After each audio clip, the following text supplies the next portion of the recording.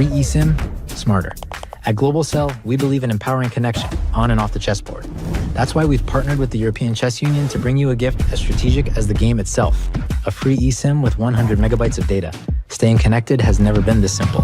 Just scan the QR code, install your eSIM, and enjoy seamless global connectivity. Global Cell supports over 190 countries. Global Cell and the European Chess Union, a checkmate for connectivity.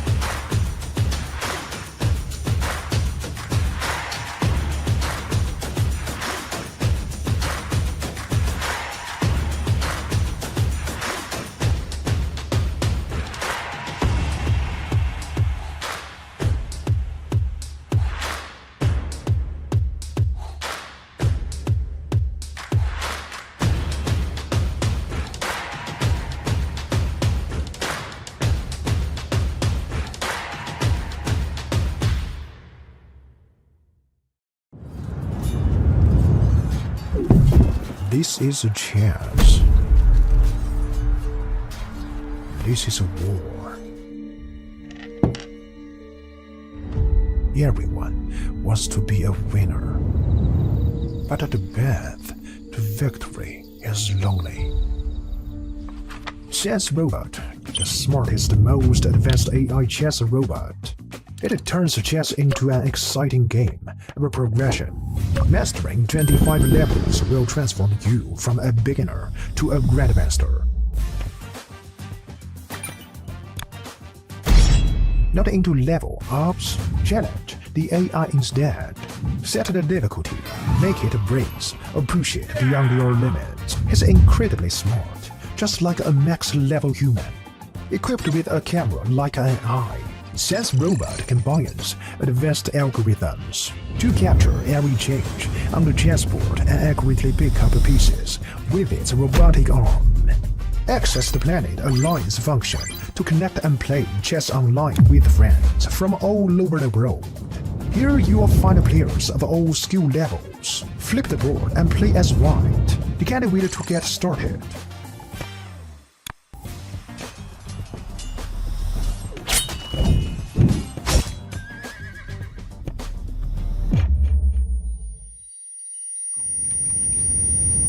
New to chess? We've got a better way.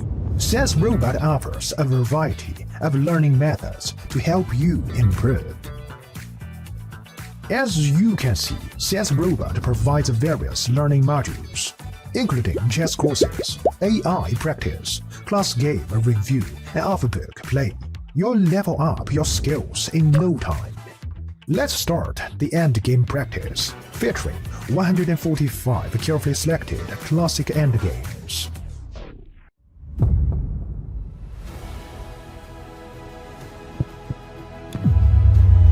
Now you have a greater chance to become a winner.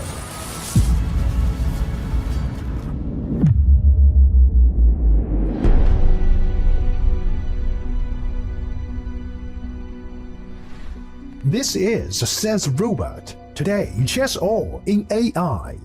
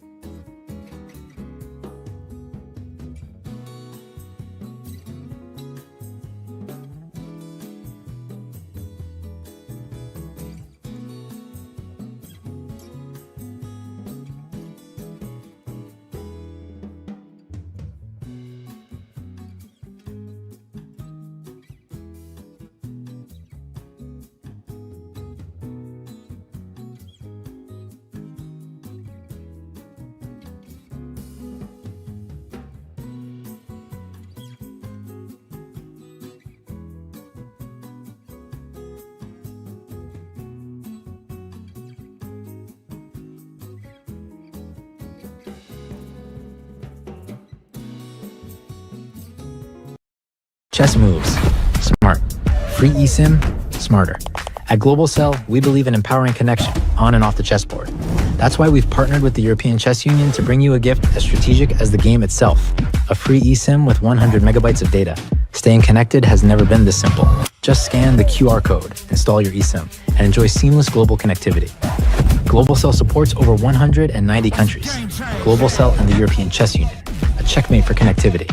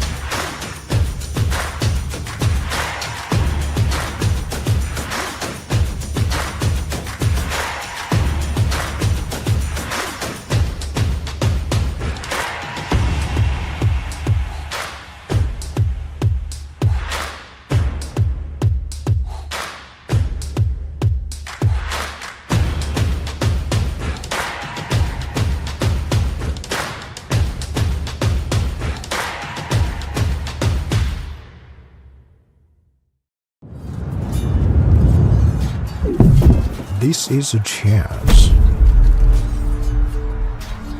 This is a war. Everyone wants to be a winner. But the path to victory is lonely. Chess Robot, the smartest, most advanced AI chess robot. It turns chess into an exciting game of progression. Mastering 25 levels will transform you from a beginner to a grandmaster. Not into level ups, challenge the AI instead. Set the difficulty, make it breeze, or push it beyond your limits. It's incredibly smart, just like a max-level human. Equipped with a camera like an eye, Chess Robot combines advanced algorithms to capture every change on the chessboard and accurately pick up pieces with its robotic arm. Access the Planet Alliance function to connect and play chess online with friends from all over the world. Here you will find players of all skill levels. Flip the board and play as white. The candidate to get started.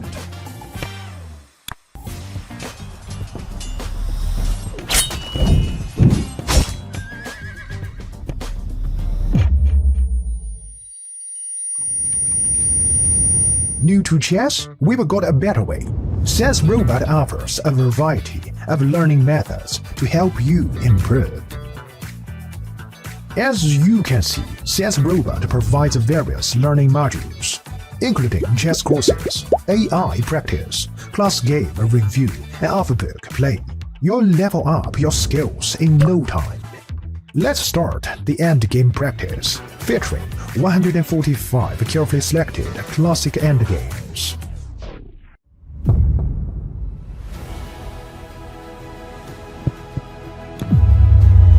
Now you have a greater chance to become a winner.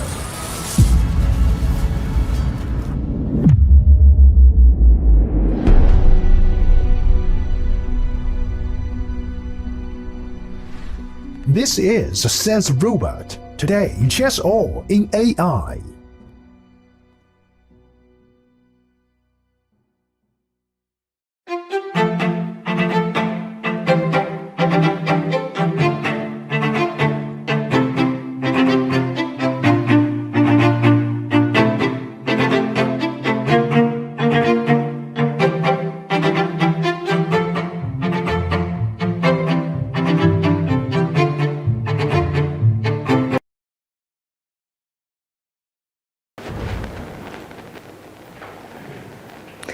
Welcome, dear friends, chess lovers and enthusiasts. Welcome to the second round of the European Individual Chess Championship for Women. Yeah, greetings from Rhodes. Unfortunately not sunny, but players can focus on their games. So let's go to the playing hall. I think, Dragana, that you can maybe just explain what has happened yesterday. Yeah, I would like to take a look at the playing hall as well. Guys, I don't know if you were following us yesterday, but we have this very interesting setup. We've mentioned it yesterday, but I'm so happy about this setup that I have to repeat it today as well.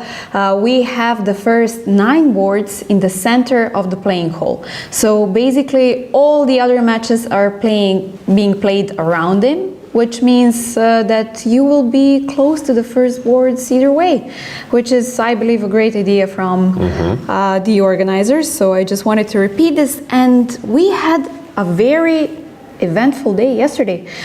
We had so many upsets. If you remember, we even had a poll in our chat on YouTube where you could have voted. What did you expect? How many upsets will we have in the first round? And basically nobody believed that we will have so many. I tried to count them actually. We had 17 draws. Only draws. And we had a few decisive results as well. Guys, if you were following us yesterday, you must remember that we were following live the moment on the second board where Teodora Injac had a mate in 2. Unfortunately, she blitzed out the moves and she didn't meet her opponent and then ended up losing. Yeah, you can check this, you can rewind and check our yesterday broadcast, but also you can check it through our ECU social networks. Our ECU PR press officer, Stefana Milutinovic, cutted that moment, and yeah, and you could see really shocking time trouble, and yeah, Teodora just made the move. Not even thinking about that motive. Of course, she's a very strong player, second seed, but sometimes when it doesn't cross your mind, you just miss it. So it's of course if it would be some puzzle, she would solve it in a second, but in your game, sometimes we just pass by, and you can check that sequence. It was really shocking, but yeah, that's why we are here. Yes, we are this trying. Is why we love following. Yeah, we are trying to catch those moments. We have many cameras. We can even ready to move them around. We are following our youngsters, prominent stars. So yeah, it's really interesting event starting from yesterday. Also wanted to mention that we had a few other decisive results that were very extraordinary, let's say, and unexpected. Kulon Claudio has lost, and Zhukova Natalia has lost, Kochavi Dana has lost as well. So guys, this tournament is definitely promising a lot of interesting action from day one. Yeah, this view, this broad or beauty view is from the stage where opening ceremony took place. You could see the entrance. Yeah, it's like a big corridor. There are toilets, restrooms on the left. For players smoking, I think they are allowed to go out. I'm not sure. But there is a fair play check, and our studio is a little bit away from this side. But yeah, you could see that players are seated, and our main boards are a little bit closer to the entrance. Yes, and this handshake. Was a beautiful moment, where you could have seen the whole playing hall giving handshakes. Yeah, let's get the camera, board number 1. We can have a stroll. Marcian versus Batsiashvili. Then we can go to the board number 2. Avramidou versus Arabidze. Yes. Board number 3. We have Alojzije versus Ushenina. Then Dragana, our board number 4. We have very young player. Yes, we have Smietanska Victoria playing against Khotenashvili Bella. About Khotenashvili we know, of course, but Victoria is a new name, I would say, at least for us. And she's 14 years old. Yeah, great experience for her to be able to play, I would say, in limelight, playing against super strong player, rated almost 2500. So it's a great experience, which actually this type of event offers. Sometimes it's not easy to get into round robins or some national team to get a chance to play in the European teams or Olympiads. So I believe that this is a great chance for young players. We can move to the next camera.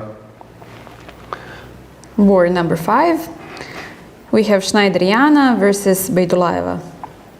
I think Beidulayeva is in a great shape. She's super prepared. She won yesterday very quickly, if I remember. Yeah, Greenfeld checked that game. I mentioned this. It was the same opening as it was in the recent European Championship, where Muradli from Azerbaijan just won, I would say, a convincing game versus very strong player David Navara in H3 Greenfeld. Today she is playing Najdorf, same as Muradli is playing, so maybe they are coached together or something, but Beidulayeva is really playing the main lines. Let's move on. Board number 6, Danelian Elina versus Vikar Martina. Yeah, Elina, she's a very skillful player, not, I would say, at her peak in terms of rating, but still very experienced, and she can play some really, I would say, like fighting games, and she's ready. She's up to challenge when it comes to complicated battle. Okay, so we can go to the next board, I believe, to see who is playing on board number 7. The matchup is Mekrotchian Lilith against Yarotska Livia. Okay, so it's a very interesting moment as well. Knight f3, d5, b3, sideline. Let's move on. Board number 8, we have Urzala playing against the reigning champion Fatalieva Ulvia. Yes, I think that Ulvia is so determined, and she's really playing well in Rhodes. Kudos to her. Somehow she has this mindset and I would say like confidence. She's really like on a mission. I don't know, Dragana, do you agree with that? But somehow I have a feeling that she's so determined in this event. Yeah, I believe so. And I liked the interview last year we had when she won the championship. Guys, you remember that we mentioned even yesterday, not all of the players want to come to the studio at every occasion. They feel like they want to win nicely first, or in her case, win the championship first. So she was having great results, of course, even last year, but she wanted to keep the tension, let's say, to just keep her calmness before coming.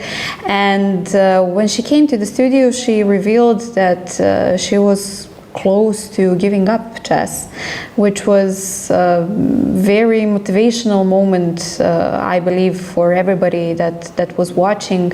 Sometimes you work hard and you're expecting results and they do not come right away and you get disappointed, but for those who keep on pushing, at some point when you least expect it, you will get rewarded. So I felt very motivated by her speech in the studio last year, and I believe that she has even greater motivation this year. Okay, let's move on.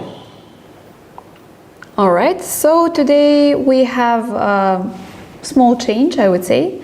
Instead of board number 9, today we will be following board number 21, which is Karcioni Kata playing against Unuk Laura.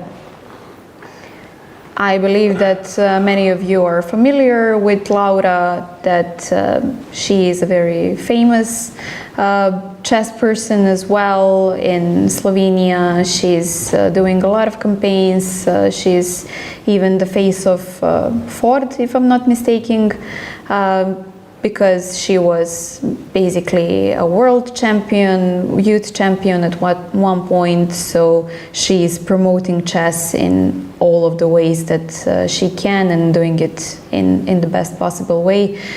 She's also a very popular streamer, so you might know her from Twitch and the other platforms. So today we will be following her game as well.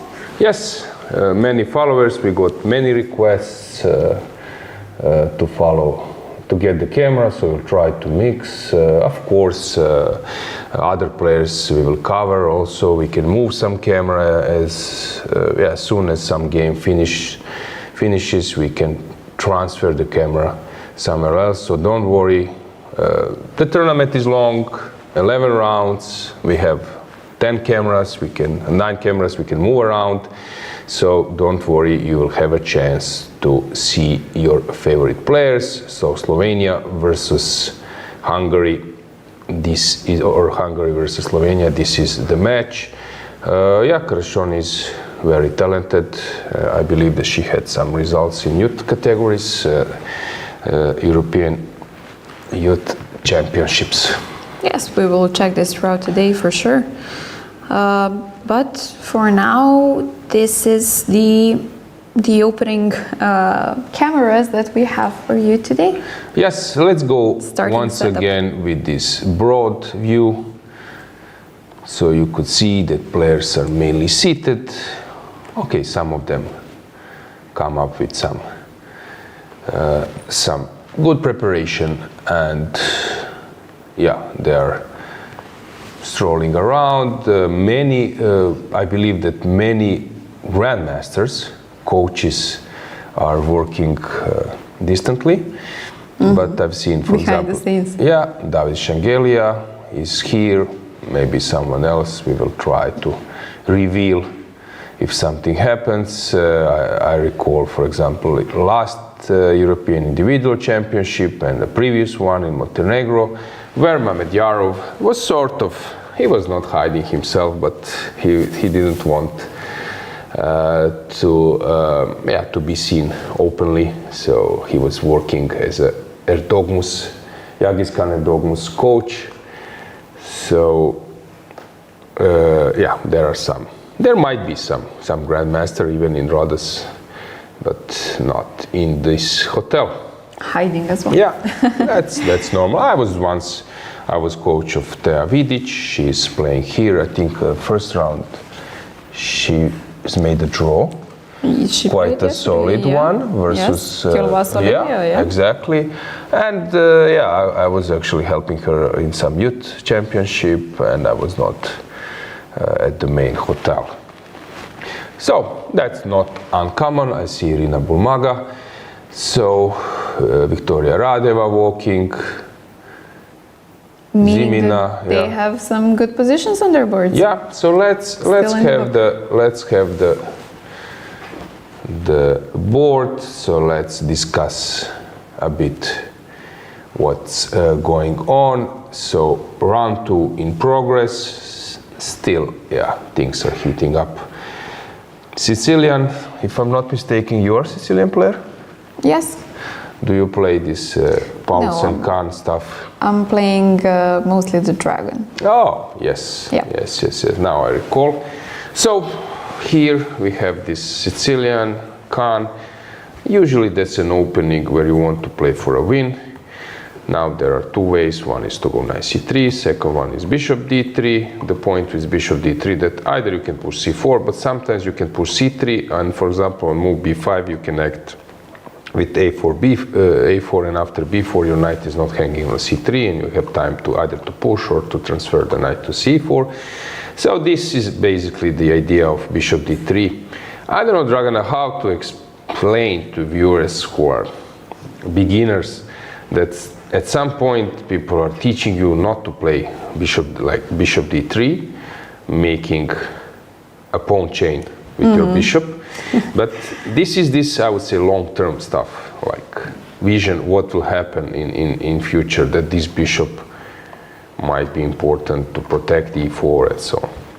Yeah, but this comes once you go a little bit deeper with your knowledge, I would say. So, or sometimes you just start learning things by heart and hoping that you will catch the ideas afterwards, and that somebody will come to explain the ideas to you. So yeah, exactly. So this would be like a first grade.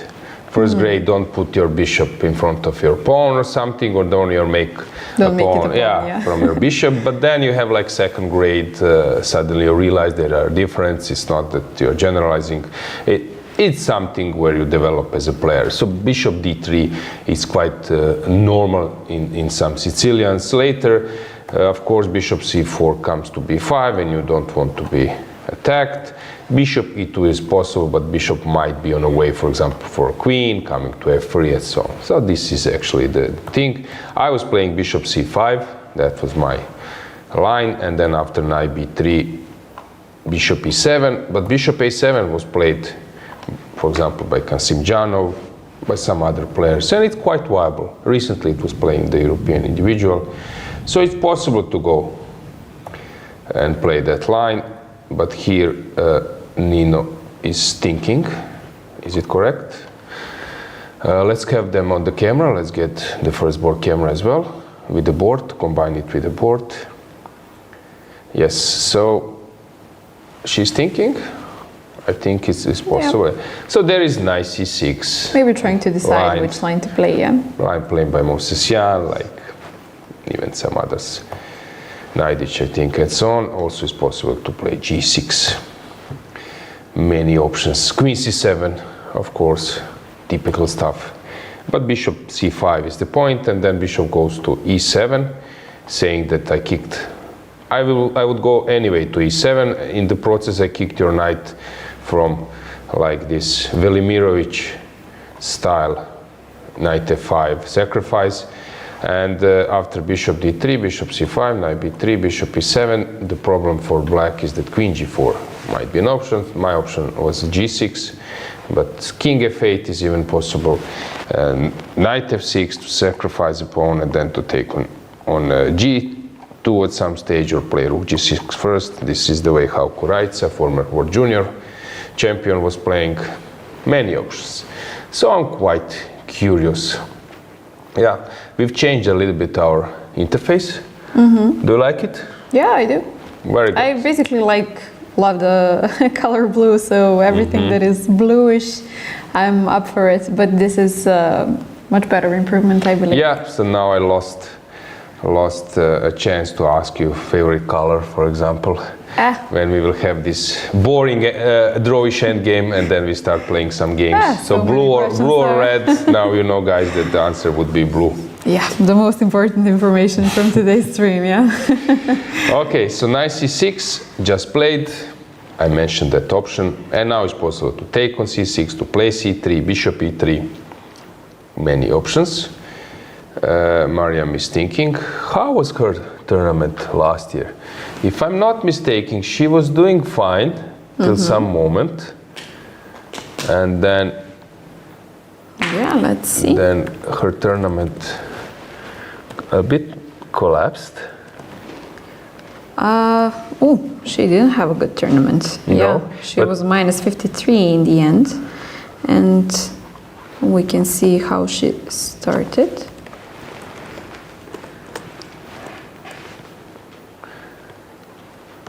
Basically, yeah, she was not paired in the last round. She started with a draw, then a loss from Bodana. Then she had a win, another draw, another win, draw, then win by forfeit. And she ended with 2 losses, but all of the players were below 2,300. That's what I recall. Nino, I think she took a medal maybe, or she was very close. Nino, she was 4th. No, Lela took a medal, and Nino was 4th. Nino was sharing the 3rd place, but she ended up without a medal. Okay. Regarding playing hall, it's quite convenient. It's soundproof sort of.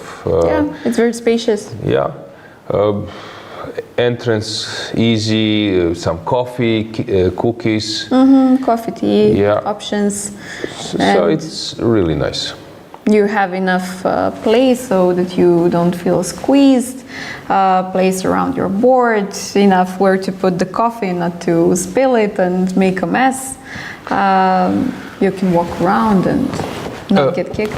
Regarding our ECU YouTube channel, of course, we will always try to remind you to subscribe to the ECU YouTube channel. Now we are something like 13,000. I think subscribers, so, yeah. Yes. Thanks for that. You will be notified. You can write in chat. You can vote. Do we have a poll today? Yes. We got some upsetting info that there is a big wedding party next to this playing hall. There is one more hall, and actually this big wedding party is tomorrow. It's round number 3, which from my experience, it's really tough. I was once playing a tournament in Bosnia and Herzegovina, and there was a wedding next to it was some open tournament, and I recall how tough was to concentrate. So I think I grew up on tournaments with weddings above my head. It is not fun to play at all, guys. You cannot concentrate at all. I mean, it's horrible. And to have a wedding next to European Championship, it's not a good combination. Doesn't sound right. As I said, I was trying to get through some line. I was calculating, and then that music, since it was like Croatian language or similar, then suddenly you start to sing. This is quite common. So I believe that we offered four options. So what should organizational committee do? We are not involved there. Dragana and me, we are doing just a commentary here job. So we offered you like 4 options. I don't know what will they decide, but maybe you can reveal options. I guess these were the options that they wanted to try as well. The first option is to ignore the party and the noises and just to continue and play. The second one is to postpone the third round to the free day. Basically to just switch, I would think like this, to just switch the free day to be tomorrow instead of happened in the recent World Junior Championship in Montenegro. Some players were late, some flights were cancelled, and actually there was a technical meeting and they decided to abandon a free day and to play the round on a free day. So one day later, but they just played consecutive rounds. Okay, that sounds actually like a viable option to me. Then we have 2 more options. The one is try postponing the marriage for 10 days. And the last one is asking players to blitz and join the party. Yeah, okay, there will be some players, because there are many young players here. They want to play chess focus, but they also like to hang on. So that might be an option. I believe that this couple wouldn't mind at some stage, because it's a European Championship. But to postpone the marriage, come on, they will live together forever, most probably. So 10 days, hopefully. 10 days doesn't mean much. Come on, guys. I think. But you have so much preparations for the wedding. No, but I think now in Rhodes it's not a top season. I believe that there is no huge demand now for playing halls, and this Europe. Come on, it's a European champion. So I would opt to postpone the marriage. Maybe they play chess. Who knows? So that they will be willing to postpone the marriage. Exactly. Honestly, if I was the bride, and I'm becoming one soon, if I was the bride and you tell me to postpone everything I was planning for, But come on, chess players, we are flexible. You come with one plan and suddenly you see that plan is not working and you adjust. All right, but if you are flexible, then I would say try postponing the free day. Basically switching. I think this is the most viable option. No, come on. Switch the free day. Free day, then to play all the rounds. You need that free day. It's a really long tournament. You need it, I agree, but you will have it tomorrow. I don't know. I always recall this sentence from Ivanchuk when he was asked to greet the couple. I think they recognized him at some in some event. It was similar like championship plus there was a marriage celebration, and he was asked to greet the couple, and he said marriage is like Sicilian poison pole, neither Sicilian poison pole. And that was actually the way how he commentated and greet the couple. And maybe this couple will think a bit and maybe to recheck, because come on, it's really double-edged. It's double-edged. Yeah, so poison pole. Okay, so let's move on. Let's go to the second board. Here we have a normal position. Dragana, hopefully you will update me with the situation. Do we have any? I see that we already have 19 votes. And oh, cool. Okay, I'm very interested to see what will be the final verdict of this situation, and we will try to get in contact with the organizers till the end of the round to see what they decided. Good. Let's check the next board, and you can update me if there is any comment, any remark. Greetings to our viewers. We already know some of them by their names. Greetings to Matthias. I met him again. We were playing for the same club in Germany. I met him at Tata Steel, Vaikanze. So greetings to Matthias. It's always nice to see him in the chat. So yeah, thanks for that. Any remarks, any comment, you are more than welcome to join us. Yes. So let's check the next board. Let's see how Avramidou is doing versus Arabidze. Yesterday Arabidze played a really, really good game. Let's go with the camera to that board as well. So board number 2. And by the way, Anastasia Avramidou has won a few medals in her youth category.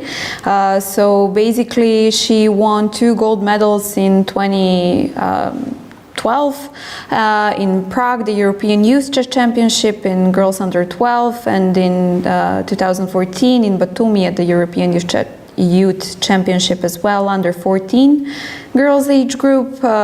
She won 2 times the World School Chess Championship, European School Chess Championship under 15 as well. So she's been in the top players in her age group. She knows how to play well, she knows how to perform well and how to win medals.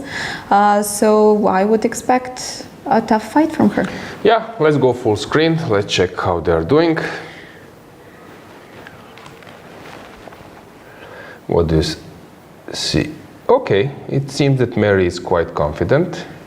Yeah, she doesn't seem worried at all. And yeah, the last time I saw Anastasia, she didn't have this haircut. I don't know if this is important information. Of course, it's not. But yeah, she used to have longer hair. But I like how this looks on her. And she has the blue suit. So. Yeah, very cool. Yeah. It looks that yeah, Meri is in her prep, because she is still quite confident.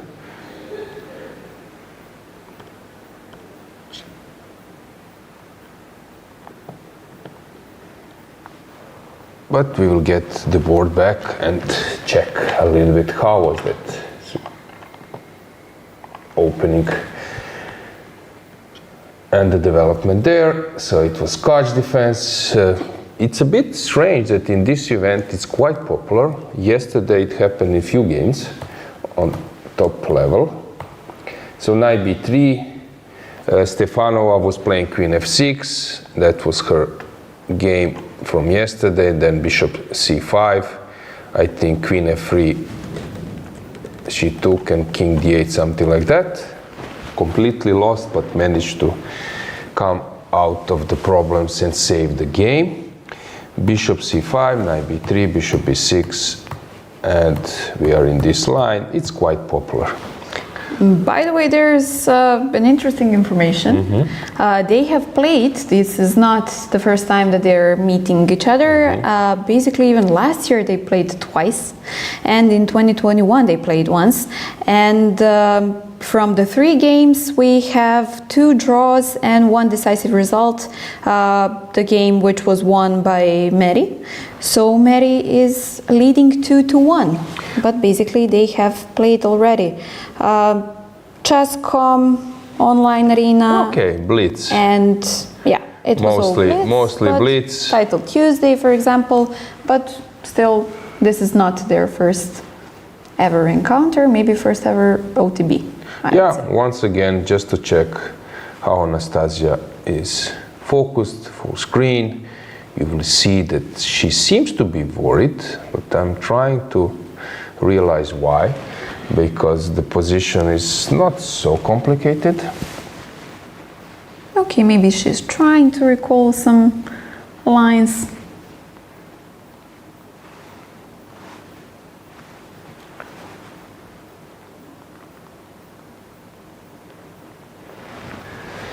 Okay, regarding other boards, we can go to board number 3. Let's check that one. Let's get the board back. If I'm not mistaken, Ayan, was she playing here last year? I'm trying to recall, but I don't believe that I noticed her games last Anastasia year. or? Ayan. I don't remember, but I can check. So Anna is playing knight f6 Sicilian. Okay, Nimzo is Sicilian can be a viable, surprising weapon. She was playing, by the way. And? She was plus 16, which is good. She ended losing the last round from Mamadova Gulnar, but she had a draw, for example, with Khotenashvili Bella. Oh. So, and with Mekrachian Lilith.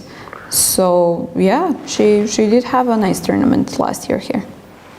Okay, good. So she's playing this against this Sicilian with knight c3, with Nimzovich knight f6, then knight c3. e6 is the main move. Magnus played with the black pieces versus Granadilius. He took on c3, e6 was played, knight e4 a sideline, knight d5, e d5. Last year that was played in the game of Daulite versus Krasteva. You can check this game, Dragana. I believe that it was knight e4 and then f5. And it was a very interesting game, ended up in a draw. I would say it was like maybe 8th round or 7th round, something like that. So knight e4 is a move you are choosing when you are surprised. And Krasteva played this knight f6, surprising weapon, Nimzo Sicilian. And after e6 you should take on d5, e d5, d4, d6.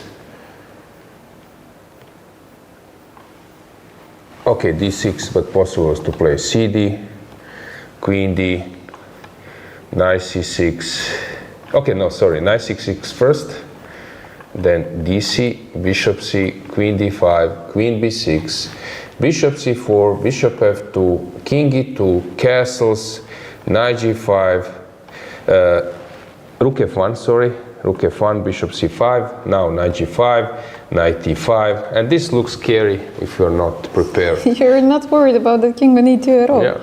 So how was the game? Yeah, we have it. They did play last year. Which round here. was that? Round 9, if I'm not okay. mistaken. But after knight c3, e6, knight e4 happened with f5. Yes, so I recall that game, and it was very complicated one. Ended up in a draw. Yeah. So here d6 was played, a little bit more solid, and she will play this kind of position, but I believe that white is more than fine here, and it's easier to play with white. So I'm not a big fan if you are surprising your opponent, and then your opponent plays something solid, then you are worse. So maybe better to be like lost, but with like super precise moves. But when I want to surprise my opponent, then I would like to have a good position, a little bit better position if he is or she is afraid and enters up some solid line. So this way, it seems that surprising weapon didn't pay off. Let's check the fourth board. We have a Kero. We mentioned that Victoria is super young player, 14 years old, and playing versus Bella, and Bella is playing a solid line, Queen C7 to stop sometimes some ideas with Bishop F. But okay, Bishop D4 is, Bishop D2 is stopping Queen A5 check. After Bishop F4 it's possible to give this check, or Knight D5, something else. And this is the position. Usually Kero you can play with short castle, but of course it's possible to play it with a long castle as well. Okay, let's move on. Schneider versus Dulaeva. This is much more interesting. Bishop E3, Knight F3 sideline. But then came this H3, G4. And I'm not familiar with that, so Dragana, please help. Okay. So after Bishop E7, normal move is Bishop C4. So in this game, this A3, H3, G4 was played, and White is playing a position where usually Knight belongs to B3, and White pushes G4 in one go sometimes. Okay, either by Rook G1 or Bishop B2, so H3 was played. Very interesting line. It seems that Jana is well prepared. Maybe our German fans can help us a bit more, revealing some facts. Who is she working where is with, she or from? something like that? Yeah. Maybe some coaches.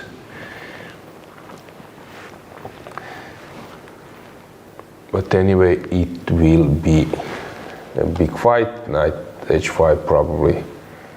Okay, I'm not sure. Maybe it works. Let me think. If you take, Queen takes, maybe there is some way to keep pressure with the black pieces. I know G6 is working. Probably I wanted to conquer this one, but maybe that's not the case. Maybe I just develop. If I go Knight C6, Rook D1, maybe Knight D4, this is something I would consider. So Berdulaeva is thinking to go to H5. By the way, we're currently following the game Firuza Indic. European champion, former, because in the meantime, a few days ago, we got a new king. Exactly, and this was the game from 2023. It was titled Tuesday as well, but still, considering the rating and the names, who are the players, it still counts to be taken seriously. After G5, Knight H5 happened, or not? No. In some other games? Can you please check? In some other games, yes. We have 3 more games. Let me just check. This is Ganguly Varmedam. Okay, this is important game. But it's from 2020, still a fresh one, let's say. But okay, it was standard Tata Steel tournament. So Queen D2 was played after Knight H5. Okay, and other games, Knight E5 never happened. After Knight H5, Knight E5 happened or not? No. No, H4. Queen D2 so no and one is H4. taking on E5. Okay, it will be interesting. And Berdulaeva is still thinking. Knight is on F6. Okay, so let's move on. Let's check Daniel Jan versus Vikar. Stable game, typical stuff. Then we have Lilith, very experienced player. She likes to play quite solid. And Fatalieva playing active stuff with F5. This was played recently by Sarana versus Shebenik. Very interesting game, second round European Individual Championship. Knight E4 happened, and black is pushing G5. It will be very interesting. And our board number 21, where we have a camera.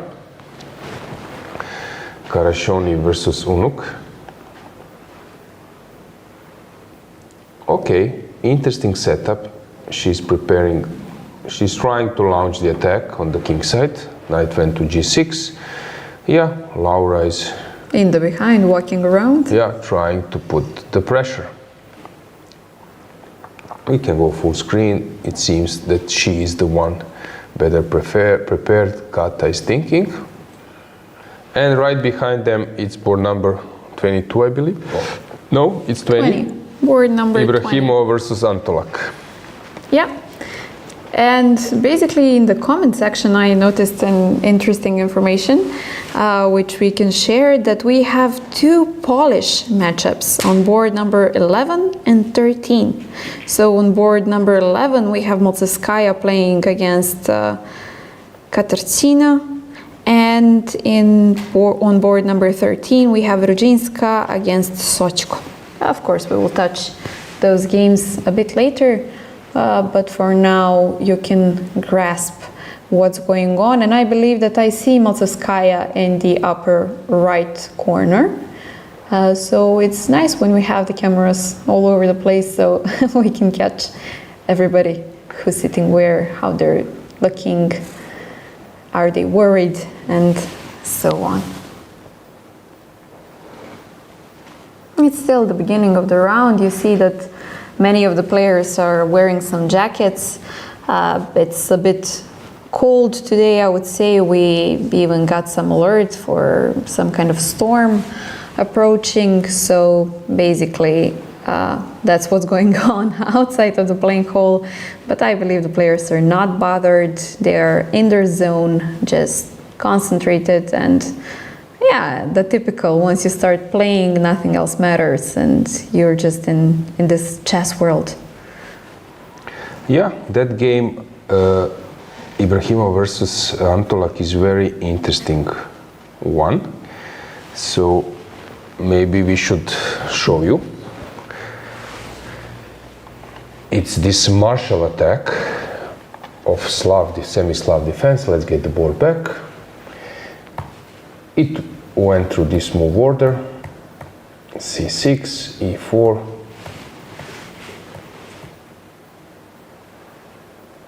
bishop b4, queen e4. Yeah, I was saying this story many times. Famous tournament in Dresden, European individual, 2007. I don't know, like almost 200 grandmasters. I was seeded 140 something. And in the end, I scored +4. Winning with the black pieces last round versus Smirnov on demand. Okay. He was 26.50 at that time.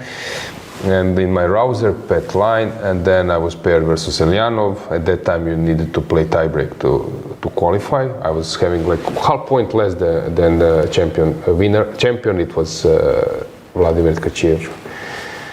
And that event, Pavasovic shared the first place, and he was playing this line with the black pieces. At that time, he was the main advocate, plus Drev maybe, and there were a few more, but he was the one playing this line all the time against top players. And he was paired versus Lukman Veli, some 7th round, 8th round, and then he won that game. Very nice. And then next round, he's paired once again. Okay, next black, or maybe he was twice black, versus Moisenko. He was 2700 Moisenko at that time. And Moisenko was lazy to download separately. So there was the week in chess. Tweak was updating the games, and you could download the games. But for that particular last round, you needed to check manually. And he was lazy enough and once again played this line. He didn't know that Pavasovic played a round before versus Lukman Veli, and he played the same line. And Duško was thinking, there is some top-notch novelty. Suddenly the game is taking the same course, 20 moves, same course. Black is winning, and Duško knows that he checked it with the computer that black is winning, but he was okay. There is some kind of really like novelty which is changing the assessment of the position, maybe on like higher or bigger that. So maybe it was some like supercomputer analysis, but the novelty is not coming, and he realized that it's just a checkmate, or he wins, and he won by force. So twice in a row he won with the black pieces with players like close to 2700. But it was funny that Moisenko was lazy enough not to download the last round games. So that was. It can still happen today. I don't know, but these days, I think these days round. that this concept of like having absolute information is around. So let's check chess.com, and then people, for example, probably like losing parents, friends, losing half a day to guess maybe maybe Dragana is playing on chess.com, Dragana Nikolovska or DN or ND, and then like losing like a whole day to check to find a nickname. On chess.com, I believe that these days people are trying to collect all the possible games. So that at that line, this was very popular, this Noteboom and then martial attack, although in his match in Chennai, Magnus versus Vichy. So Magnus was faced with this bishop b4, and then of course, everyone was playing bishop d2 at that time, and I was expecting that Magnus will go all in, and who has better comp, who has better preparation. But suddenly, in Magnus style, knight c3 was played, and I'm not sure. Maybe our subscribers could help me. I'm trying to recall what was the outcome of that game. I think that Magnus was pressing that maybe that he had won the game. I'm not sure, but that was the move. Knight c3, and then playing some solid stuff. I think maybe that white even won the game, but I'm not sure. So bishop d2, queen d4, bishop b4, check. Now this is dangerous. Jobava was playing this line, so queen g2 is dangerous. So knight a6, the main move. Now you have bishop a5, bishop c3. Bishop a3, and there is nice move. I like it. Bishop f8. Okay. Yeah, but of course you cannot take. But there are some other moves now after bishop f8. So here there is bishop d6, also the main move. Queen g2 now, and this is not the mistake. So I will turn off later this evaluation. Queen g5, this is all. I believe that this was all played. You can also check a bit Dragana yourself to update the viewers. Very complicated game. We can go full screen. You see them behind, that they are deeply concentrated. So let's go full screen with the camera. We need to wake up our technician. He seems to be sleeping. Maybe it's just Nikola, it's time to wake up. We want to have full screen. Maybe he's playing his computer games. No. We have good technicians. Yeah, I'm joking, guys. It's not a time trouble, so we are not in a hurry. So you could see the board now.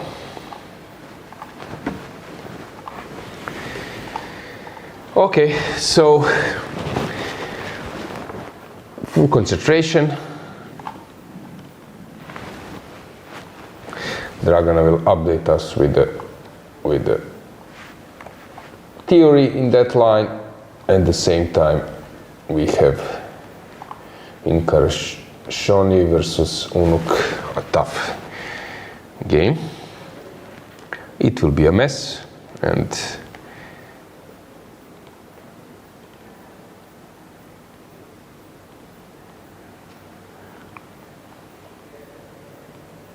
yeah, we will follow it.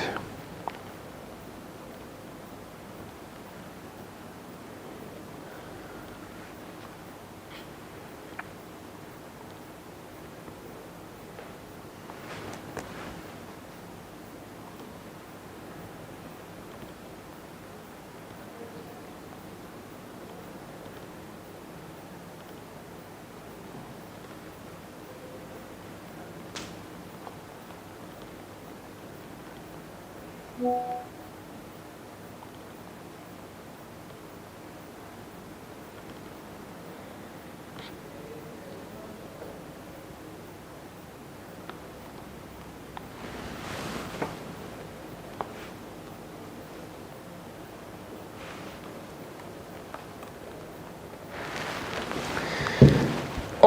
let's maybe find how our youngsters are doing. So where is Bodana? By the way, about this position, just wanted to give you a brief update. Okay. Thanks. There are a few games, but the most recent one is from Title Tuesday. Nowadays, we have a lot of games with Title Tuesday, but it's the exact same position. And yeah, Bishop D6 seems actually very interesting. Let's get the board back. So Bishop D6, okay. Bishop D6 was played by Arunyan, by Mamedyarov. No, Bishop D6 I know. Okay, and then this Queen G2. Yeah. Yep. Bishop F3. Everything was played. Yes. Okay, Queen G5, 92, 97. I think this is the main theory. Rook G1, Queen A5 check. Yeah. Knight C3 and Knight F5. I'm curious about that final position. Yeah, that final position, that's what I was talking about, that we have only... so which moves were played? Yeah, we have Bishop A3, Bishop E4, King F1 and Queen D2, basically everything. Who played King F1? Because if I'm not mistaken, King F1 was something I saw in one solid game. Shyam Nikhil in the World Championship versus under Adiban, 20. huh? Yeah. Okay. So it's not clear what to play. Maybe this is not an easy game for white already. But in that game, black won in just 21 moves, so basically it seems to be very sharp and dangerous. Or maybe the game was not entered till the end. Okay. So let's find our youngsters. Let's see how Kesaria is doing. She's playing versus Rubers, which I think is the game to follow. Unfortunately, we don't have them on the camera. In case of some draw or some quick result, we will switch the camera to that board. So it was Benoni. Okay, mix. Benoni, King's Indian. And then 92, 95. It will be a mess. And it's already looks very dubious for Kesaria. Yeah, Rubers is really talented player, and if I can say that, I expect that she enters like, maybe we should say more at current world or FIDE rating list in girls under 20. I would say that I expect that she enters like top 20 in women rating list in 2 years for sure. Yeah, well, she is currently the top girl in Blitz with 23.49. Okay, but let's check the classical rating. The classical top girls, what it says that she is number 6 with the standard rating of 23.83. Yeah, we can maybe just yeah, tell the a first little bit one more. is Divya, then we have Lu. Place number 3 is Shukman, Anna, then we have Zhokagal, number 5 Lia Lis, and these are the only 5 girls in the world who have slightly bigger rating than Elin. Yeah, I'm a bit surprised that the Gal Zhoka is not here. She was playing the last championship Dragana, if I'm not mistaken. If I recall, yeah, I think we were so following. Gal Zhoka, she's 2400 almost. She's a big future of Hungarian chess. Yeah. And last year she did play, but she didn't have the greatest tournament. She lost, for example, from Toncheva Nadia. She drew with Monakova Maria. She lost from Ibrahimova Sabina, which we saw on board number 20. today. So yeah, not the greatest tournament last year. Yeah, but she's 2400 rated. Yes. So let's check the rating list once again. She's the only like a European top player missing. Yeah. Let me see. Yeah, Rhodes is next one, one, and that basically, just to remind you that Russia is no longer an European Chess Union member, so that's why Russian players are not here, playing for FIDE under FIDE flag anyway. But this is European only event. Galjoka is missing. She's 17 years old. And 2400, and when we switch to top woman you want to see rating list, yeah. So to be able to enter top 20, you need to have 2450 rating, something like that. So Rhodes is now 59th. 59th, so she needs to climb to 2450, a little bit 2460, let's say. Yeah. So my prediction is that she will do it for sure in 2 years, maybe in 1 year, maybe even less. But I believe that we will see her. And then if you're a top 20, for example, then you're close of getting some invitations. For example, Harika was playing FIDE Grand Prix 2488, Bibisara 2494, Kostenyuk, Divya 2460. So I believe Sarasadet. So I believe that Rhodes, we will see her on top level at top level events very, very soon. Here, Kesaria is already lost. Let's try to find ourselves. The continuation? Yeah. So if I would need to bet, I would go with pawn takes e5. That would be my classical approach, but probably I can play just knight c4 immediately. And this looks very suspicious. Maybe there are some other moves as well. I don't know, knight b5, is that the move? Probably it's also a viable option. Yeah, it's unfortunate that you cannot defend with rook f6 because the pawn on e5 is hanging, but it just looks like it's not defendable. Yeah, but okay, white has many options to move. Knight b4, knight b5, knight c4. Taking on d6 you don't want to do, so this won't be an option. There might be some like waiting moves like king h1. But knight b5 or knight c4 is a favorite move. I don't believe that queen b3 is the one. So knight c4, knight b5. And you're probably trying to play knight f7 to defend. What else? Okay, then she will exchange, take on e5. And the other knight, yeah. Bring the pieces, and this d5 is a strong asset. Although still white needs to be precise. How is Bodana doing? Yesterday we had her on camera for a brief, short period of time. She's playing today on board 64 with Koriniotti. Okay, she is slightly better, but okay, still she can go bishop a3 and some stage later trying to penetrate, but it's very soft. It's Sicilian with c3. No, it was Rossolimo. Okay, yep, normal stuff. Bishop f5 is the main move, or c5 or bishop f5. Those two moves. f6 playable, but better for white. Okay, she's having, I like this bishop c1. It's really sign of maturity that you go bishop c1 in this position. It's not an easy move for youngsters. So yeah, very good job.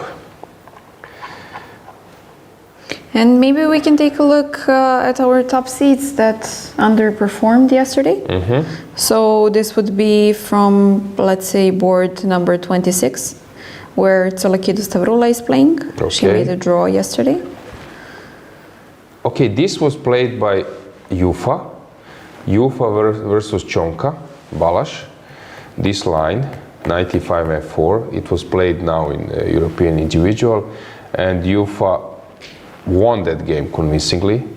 So it catch my attention. A6 was played. A6 is sort of novelty, and E4 was played, but in that game, I think G4. You can check maybe Jufa versus Chong. I believe the G4 was played by Jufa. Jufa is very well prepared. Actually, it was funny thing in the last round. He was playing versus Frederick Swane, and there was an interesting situation prior to that round, since it's the same system like in this event. So you have direct encounter as the main tiebreak. That means if there are two players in the group, Jufa and the Blue Bomb, they were sharing the lead before the last round, but Blue Bomb had won that game. Direct encounter versus Jufa. That means if they stay together on the top, then this direct encounter will be decisive. But in case of someone else joining the race, then the first precondition is that all 3-4 players were paired between each other, and then we count direct encounters. Mm-hmm. But in case that one player joins and he was playing only versus one from that group, not the second one, then this criteria is off. Then the second criteria is Buchholz. So Jufa was thinking that he might need to win last round because he was expecting some draws on top. But then Rothstein won a game and enters this race. So in case of a tie, Jufa would be the first, because he had best tie breaks. That's why he opted for French defense, trying to muddy the waters. But in case that he has opted for another strategy with a solid draw. But of course, Frederick was pushing and so on. But it was interesting. G4 was played, right? Yes, yeah. G4 was played, and it was met by D4. Yes, and then knight E4. So G4 was novelty at that time. So here, E4. I think E4 was played. You can check. Mm-hmm. Maybe Stavroula is not aware of this G4 move. Sometimes you cannot update immediately. The tournament has finished a week ago. Yeah. So maybe she still needs to recheck the analysis. Okay, when was exactly the game? You can even reveal the date. 16th of March. 16th of March. Come on, 2 weeks ago. 2 weeks ago, yeah. So basically, you do need some time to. Yeah. So I think E4 was already played. A6 was some kind of novelty. No, A6 was maybe already a novelty by Csonka, Balázs, international master from Hungary. Since Aronian was playing that, I think, versus So or something like that. So maybe E4 was played in similar stuff. So I'm not sure is Stavroula super prepared already, that she didn't like this G4. It would be nice to hear. We'll try to get some players to the studio, so it would be nice to hear, were you aware of Jufa versus Csonka Balázs? From 2 weeks ago. This is actually the thing, because of course you can do the commentary without being updated, but sometimes those questions, if you pointed precisely in medias res, then you can get some interesting. Yeah, basically, as you've mentioned, G4 has not been played before, and Jufa's game is the novelty. Yeah, but A6 was played by Giri. Let me see. A6. Yeah. Or not? A6 was played by Giri, right? Yes. Yu Yang-gi and Sindaro. So after A6, E4 was played? No. So Queen E1 or Queen C2. Moroni played versus Sindaro, which move? Queen C2 or Queen E1? Moroni played Queen C2. And Yu Yang-gi played Queen E1. Yeah. So E4 is novelty. Okay, cool. And we are in this position. So that's Stavroula. How about someone else? Just let me get the pairings. I also wanted to check Teodora Injac. Yeah, she's having like a slow game, not much to deal with. We don't Coulon have some. Claudia, Zhukova Natalia, for example. Yeah, slow games, for example, Zhukova. Classical stuff. Injac, Zvenšel, Claudia, a little bit more challenging, but still quite solid. Anything Wagner else? Dinara, maybe. Board Which- number 27. She managed to save Slow herself game, yesterday. Moretti maneuver, queen on a1. Javakhishvili playing versus this Marozzi stuff.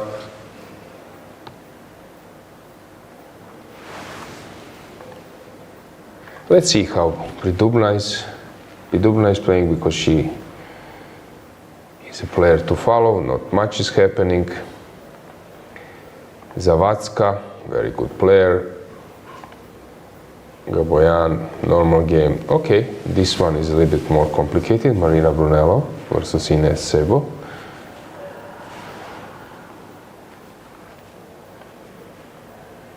Yeah, it's not easy to find the game. Miruna Daria Lehachi, she was having a great tournament in European individual. Rhodes? No, European individual, which was finished in Romania, her hometown, You mean her home this one. country. Okay. You can check her results.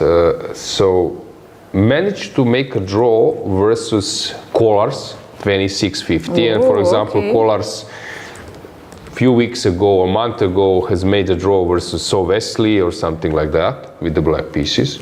So that was a really big achievement. She was doing really, really well, outperforming.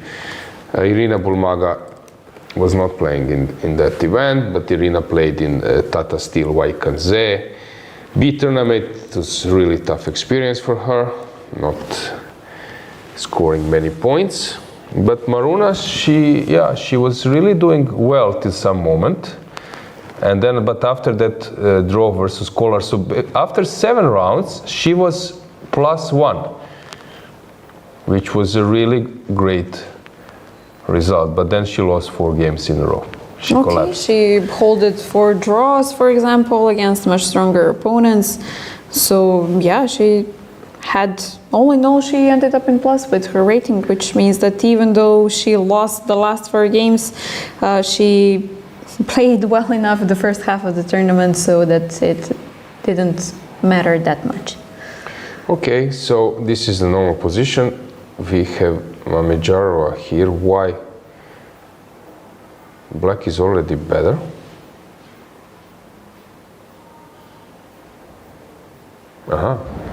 Maybe you cannot defend the pawn. So for example, if you go knight f3, hang on, is this bishop g4 stuff? I was calculating some knight d4 stuff, but this doesn't work. I don't know, knight d4, knight d4, knight c3, and queen b4 is the refutation. But maybe black can just castle and then place the rook on e8. So this is already a problem for Turkan.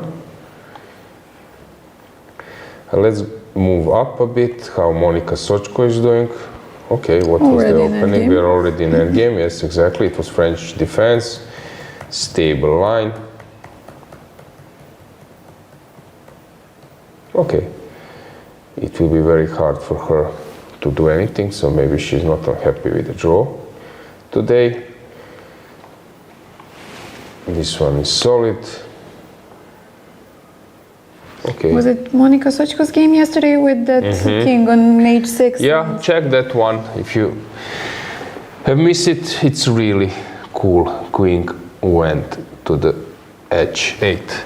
Anything in chat? Any remarks, questions? Oh, okay, the chat has been active. I like to see that. Board 44, I think we've mentioned it was Coulon Claudia. Okay, board 16, maybe we can... Yeah, just see the info from Matthias. Thanks, Matthias, for that. Yeah, it was game 5 in Chennai. Unfortunately, I cannot Google it. Magnus won that game with the white pieces versus Vichy. So the line I mentioned in martial attack. Danish gambit. Someone is playing that. Which board? I see that they are writing in chat. Maybe we can. Okay, this is typical see. Sicilian. Somebody mentioned board 16, but I don't know. Haven't checked it. Yeah, this is the one I mentioned, but it was not. It was central opening, and then Danish gambit usually is this way, if I'm not mistaken. So d5 was played. This was actually the case. So when was the last time someone played Danish gambit? You can check it from like top players. I don't think that we will get anything recent. Okay, you never know. Never know.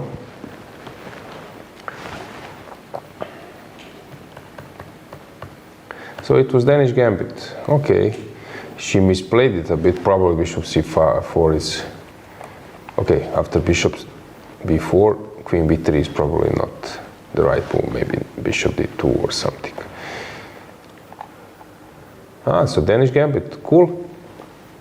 Sometimes, you know, my friends are coming, like chess fans, and then come up with something like Halloween gambit or Colorado gambit, and then I'm not sure because it's not my repertoire, but you suddenly I navigate have so many somehow. New names, right?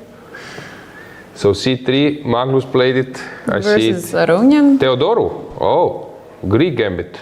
Okay, but it wasn't good.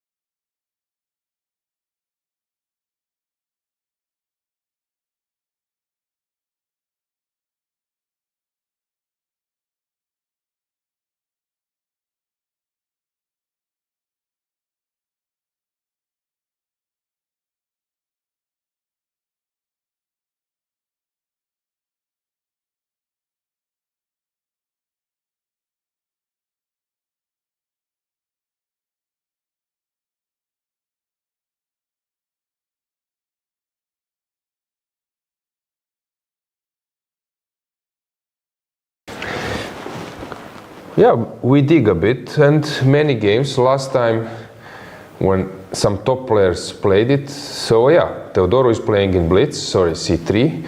Actually, this bishop c4 was played in Lagno versus Goryachkina. Lagno won this FIDE Women's Grand Prix. I was a commentator there. It was in Monaco.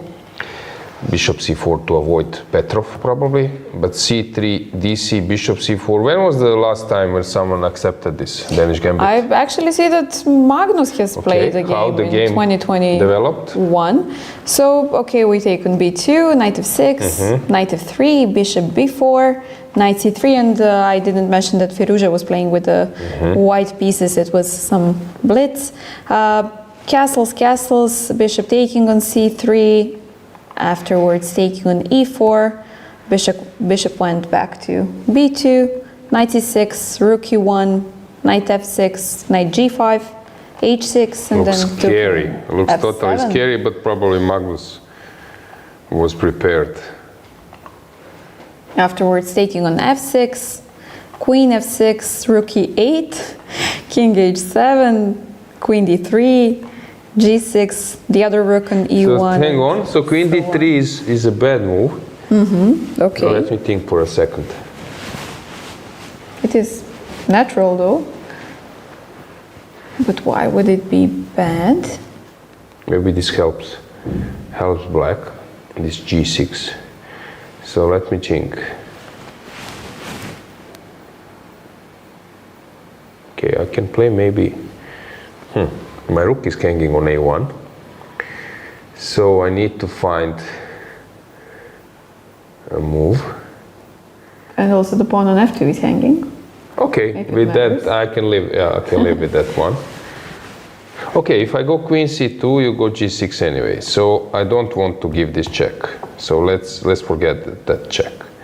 So g6 maybe helps. Maybe after d5 I need to have. So you want to go d5 maybe at some stage. really interesting. Maybe just some, but it's strange. There's some rook b1. I don't believe it's a move. So queen, if I go queen e1, also engine drops. Very interesting. Okay, bishop d3 is an alternative, but g6 as I mentioned. So okay, I can take on f7, queen f7. I can give check now, queen d3. You go g6, because queen g6 is rook h8. So you need to go g6, and I come with my rook. Okay, this is probably how the game needs to be developed. Okay, but Firouzja probably, since it was blitz, maybe he wanted to play the simplest. So we are in this position, probably some castle, and it already looks better for black. So where were we? How about this one? Narva is always playing interesting chess. Zala versus Fatalieva, g5 played, a mess. Slow game, slow game. So Bedulaeva played to d7, we can get them on camera. Oh, e8, okay, possible alternative, and now we are in some kind of typical race. Okay, so we have some very interesting promises for today. How about this one? Complicated, not clear, solid. And our 21st game. Let's get the camera to Unuk versus Karashoni. g4 played. A mess is about to happen. And Ibrahimova, hang on. So after knight f5, queen d2 was played. Black should react. I don't know. I'm thinking about bishop d7. Sometimes even f6 is a move, but not in this case. What else to do? Taking on d6, also to jump maybe. Knight somewhere b4 or c5. Is there anything else? If I go queen d8. Yeah, not clear which move black should play. Sometimes e5 is the move, but don't believe here. Okay, can be a move. Engine is not sure. So knight d6 not the best one. So she didn't want to take on g7, probably some knight d3, knight b2. Queen d2. Other way would be to move the queen. But then castle maybe. Not clear. White has already burned some time. She's 20 minutes slower in time than Yulia. Which and she's 2 pawns down, so I'm not sure what is the follow-up. Okay, I could have gone to g3. That might be an option. But she went queen d2, and black is thinking. Yeah, maybe we can go full screen a bit. Also, our beauty view.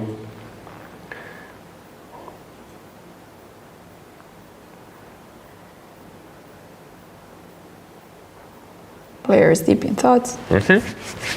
Standard procedure. Yeah, let's go full screen with the beauty, broad camera. Yeah, so you can sense what's going on. We have a birthday today of one player. Yeah. It is Anna's birthday today. So my Croatian compatriot. Yes. Yeah, happy birthday, Anna. Congratulate her birthday. And as you've mentioned, we had Hampi Konaru yesterday having her birthday. Of course, she's not playing here because it's a European Championship, but it might be an interesting information to share. So yeah, do you think she will join the wedding party to celebrate the birthday? How is our poll? Let me see. I see that we have 77 votes. don't know if I should reveal what's the opinion of the players. Basically ignore the party and just play, or simply postpone the third round. Okay, I'm eager to see what will the organizers decide. I guess this information wasn't included when they organized the tournament. But of course, in a tournament of such caliber, you do not want to have any inconveniences. So yeah, even though the weather outside is storming, you can see that it looks quite quiet in the playing hall, even though the things are heating up. Yep. Maybe we can stroll around the cameras to see full screen of each one. Yeah, so the first board, we have the top seed who managed to win yesterday because we had so many upsets in the previous round. Okay, we can go to the next one. Board number 2, Avramidou is deep in her thoughts. Let's go briefly to board number 3. By the way, I don't know if I mentioned that she was playing the tournament. I know that you asked me. Yeah, but you mentioned already, I think. I did? Yeah, okay. yeah. I found the answer, but I'm not sure if I said it. Okay, so we can go to board number 4. We see Bella on the board. Board number 5. Beidulayeva seems very confident. Yeah, when you take that glance around, it usually means I'm not worried at all. It might mean that you try to recall some kind of variation or something, but this body language just says it all. I'm prepared and I'm waiting to see how you respond to all of these preparations. Okay, board number 6.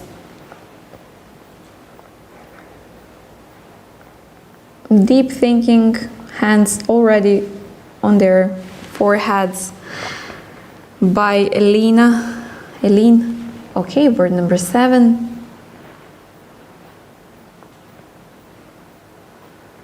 We have Mikrotchian Lilith against Yarotska Livia.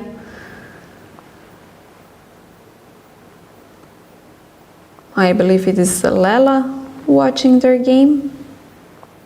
She just passed probably to some other Georgian player trying to see what's going on the boards. We can go to board number 8. Yeah, Urzala against the current champion. And basically this is all of the cameras that we have. Yeah, there was a question in the chat, how many cameras are there? So I believe we have 9 cameras which are set on some board, on the top boards, and that we have a camera with a bird view, let's say, and I think this is it, right? Yep. So many interesting matches regarding the chat. Once again, don't hesitate to ask. We are more than happy to answer some questions. If you're rooting for someone, feel free to write that as well. Also, if you see some interesting game that we should take a look on, we are, of course, more than eager to get that kind of feedback. Exactly. Yeah, so this Danish gambit with some, I would say, like surprising weapon in today's round. Maybe we'll see some more. I'm not surprised that this came from Mamedyarov. I think that's his sister, Turkan. So it's cool to see it on the board. Maybe it's a moment, Dragana, that we go for a short break. Yes, we need this to develop. Yeah. Coffee refill. I would stroll around a bit to the playing hall and then to see is there any game which went unnoticed from our side. So coming back very soon. Stay tuned, guys.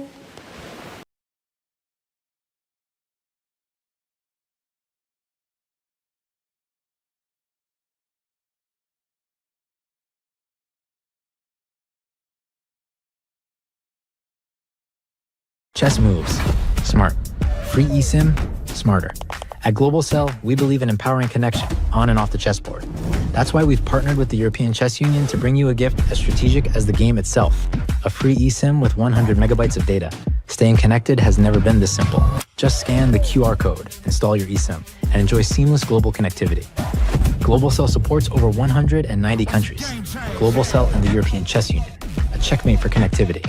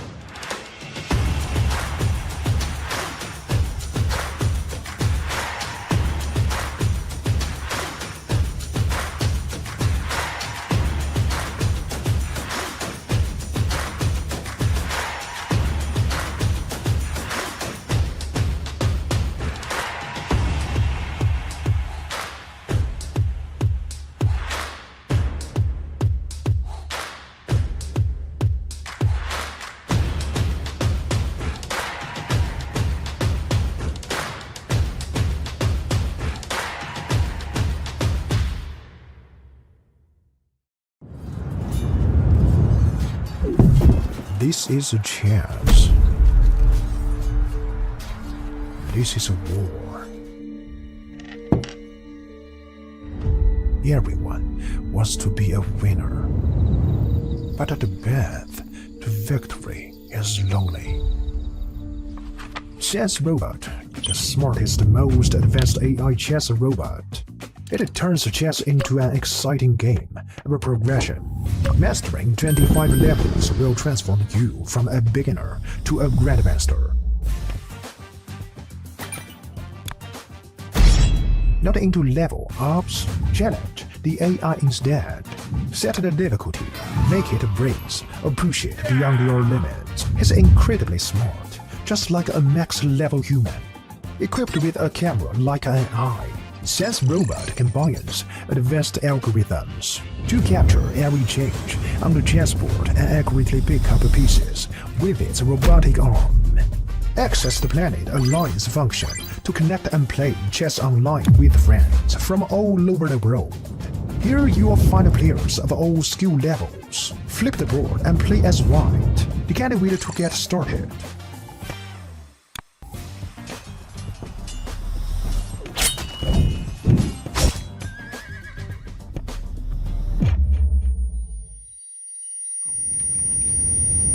New to chess? We've got a better way.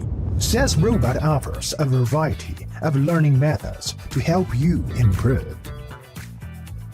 As you can see, Chess Robot provides various learning modules, including chess courses, AI practice, class game review, and off-book play. You'll level up your skills in no time. Let's start the Endgame practice, featuring 145 carefully selected classic endgames.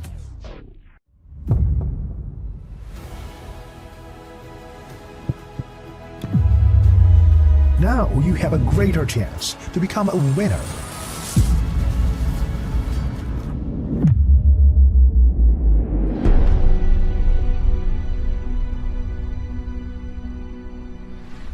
This is Chess Robot. Today, chess all in AI.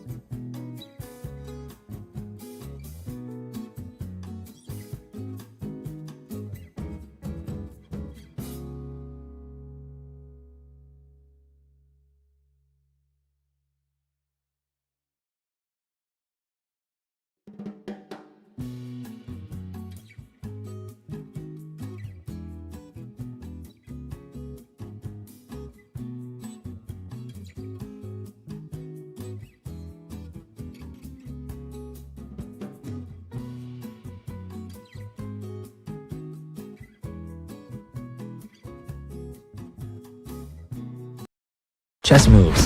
Smart. Free eSIM. Smarter. At Global Cell, we believe in empowering connection on and off the chessboard. That's why we've partnered with the European Chess Union to bring you a gift as strategic as the game itself. A free eSIM with 100 megabytes of data. Staying connected has never been this simple. Just scan the QR code, install your eSIM, and enjoy seamless global connectivity. Global Cell supports over 190 countries.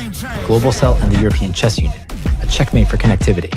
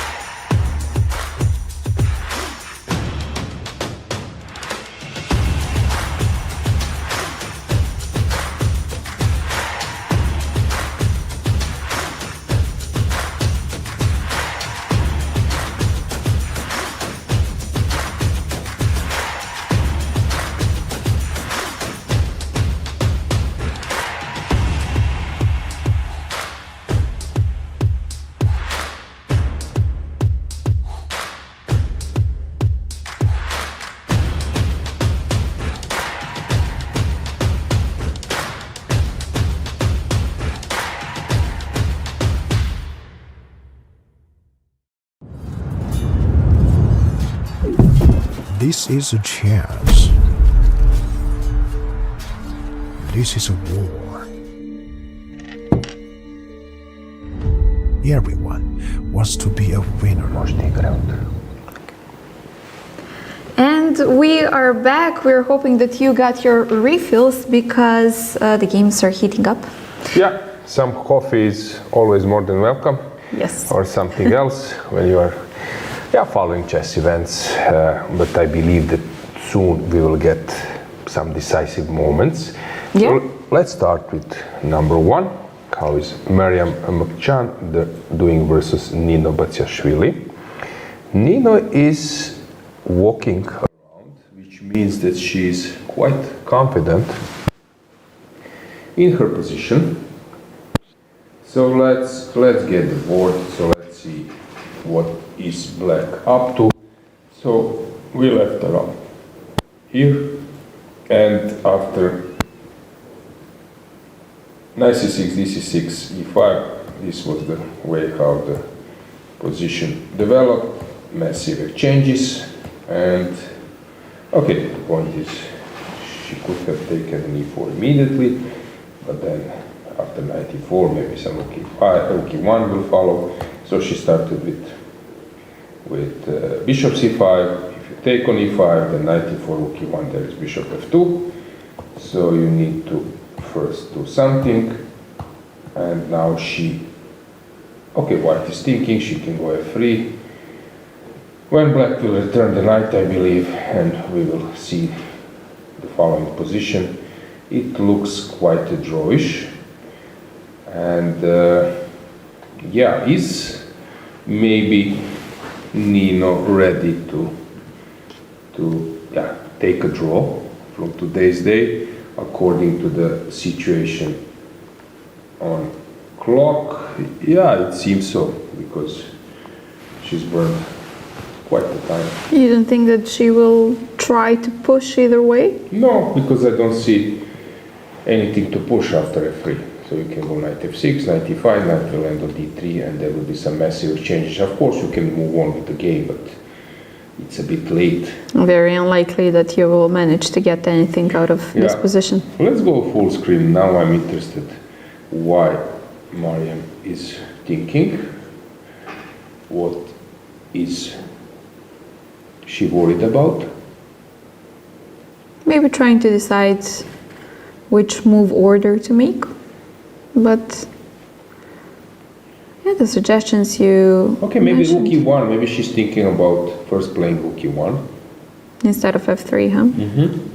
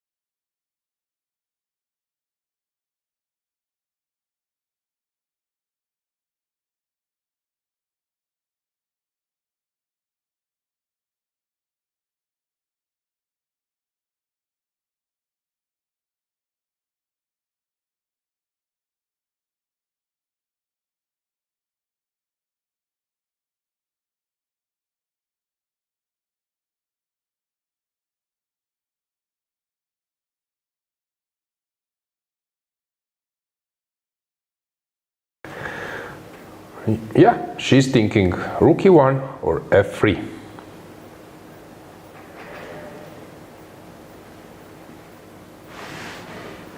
What do you expect, Dragana? I believe that f3 will be played. If I had to put a bet, I would bet on f3. Okay, fair enough. Okay, there is a request to check English players. Okay, we will do. Maybe you will update me, Dragana, later with the board numbers. But for the moment, we can stay here waiting for But even a so, move. Let's have the board back. I just wanted to mention that we are following closely Bodana's games. Of course, there are other English players that we can check afterwards. But so far we are... Rook e1 is a Keeping an possibility idea. because knight f2 is just a mistake. So black can push f5, but then f3 is coming. Or she can immediately retreat the knight, but then this looks dubious. So after knight e4, probably f5, then f3. I'm sorry. Hang on, trying to think. But now, anyway, rook e5 is coming. Because the knight f6 is just pointless. So there is a move now. Which one? Maybe even some b5? Yeah, I was thinking, but knight e5 just. It's just hanging in, yeah. Hidden move.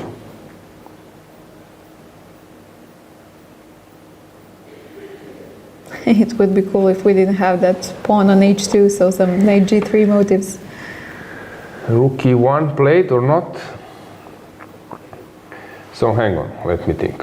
I was a little bit lazy to dig deeper. So rook e1 was played and black reacted with f5. So we have the situation on the board. Okay, so f3 might happen. After f3, I'm not sure that black is safe enough to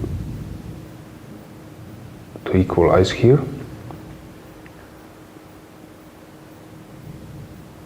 Oh. Okay, so basically you I've cannot noticed. move the knight. No, I found the move, but You this did? is a huge thing from Nino. Some I don't know. silent Do we have an info how many minutes she burned? Only after the game we will get that. Okay, After no, the we move, have yeah. it. So around here she was thinking for how long? 5 minutes? No, 1 minute. And then 5 minutes.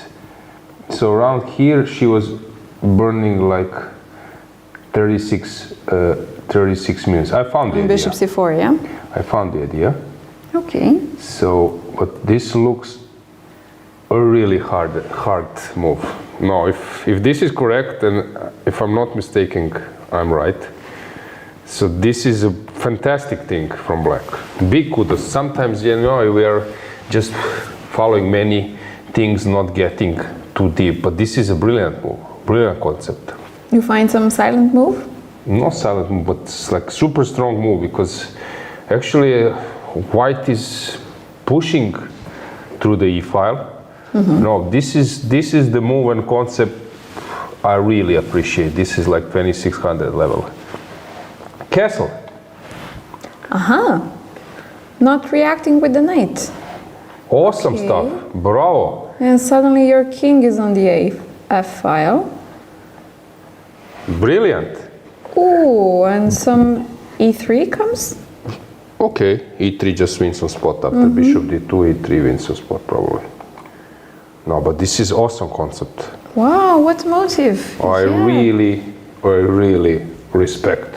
Maybe it's not the best, maybe Angel will find, but to be able to notice this f5 castle, because here it's really far away of anything happening over the f file, not to say even here. It really is far away. To find this concept, big kudos. As I mentioned, my current rating is 2560. I was 2590, but this I really respect because it's not common. This concept is hidden. It's not something you learn easily before, and to be open-minded, thinking out of the box, very good. I'm impressed. Maybe it's not the best move, but I love it. I would Big actually kudos. love to check, but Yeah, let's go full screen, let's check. And this is why she is the top seed. Let's go full screen. It's the moment.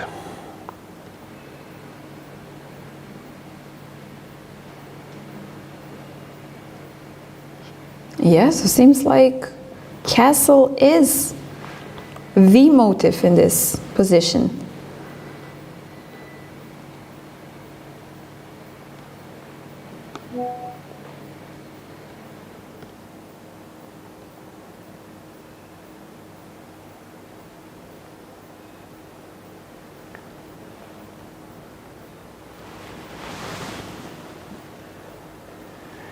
Do you think she might have had this idea, let's say, while preparing her opening or so on, but even This so is- she this is burned 40 minutes, over the game inspiration.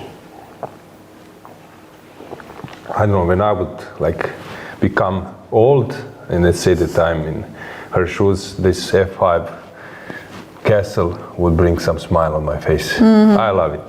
I love it. This is why we like to play chess. And as I said, it's hidden. Maybe now Mariam plays some move. You see, that was why she was thinking. She spotted the idea.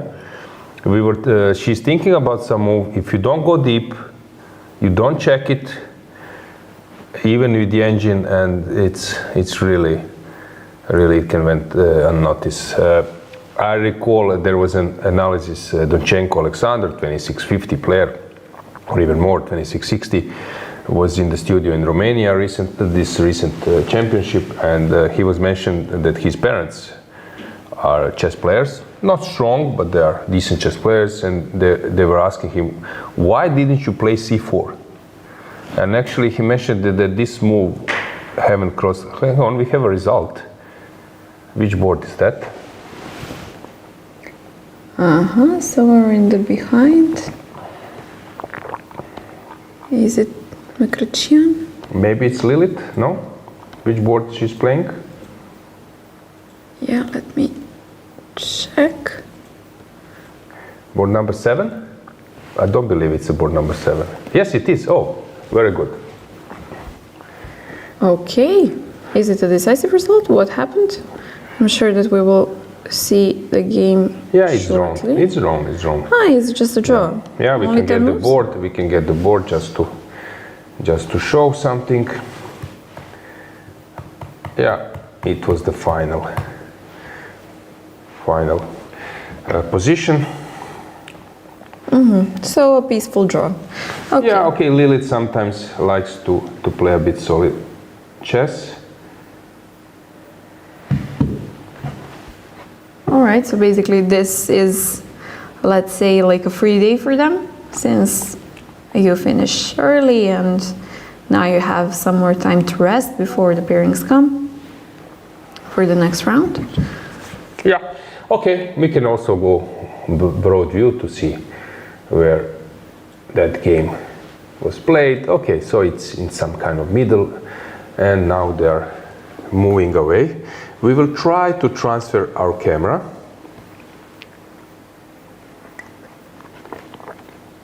Let's say maybe to board number 14, Rubers versus Megeladze, Kesaria. Oh, this would be interesting to see, yeah. So anything in chat, in the meantime, let's stay with, let's get the camera and the board back on the first board, because f3 was played, castle, and now this bishop e3. So black has won the pawn back, but she's now the one thinking. Let's get the board as well. I believe castles was played immediately, right? Yeah. So she's thinking what to do, where to go. And she didn't expect bishop e3.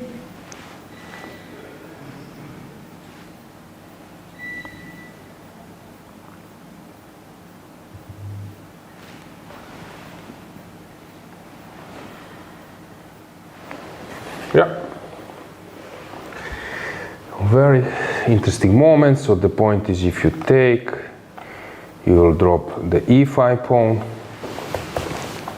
And what else to do?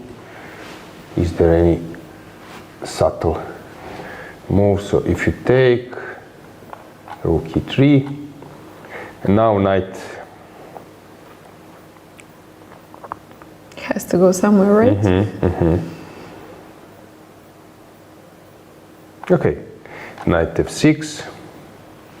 Actually, I was saying wrongly. So white will manage to get the pawn back. Okay, and this is like equal position, maybe even g6 or something else. It just stands the test. I believe that it will be an equal position, but now I understand Nino's Reaction, yeah. but Nino's time consumption, because it was really tough to find that concept. Okay, let's get our classical view back and let's go to board number 2. What's going on in Avramidou versus Arabidze? Okay, that's an interesting game. White should be safe enough. The queen on h3 looks scary, but I don't believe that's the case. Although, you know, when you exchange your opponent's fianchetto, bishop, it's always a chance to put some pressure. And maybe even some rook e8, trying to push some d5 at some moment, because your queen is in e2, even though you've just mentioned Yeah, queen but g2 after, is for a viable example, rook option. d2. So is she thinking, is this a draw offer? Let's go full screen. I'm always worried with that because I don't see anything else. So the rook is already on d4. So we missed the move. So rook d4 was played. But and white is a move, so it means that one more move. rook a5. Oh, Was very played as interesting rook lift. You can see. So let's go back with the board. So you could see that after rook d2, rook a5 was played. Okay, Meri is Definitely very not offering the creative. draw, yeah? Very creative. Okay, if you go queen g2, she of course can take, but she can move back with the queen and then trying to push h4, put some pressure. But it will be very interesting to see, will she be ready to exchange the queens or not? Now I understand why Anastasia is worried. Let's go full screen to see it a bit. We have a draw on the first board. So they have just finished? Yes. No, that was some other board. That was board number 7. Maybe I board believe. number 7 that is finished, yeah?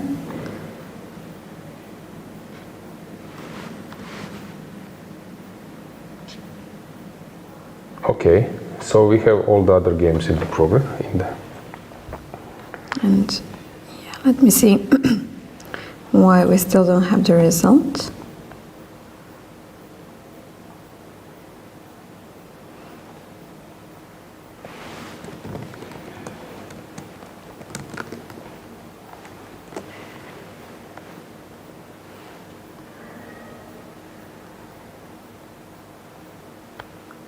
Yeah, but rook e5 is a very interesting motive.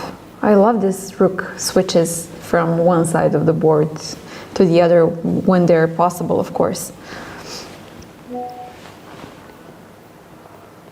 It always looks attractive.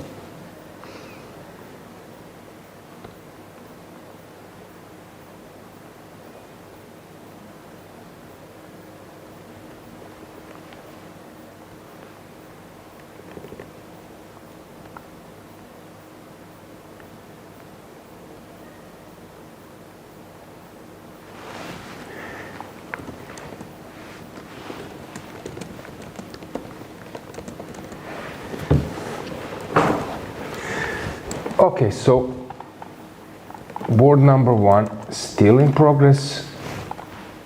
Nino is thinking. Board number 2, I love this rook a5, rook lift. Let's check board number 3. So Alakverdieva versus Ushenina, as I mentioned, it's not a great opening. Surprise to get into this worst position. Yeah, that attempt was not a great one.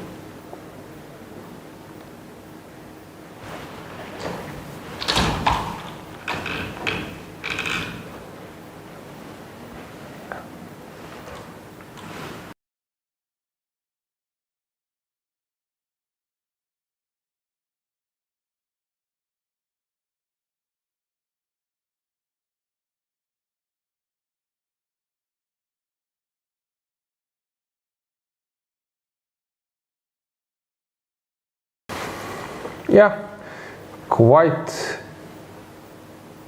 I would say, a passive position. So let's go full screen and let's have the board back, because now, of course, f5 is something you might consider to play, but then bishop g5 can be an option.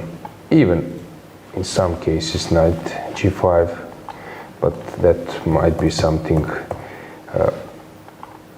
white doesn't want to do.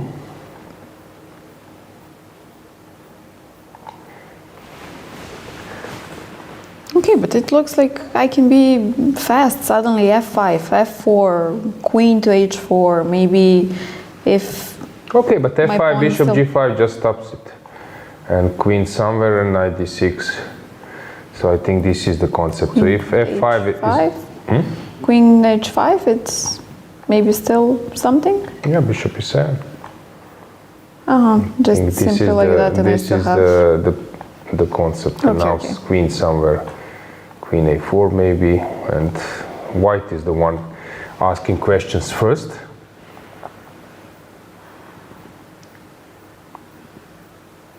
Okay, tense position, and not a great one for Anna. How about the next one? Oh, this is a mess. Let's see how Smetanska is doing versus Khotenashvili. So this is board number 4, right? Let's get the camera there. Okay, Bella is not... So she's around the board. It was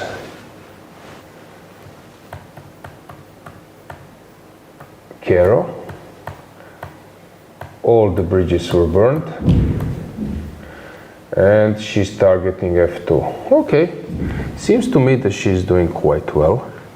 All the pieces are on the right squares. f3 cannot be played, so you need to defend somehow. Rook h1. She can repeat the moves if she wants. She can also move on with something.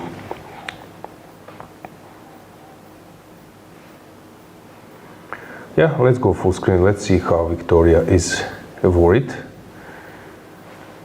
By the way, we were following Victoria yesterday. It was one of the last games, if you remember. She won very confidently. And she is making a move.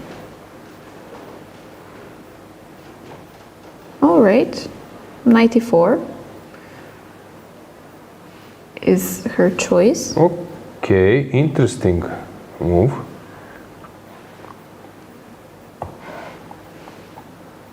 Very interesting move.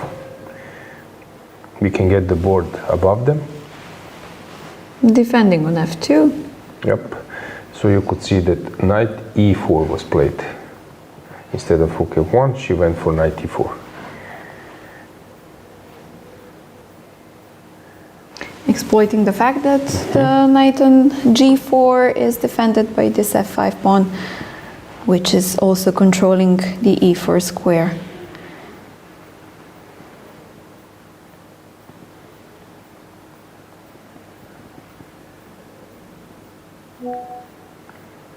I wouldn't like to exchange that bishop on c5 for this knight on e4. I also like my knight on g4, so I wouldn't want to give that one up as well. So maybe some bishop b6 would be followed with c5 probably. So how do you respond? Is bishop a3 maybe an option? You're giving up the f2 pressure, but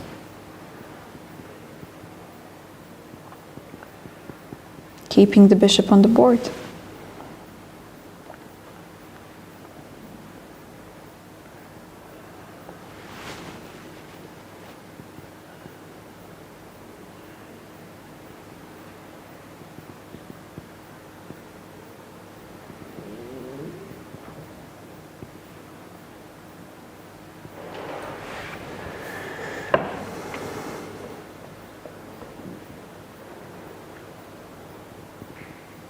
But anyway, very interesting.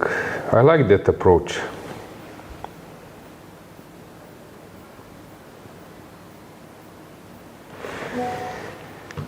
I like that approach. Yeah, not to play like ordinary moves. This is some kind of invisible stuff.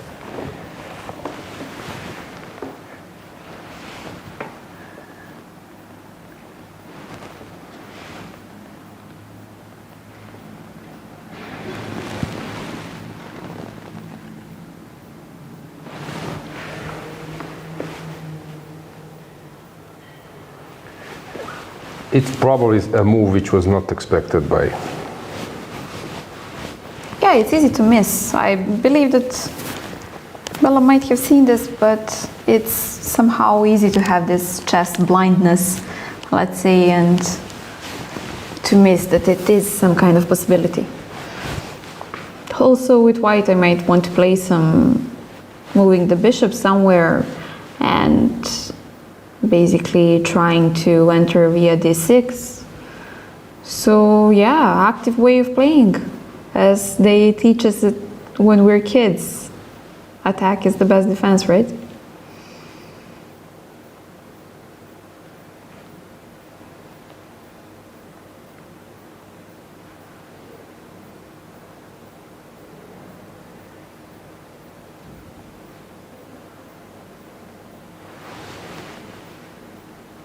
And white doesn't seem to be worried at all.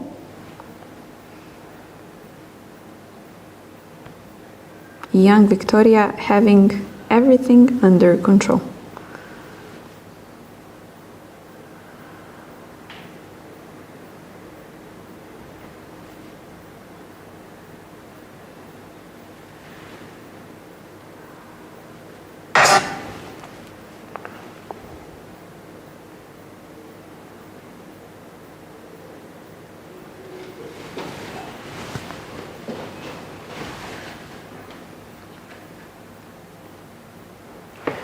Okay, anything in chat? Which boards to follow? Any suggestion? There was a suggestion for Claudia Klon, board 44. Okay, so let's move on. Let's maybe check first Schneider versus Vedulaeva, the next board, because there we have a mess. This Sicilian mess. So bishop h3 was played. Okay. Queen a5, e4. Usually knight b6 is a possibility. White can take on b6 or ignore it. Also f5 is sometimes a move. So she went for e4. I'm not sure that this is so viable. I would take white here. Queen b4 maybe, or even not to take on b4. Many options, so she went knight g1, rook b8. Okay, this is a mess. But maybe, yeah, engine says that white is much better. So that means that threats of black are not so strong, but Gohar missed. It seems to be very confident in her position. Yeah, I like the way she's sitting basically on her feet. It somehow it gives you a boost, feeling that somehow you can go deeper into your thoughts. At least I feel like that when I sit this way. It's not always the most convenient for the tournaments, but for trainings, I believe it's okay. And yeah, we have a move on the board, so bishop d4, if I'm not mistaken, has been played. Yep. So not worried at all about some knight c4, knight f3 possibilities, something like that. Even though I would be scared from knight e6 threats in that scenario. g7 looks like a weak spot. But rook c8 played immediately. Okay. So suddenly I'm regrouping, and suddenly you have to... Okay, it's a race, and I like this rook, which is protecting a lot of things. Okay, she can even take on e5 and then jump to e6. I don't know, knight e6, it's premature probably because of queen d5. Pushing g6 might be an option as well. So all those moves are possible. Maybe even, I don't know, is this possible? If you take on g5? Yeah, I was thinking maybe to bring some rook, but probably I don't have anything over the g file. Okay, taking on e5. Many options, but this is typical Sicilian warfare.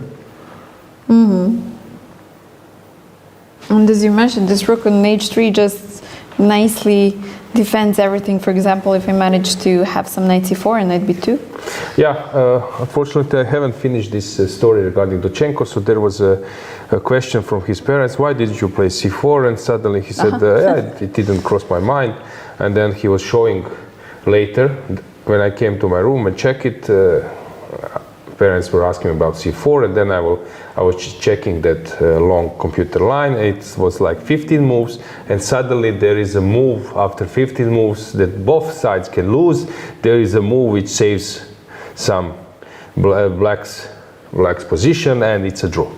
And he was asked, why didn't you play c4? So sometimes it's really hard to understand basically that after 10 moves there is a single point, single concept which saves you.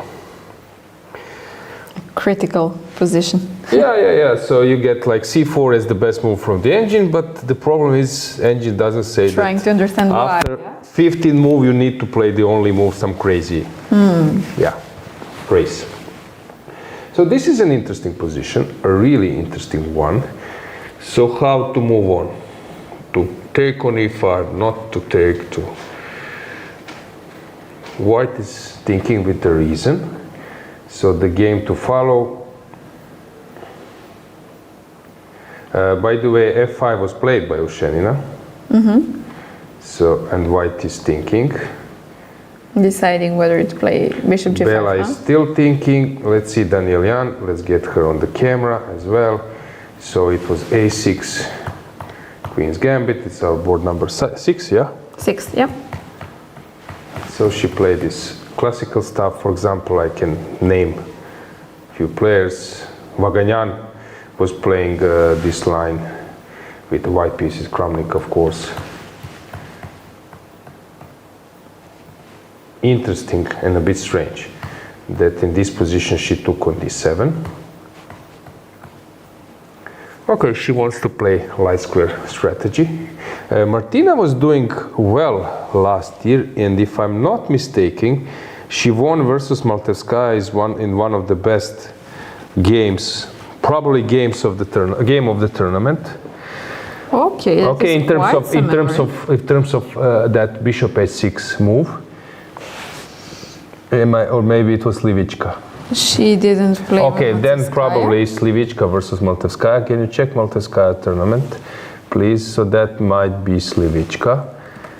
So Maltevskaya lost this penultimate. Penultimate, she Okay, played it with was Batsiashvili, seventh but round. yeah, Seventh close round, that was really so. But Martina was doing well. Can you please go back to Martina's tournament? So I know that she was playing like she was on the verge of qualifying. She had 3 out of 3. Yeah, but losing last round. So let's say before the last round, we can check the standings prior to the last round. Yes, I after round think 9. that she was like. Oh, she was number 7. She was, yeah, on the 7th place. So I remember that she was doing quite well.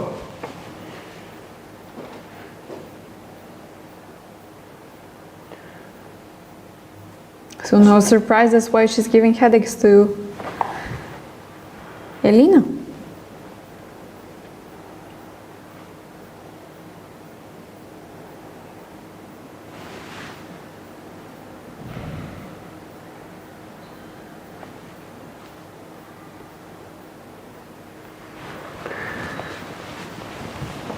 So I see information in the chat that Donchenko's dad was an international master. Thank you for the an update. International master, right? Yes, he's. Did I say? Yeah, okay. He's an international master. Let's see how Ulvia is doing. Our reigning champion, board number 8. She's playing with huge confidence. She's playing versus Slovenian player, Urgzala, and it's a mess. White sacrifice a pawn, probably counting on some initiative after queen b3. At least that's how I see it. Or she just want to go e4 in this position. Very interesting sacrifice by Zala. e3 looks a little bit, yeah, it looks too timid. Okay, it's a mess, but Ulvia seems to be doing very well. Okay, this is a really game to follow. So we didn't have any queen b3, right? But this is really complicated game. Narva is playing versus Velikic. Also complicated one. We'll take a look at this one. Sabrina Vega seems to be. Hang on. Seems to be. 95 is something which will happen. But wait, 95, knight f3. Okay. Like that, yeah? Bravo, knight f3. Bravo, Dragana. So Yes, that's why. So yeah, first I need to go maybe bishop f4 or something, or to take on g4. Okay, this is maybe unnecessary. Okay, she needs to find the move. What about some queen g3 maybe? On knight f3 I have rook f3, right? But then knight e3. Queen g3, knight e3, and that's an issue. So queen g3, knight e3, I believe that it's a trick.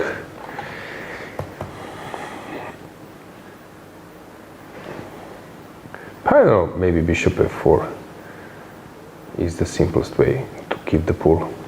But very complicated position. But you definitely need to be careful, yeah? Yeah, so it was Sicilian, this Scheveningen. Yeah, I like the way how white is pushing.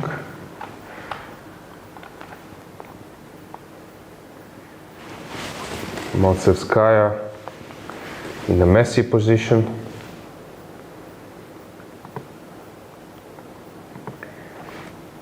This one is complicated. Okay, Monica seems to be outplaying her opponents with a simple chess, just playing an endgame, bringing the king, waiting for her opponent to make some weaknesses, and Yeah, she's doing a great job. Now she has a passer. I love the way how she plays. Even though they're compatriots, there is no mercy on the board. Do we have a camera on board Rubers versus Megeladze? I don't know, it was camera number 7. Which was moved. Yeah, Yes, seems like we do. That's it. So this is the game. We left around here. But wait, we need Let's get the board. So knight c4 was played, the move I suggested, conquering 2 bishops, offering queen exchange, but she's now much worse and she's really low on time. 4 minutes on clock. Maybe just to remind you about Kesaria's last year tournament. Yeah, I think that she actually outplayed many, or at least made the draw. I think she had like few draws with strong opponents. She had 7 draws in total. Drawing the first round with the Grandmaster Huang Tan Trang. Then she drew with Gapodenko, she drew with Klek Anna Maria, Antola Julia, Borosova Suzana, Jarocka Livia, and Pavlidou Ekaterini. And she won against Stavroula, which was basically the best result of the tournament. That was a fabulous achievement. Yes, and this year she's 14 or 15, and last year she was even younger. So yeah, it was a fabulous tournament for her, and she was plus 86 points on the European champion, and to be plus almost 90. Okay, she has this K of 40, but still, it's a great tournament. Yeah, but today she's having a tough time. Yeah. Okay, Aline is a very strong player. So rook b4 was played. We are missing some moves because we can move the board.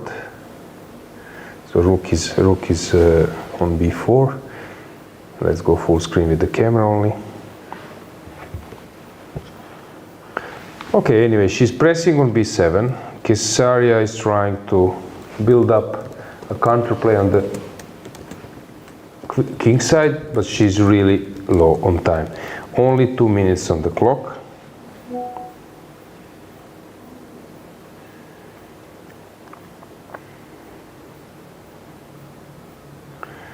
And Kesaria is blitzing.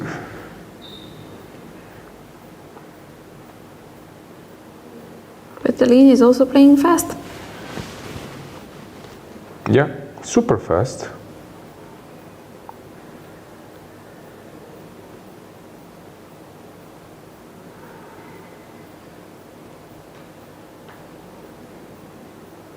Okay, now we got the moves.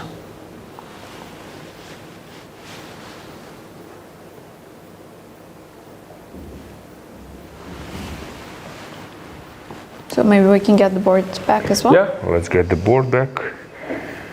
Okay, so this is the situation. 2 bishops, pawn up, many weaknesses. I don't see how Kesaria... Hang on, but now she's a piece down. No, this is not correct. Something... Or, no, knight is on f5. Yeah, this is wrong. Knight is on f5. So, yeah, this is not correct.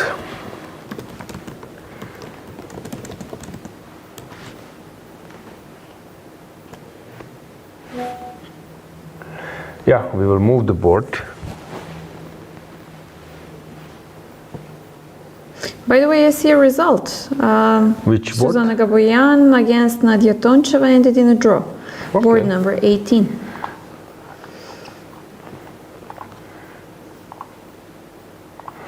Maybe we can get Susan into the studio.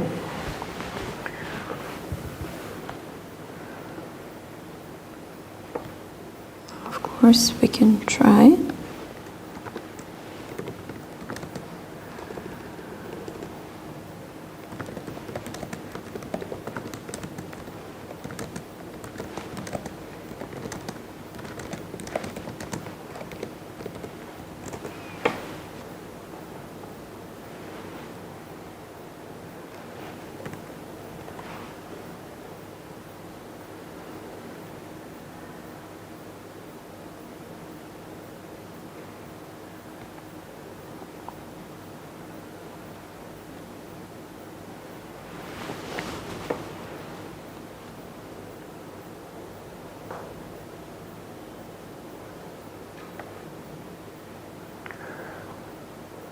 Okay, let's move the board because it's not connected with this position.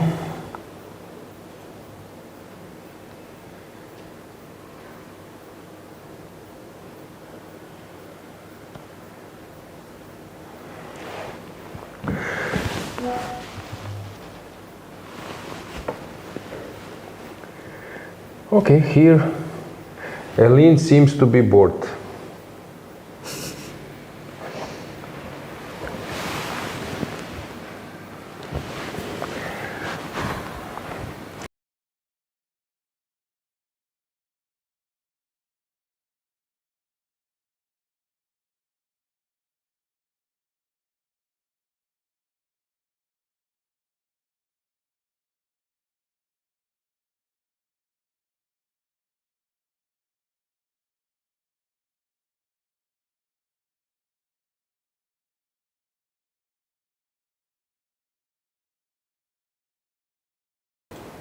And the game has finished, so Aline steered this game to a safe win. Okay. No problems for her over there.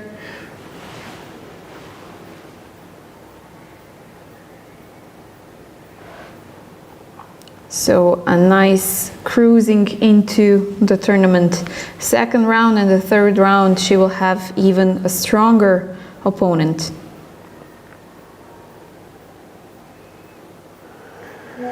Yeah, unfortunately the arbiters are coming from this side. We will try to...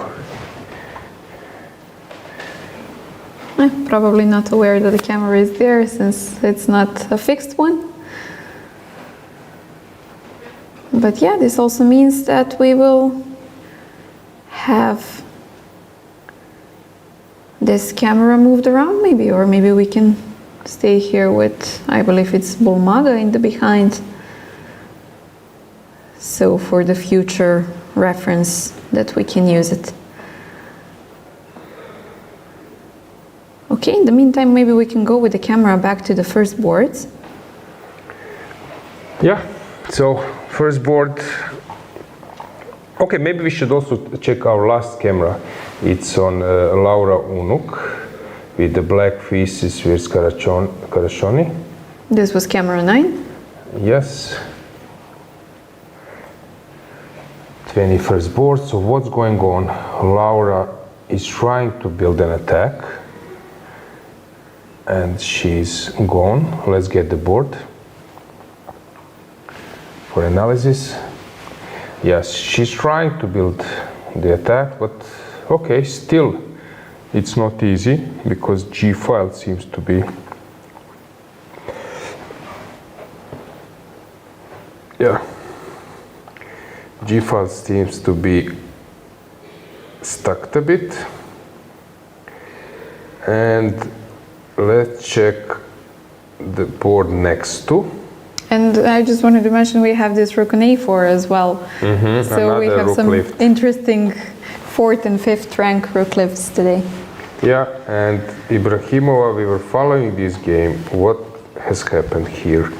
So queen e5 played.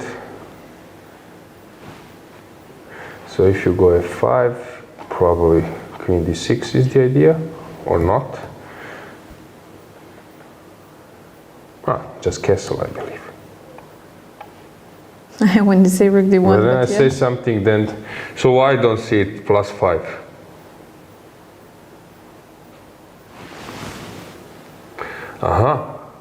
Oh, I can play rook g7 maybe. Okay. I'm still not bad. Not so bad. Yeah, and the point is that queen comes to d6 on the next move with the checkmate or queen d8. All right, okay. This is nice. So this was the concept. Castles, castles, f5, knight g3. Okay, regular play by both sides. So we have a tough challenge.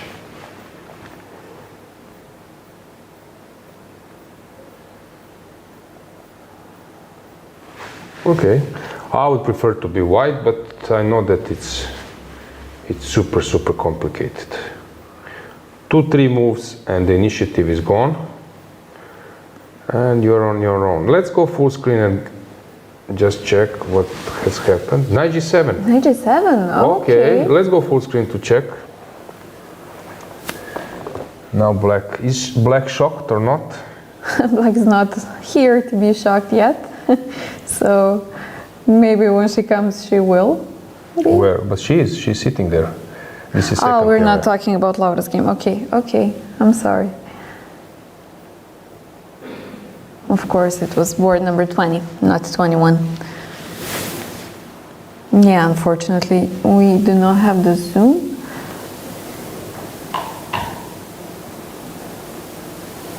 I guess she might have expected it at some point, but maybe not this one.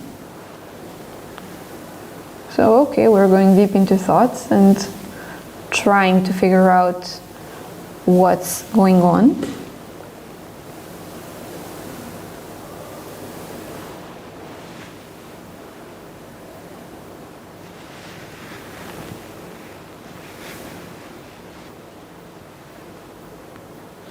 Laura is walking around.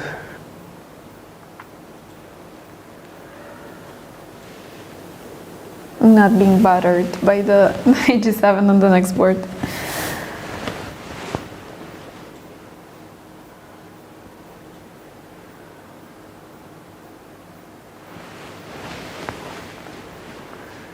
Okay, white seems to be happy, so let's get the board back. Let's try to dig ourselves what's going on. Knight G7. Okay, black needs to accept the favor. Rook G7 must be the first thing you calculate, but okay, but what's it going seems on? that of course I cannot take because Queen D7 is coming. So sorry, my bad. So I can take on C4 as a start, and now I need to move my king, I believe, somewhere. Or is there any other way? Maybe to chase the queen. Okay, I cannot calculate that kind of stuff. It's really hard for me, but maybe it works.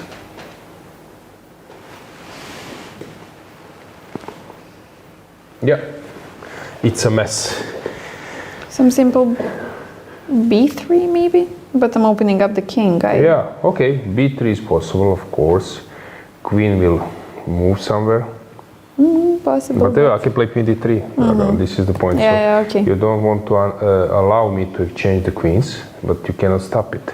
So so Queen C4, Knight B4 is probably the only way to stay in the game.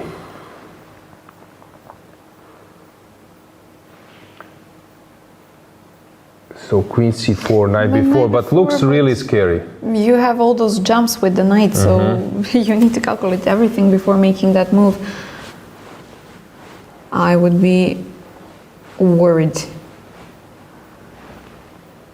Because it looks scary. You have the rook on G1, open file. Big kudos for both of them, because it's something. Type of chess is slowly disappearing because people are playing more stable stuff, not like super challenging openings, and this is kind of chess we all love to see. And it's very hard to play because you see that engine bar is just jumping and coming down. So I really respect. Queen C4 played? Yeah, I respect that kind of chess. So kudos to both players, to Sabina and Julia. That's something which is really nice to follow. Will Sabina play it right away? Some king B1 probably? Okay, I don't see anything else. King D1 looks... Nah, too strange, right? Yeah, so King B1, Knight B4, and now I'm thinking, is there a chance to place the queen somewhere to allow taking on A2, but I really don't see it. Okay, white can always play something like, I don't know, let's say I can take some pawn, maybe E6 or F5, but F5 is probably worse. but who knows. You will move the king. I don't know, give a check. Maybe. Trying to think this is probably a bad move. So I can give it here, but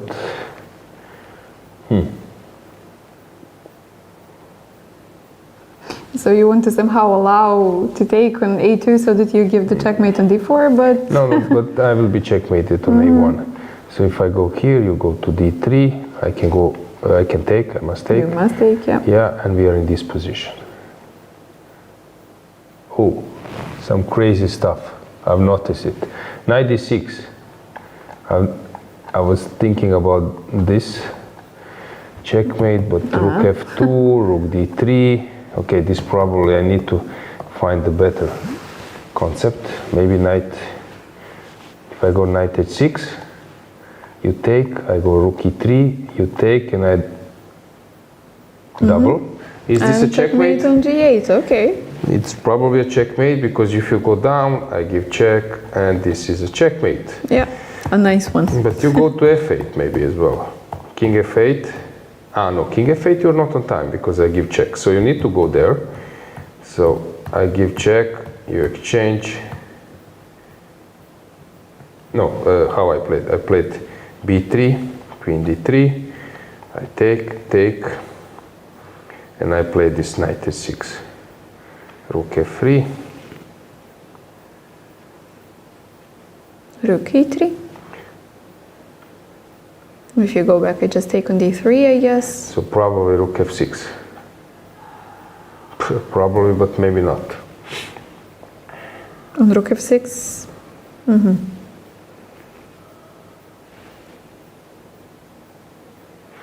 Okay, I believe the black is not risking much. Maybe even rook f6 saves the day. It's possible to hold this one. Excuse me. Your pawn up here, so. But okay, the Okay, rook on this 7th activity rank, will allow.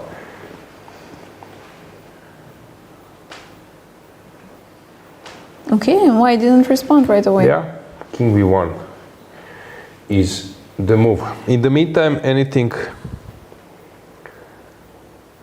happened in other games? So first board, camera, we can go there. Okay, black is fine. Second board, Anastasia is having a normal position. I think she's doing quite well. Ushenina looks that she's playing for an attack, all in. Bella, after knight e4, went queen b6. And rook f1 is a blunder. Why? Maybe this. And taken on f2? But Is it that simple? I don't know. Okay, white can take on e4 as well, so maybe there is something more subtle. Okay, if I take on e5, you take here, here, and now some bishop e3 coming, so I don't want to do it.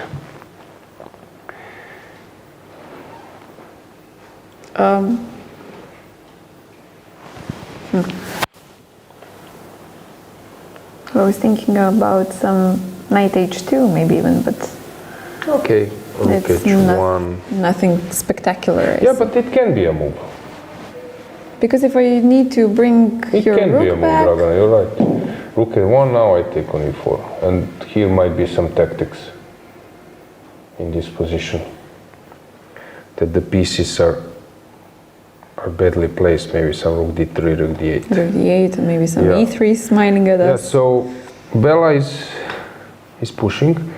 Next one with the camera. Let's go board number 5, Beidulayeva. Something happened. Queen e2. And this is actually a great sign for black, great relief, because now there is no attack. Ulvia is pushing. This one is complicated.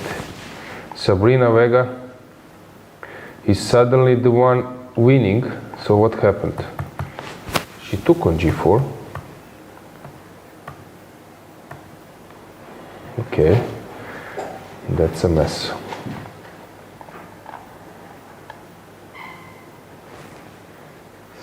We also have a few more results. So Turkmenbajarova has drawn with Anastasia Okay, Savina. let's check that game. How?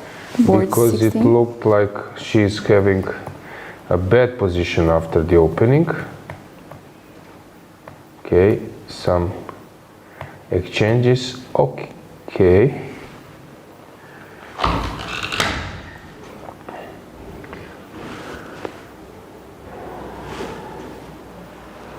Some exchanges and queen h4 happened. Okay. Maybe here there was some interesting shot from black.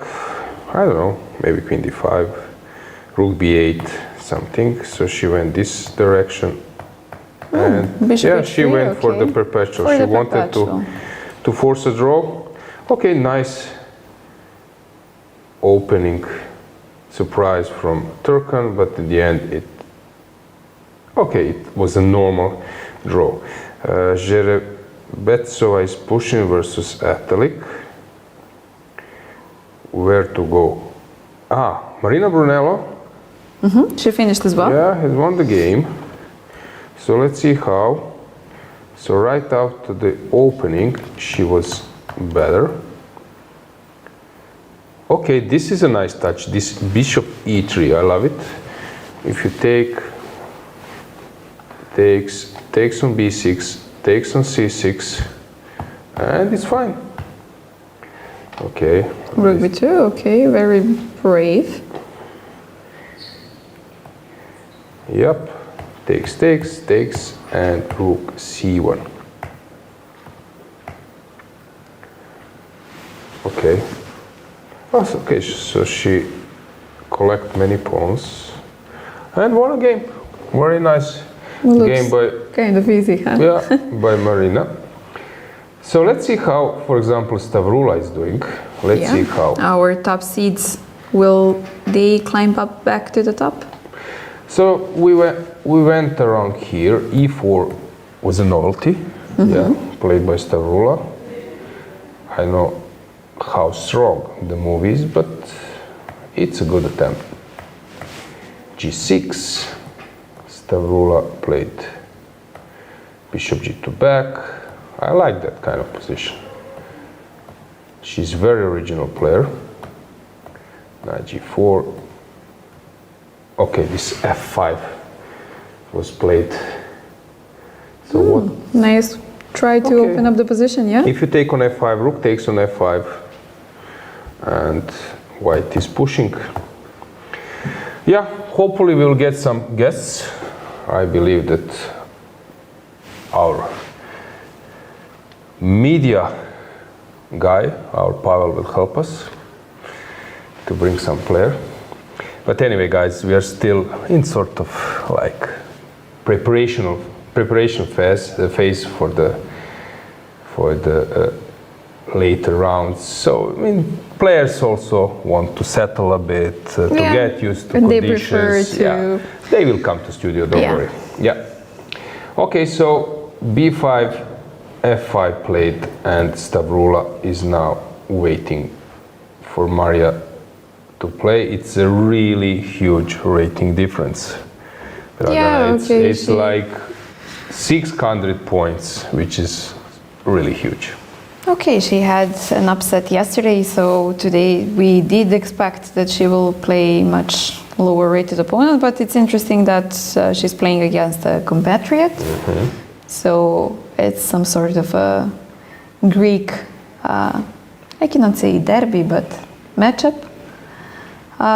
We know that Stavroula has had many great results in her previous tournaments, and she even finished her Grand Prix just few days before the start of this tournament, so she is in her shape.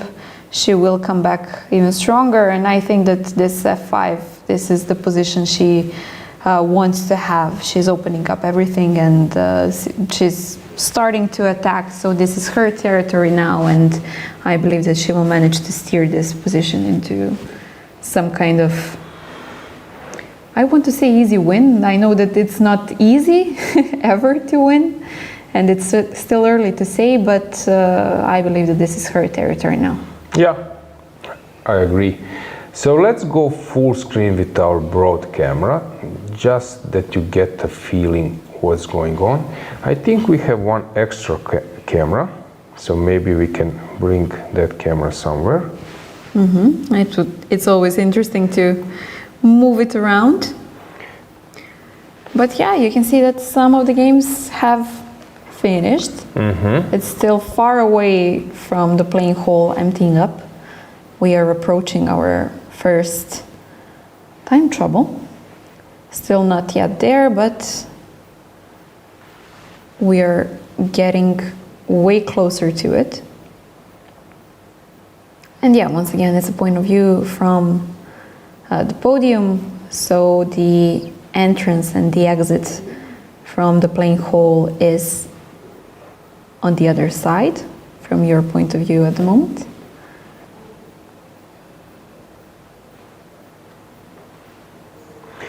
Yeah, so where to go, which game to check. We mentioned some, okay, we got some requests for England players from England.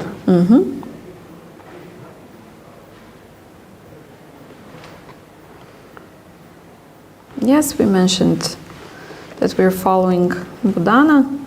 We also have Yaolan on board number 24 against Golsta Madara, who managed to have a great upset yesterday. Okay, so let's start with, okay, which game, which board you want to cover It was first? 24. Okay, I was thinking maybe to see some players from lower boards from England. So who is playing? We have Alice Denell, board 56. And it seems to me that she's under heavy fire of her opponents. Maybe we could check how old are they. So Alice is having a passer on d5 and d6. But we're not seeing the board. So let's start with that one, Vasiliki and Alice. Yeah, and it is, Alice is only 15. And Vasiliki, let me check. She's 15 or 16, so yeah. Okay, so it's generations derby. Black seems to be doing very well, but of course black needs to be precise. They're a bit low on time. Queen is attacked. I don't know, maybe even queen d3 is more than fine. So I would say that Greek player is doing really, really well here.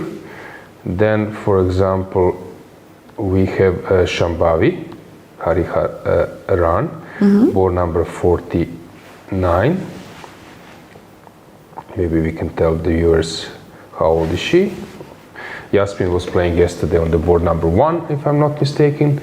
And today she's only slightly better, if she's better at all. Shambhavi is 13 or 14. Yeah, very young players. Even younger. Isolated pawn, but with rooks on the board, maximum what white could get is 4 versus 3, which is far away. So Nusha is doing very, very well there. Then, do we have some other? Okay, we have, okay, no, sorry, my bad. Any other Shambhavi player and from England? If you yeah. mentioned 20, okay, Bodana, of course, we will check Bodana as well. You mentioned 20? 24. And I found even younger English player on board number 66 today, playing against probably another young Greek player. Rida is only 13 years old, 12 or 13. And she's playing against Lamprianu Mariana, who is only 11. So yeah, we have some youngsters matchups. Very Okay, very interesting, but white is here, just 2 pawns up. She will win this one, I believe. So many interesting encounters, many interesting games. I don't know, let's just go back to our top boards.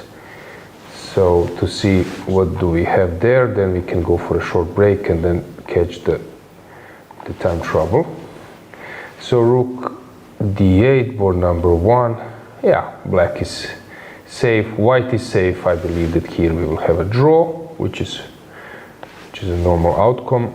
Anastasia versus Meri. Okay, not clear what will happen. Usually with knights on the board, it's quite tricky. We can get them on the camera as well. It's board number 2. Then we can move on with board number 3, opposite colored bishops.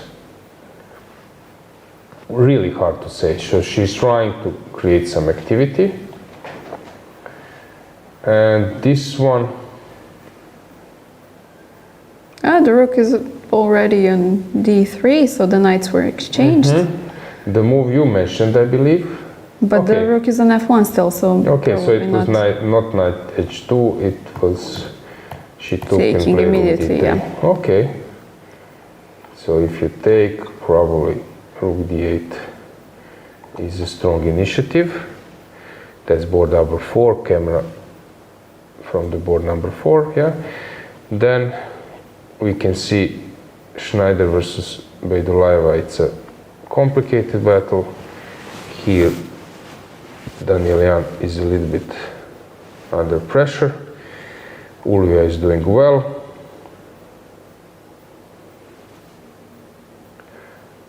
Miruna is under some pressure versus Bulmak. In the Romanian encounter. Yeah, then we have Karashoni versus Laura. It's a mess. Sabina, knight, king h8 played. So white, king d1 played. Really? Oh. Oh, okay. Nice try, I like it. She's not afraid of some rook d8 something, but the bishop is stuck on d7, so it would be very slow to try to remove it and exploit it. Yeah, because queen a2, probably just some knight f5 and rook queen c3. So this was too slow. King h8 played. I don't know, if I take on g7, this probably just, oh, again, maybe queen d7 is fine, but rook g7, queen d7 is best. So what is the move for black here?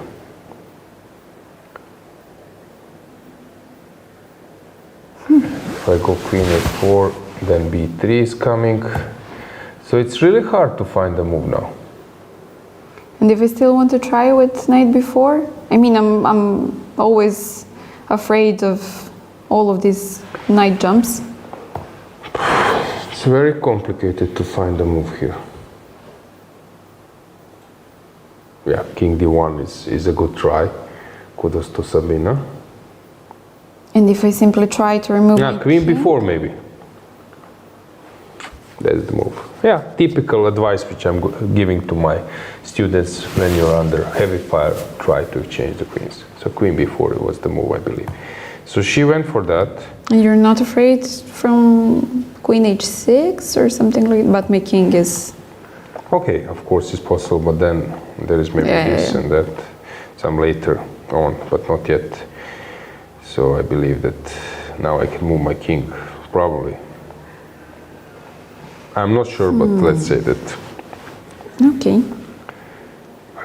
Okay, but I can take on gf7, sorry, I forgot. I can just take, yeah. Yeah, so that was my first intention. So here,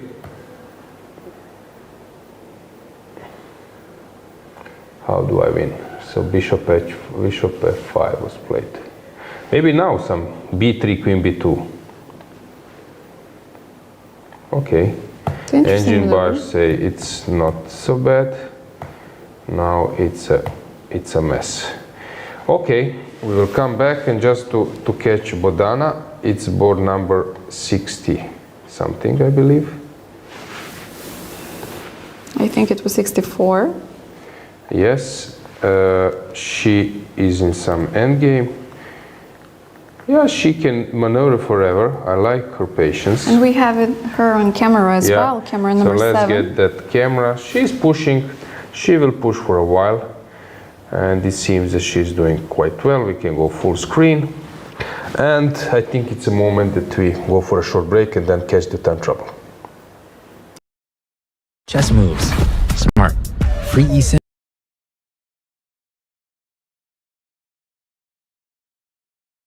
Chess moves. Smart. Free eSIM. Smarter. At Global Cell, we believe in empowering connection on and off the chessboard. That's why we've partnered with the European Chess Union to bring you a gift as strategic as the game itself. A free eSIM with 100 megabytes of data. Staying connected has never been this simple. Just scan the QR code, install your eSIM, and enjoy seamless global connectivity. Global Cell supports over 190 countries. Global Cell and the European Chess Union. A checkmate for connectivity.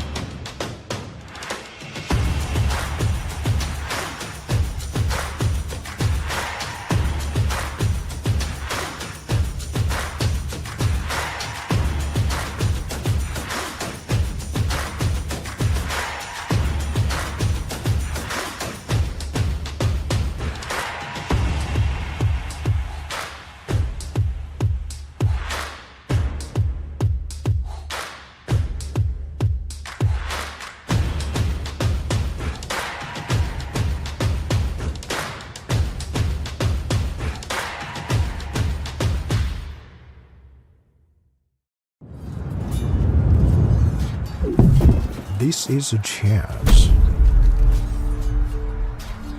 This is a war. Everyone wants to be a winner. But the path to victory is lonely. Chess Robot, the smartest, most advanced AI chess robot.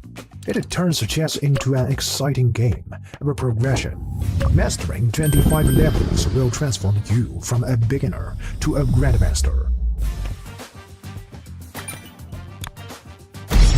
Not into level ups, challenge the AI instead.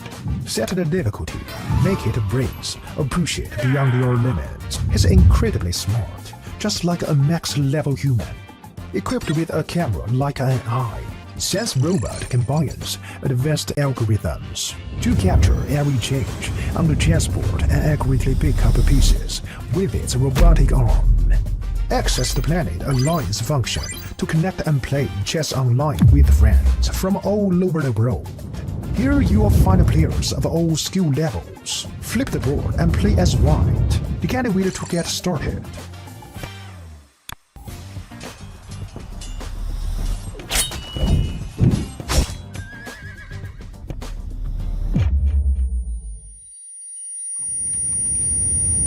New to chess? We've got a better way. Chess Robot offers a variety of learning methods to help you improve. As you can see, Chess Robot provides various learning modules, including chess courses, AI practice, class game review, and off-book play. You'll level up your skills in no time. Let's start the endgame practice, featuring 145 carefully selected classic endgames.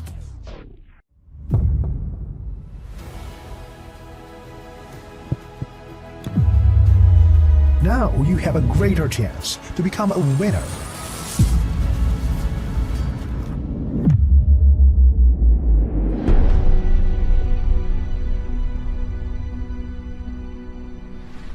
This is Chess Robot. Today, chess all in AI.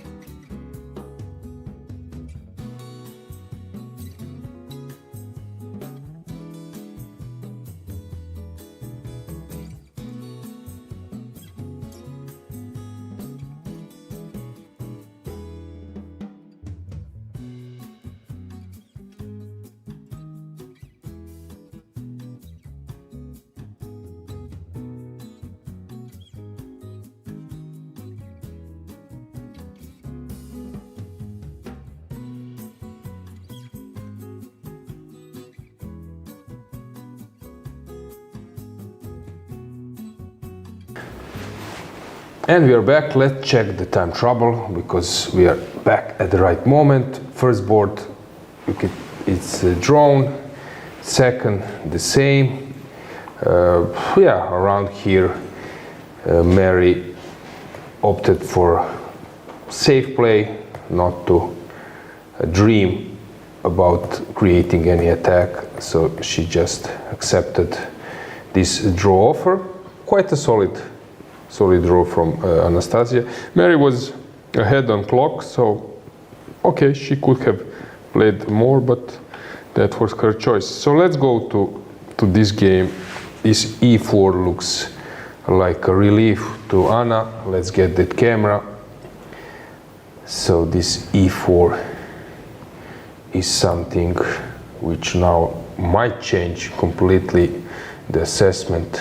The last time we analyzed, it seemed like white should be pushing, Yeah, but suddenly... Yeah, around here. So she took, this is the move I missed. Yeah. By the way, I was focused only on bishop g5, which probably also good enough. But this was just bishop g1 was maybe bishop g1, okay. maybe premature.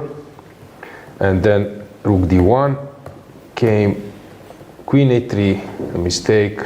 Forgetting about the unprotected rook. Okay, now it's obvious that I need to take. Okay, at least I think, because I know this seems to be just winning pawn takes f3. So maybe I can play this move, but then okay, this one doesn't work. You wanted to checkmate on g2, but yeah, it's good to check. But okay, I can push e3 and this bishop looks really locked. So okay, so Anna is now in the driving seat. yeah, so e4 was played and white is thinking.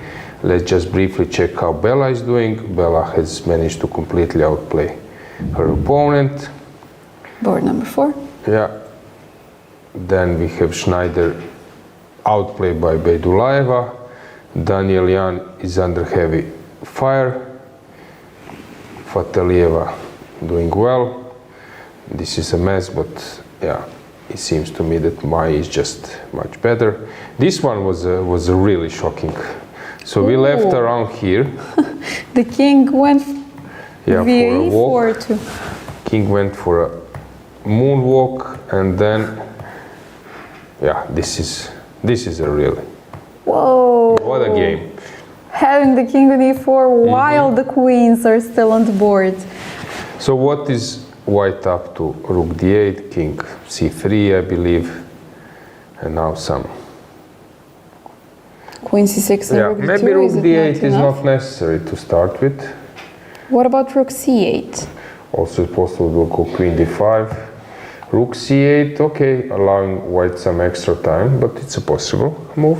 Okay, but you can take on e3, it's not good. I wanted to... No, this will be a checkmate if you take on e3, queen c2. Yeah. I wanted to do queen c2, but... Okay. Yeah, rook c8 is a possibility. Also rook d8. So Sabrina is thinking. Yeah, we have so many crazy positions now at this moment. So we need to opt for one game. I don't know which one. Okay, let's stay with the games we have on the camera. So which games we have on the camera? Stavroula seems to be winning. We have the first 8, and then what else? We have Badana. This is board number 64. We have you Laura mentioned. Unuk. Yeah. Okay, Bodana is pushing. Laura and Antoaneta has sacrificed an exchange. Laura is 21. Okay, she's creating some mess. Here somehow black managed to survive. Okay, maybe b3 was. So they exchanged the queens. Oof, okay. Yeah, still unclear. And we have some more cameras? I think this is it. So we have the first 8, and then we have 64, 21. Okay. Let's get then the board number 3. So e4, queen a7 played. Okay, that was the way how to stay in the game. Pawn takes f3. Can I take on g or do Rook something? e2 if I take. What am I Rook missing? e2 is a nice move. And if I simply take on f3? Then I take on d7. Oh, yeah, Being the rook queen up. is hanging. Okay. I guess you have to I see give a some defense. check. Rook d8 and rook g5, queen g5. Maybe, but the engine says it's a bad defense.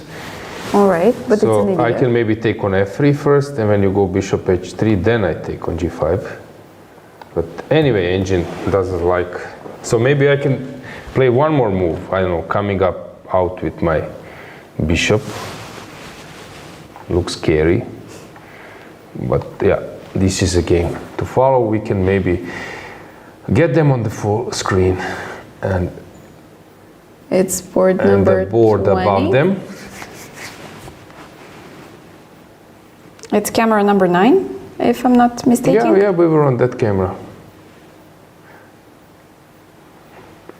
It's board, it's Ushenina, yeah? Hi, Ushenina, yes. Ushenina is camera number 3. Yeah, and we can get the board above them. So Okay, rook so she e2. took rook Yeah, e2. I like it. Okay. She took rook e2. And, all right, Anna is the one who is lower on time. But she seems to be quite confident. The g2 threats are here. You need to decide. You need to move your queen first. Very interesting position. So she's thinking, for human, it looks really scary.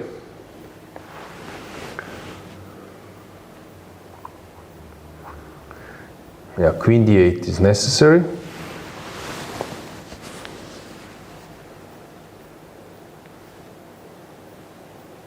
Queen d8 and move the bishop. Take on f3 first. The queen d8, take on f3, and then trying to sacrifice on g5. Anna is aware that there is a chance for her.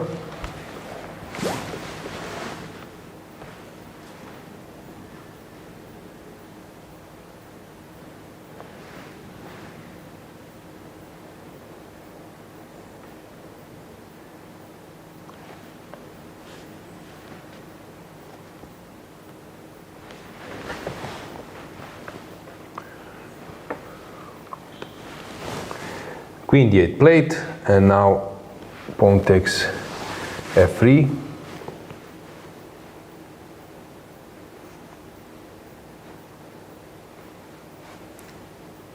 King h7, played right away, of course.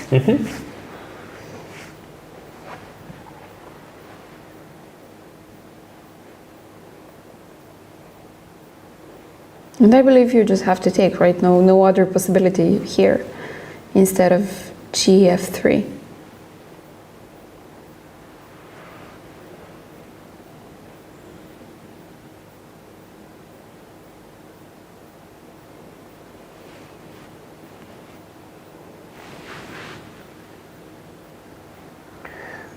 So, will she take on f3? I believe that she will.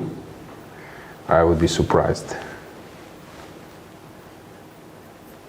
Okay, but also your first thought was taking immediately on g5, so maybe she's calculating that as well to see which is more correct.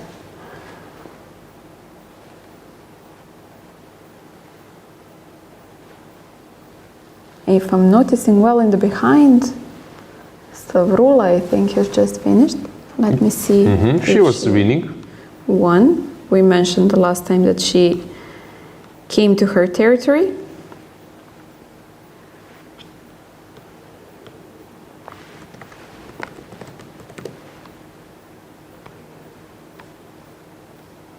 Okay, Ayan is thinking. Yes, she won. She's not certain where to go.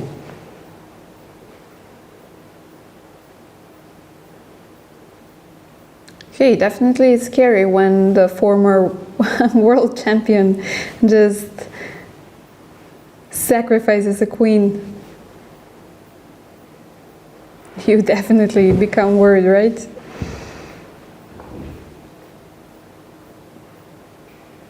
The clock is ticking. Not much time left. At the same time,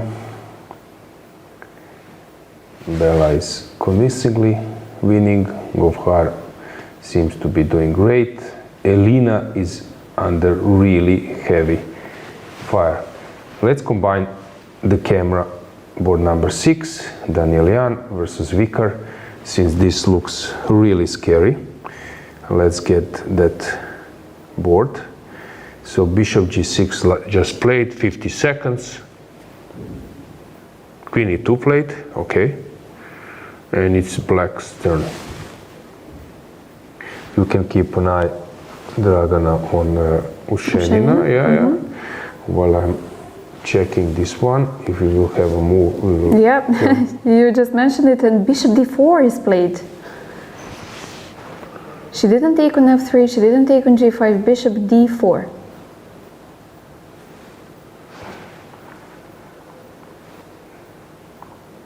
Bishop d4, okay, let's get the camera back.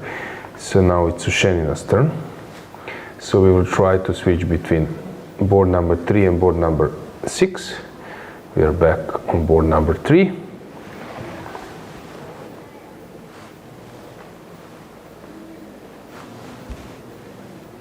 This move didn't cross my mind, so she's simply allowing you to take on g2. And yeah, she did take with the rook from g5. Oof, this looks really scary now for white. The engine bar doesn't agree with me, but from human perspective, it looks so scary. So queen h4 will be played, I believe.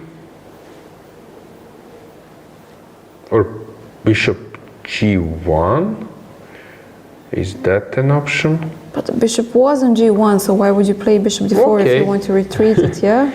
Okay, to force rook g2, because fg2 was checkmate. So okay. I don't know. I'm just thinking how you stay with this board. Let's see here. It's a severe time trouble. Elina is. We can combine two things. Maybe Elina with this one. We can stay this way. So we have queen h4 in Anna's game. Okay. Just to show you. So this is the situation. Yeah, maybe let's stick to this board.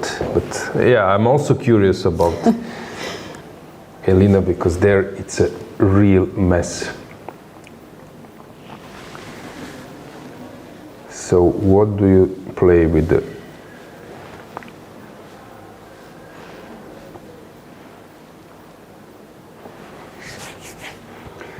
So bishop d3 was also some kind of possibility, but it doesn't work now. because queen protects. If I go g5, The rook g4 played. okay. Okay. And g5 was interesting. You're protecting f4. You're Yeah, why limiting your not queen. g5? Queen needs to go somewhere. So she went rook g4, which is also a reasonable idea. After queen h5, is this bishop d3 a move? Not. Ah, my rook is hanging, sorry. So I need to find the move. Okay, I can go g6. This is how I win. So queen needs to move somewhere. Maybe queen f2. Queen f2. Yeah, I want to surrender the queen anyway. But okay, or to take on g4. But engine says that this is not the option. So I'm so curious, what is white up to now? Ah, rook g1. No. Does this work? Oh, you want to take on g7 and have Oh, some... yeah. Okay. I've noticed it. Interesting motive. Yeah. Yeah, I like the way when we are not using engine that I need to work. We have one game finished there, you see on in the video, on the screen, but I don't know which one is this. Trying to figure out from here, but I don't know, it's not from the top boards. Yeah, it's like 30 something. It's really far. So rook g1 will be played or not. So curious to see. I believe that she will find that move.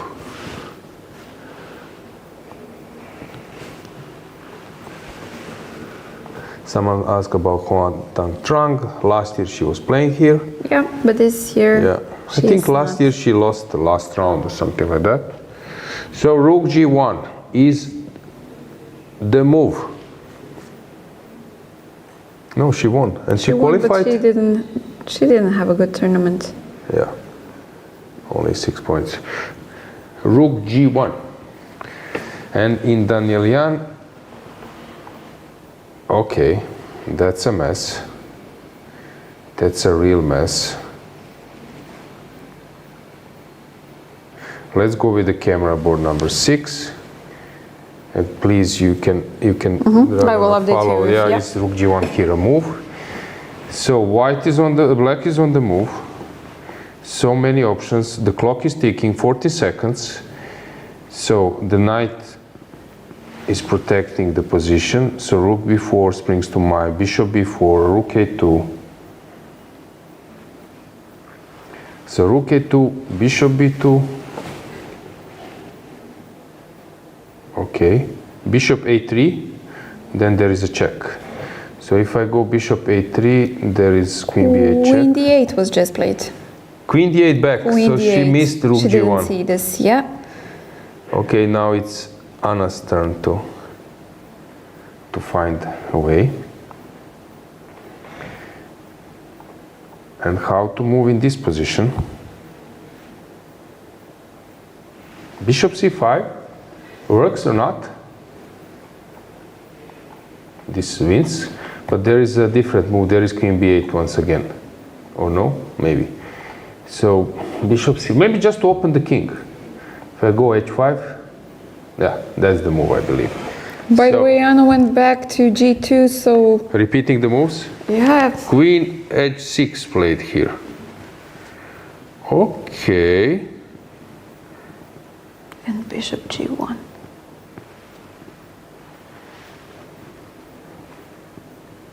So Hang on. This is a little bit dubious.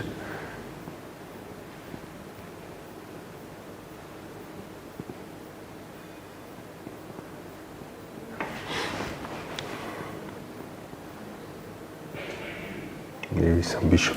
I'm bishop speaking. h3, yeah. I'm speaking of this About position. this? Yep. So how do I win here? Bishop h3, is it enough? No. There should be a better move. Here d6 was played. Hang on. How am I winning here? If I take, this is nothing. So I need to find a better move. Maybe rook g5. Maybe a good move. Yeah, it's winning. So rook g5 wins. But is there any other like subtle way? Maybe some bishop g4 or something. f2 unfortunately doesn't win. Why don't you like bishop h3? Because I want to play f2 and my rook to be protected on g2. Am I missing something? Oh, queen h4, I believe. So, and here in rook g5 played by Ushenina, and here, sorry, in this position, and Gohar completely misplayed her position, and now d6. Yeah, Elena is so skillful. She's an exchange up. How she took the exchange? White sacrificed the exchange.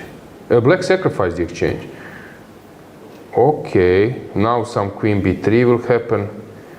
Maybe queen f7 or something. Would it look so or queen scary b8, rook f1.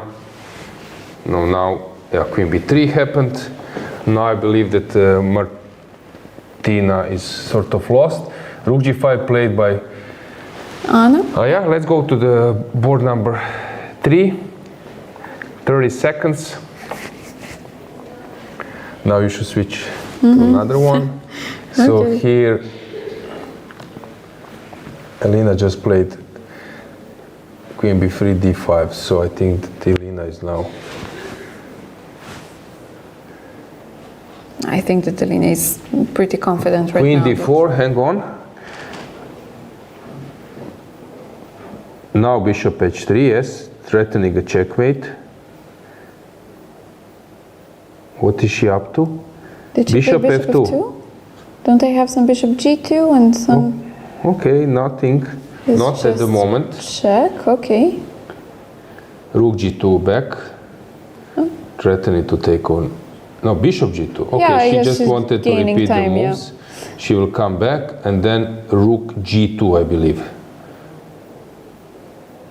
Check, check, rook g2. I don't see anything else. But a really crazy position being queen down.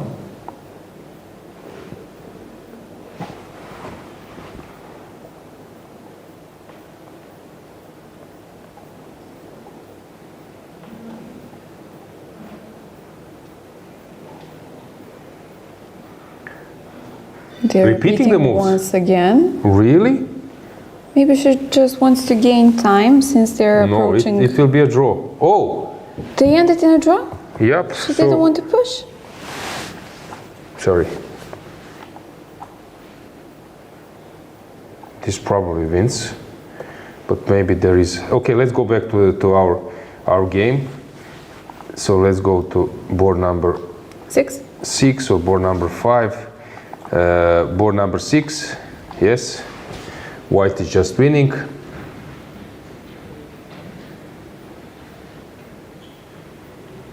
"50 seconds. Yeah, please combine it with board number 5. 5, okay. We're waiting on board number 5. Because white was winning and now black is winning. Yep.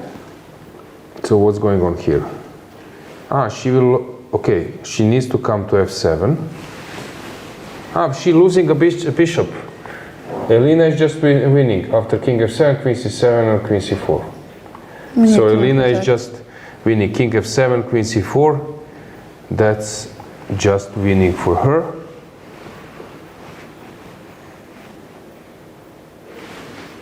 Last seconds, maybe we will see a handshake. Martina. Yeah, she's 5 aware. seconds. Yeah, she's aware that she's lost.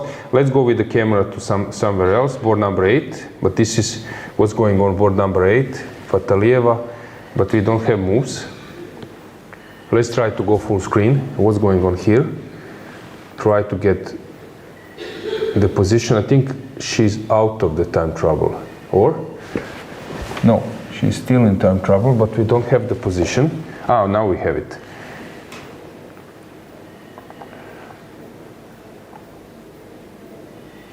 Bedulaeva is okay. She still needs to make few more accurate moves. Maybe rook c5. Yes, she just made it. And Bedulava is winning. Let's go back to the camera to board number 5. Bedulava just played this move. Maybe a board as well. Yeah. Let's get the board above them. Let's go full screen with the board. So rook c5, a great touch. Pawn takes c5, and Bedulava is promoting the f-pawn. 40th move or not yet? One more move. But they're out of time trouble.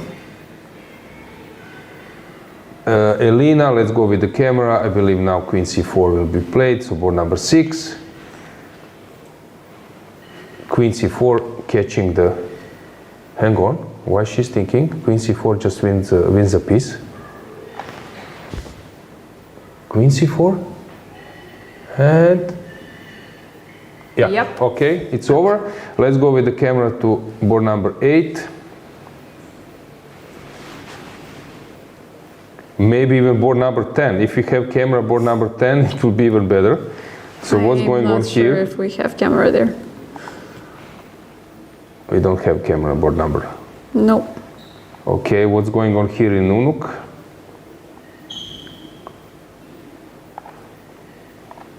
We can stay here as well. So Laura is thinking. And she's 2 moves. Queen d1. Just played. Yep. King f2, forced. King f2 or queen e1 maybe. But it's... Okay, queen e1, I can... King f2 or just take on c1 or... And then I take on d7.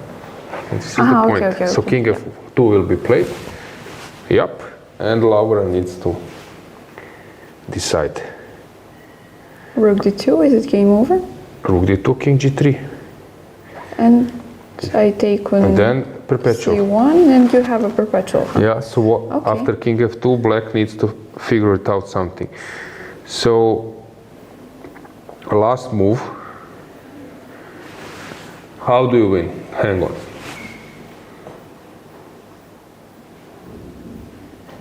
Okay, I can play queen d3.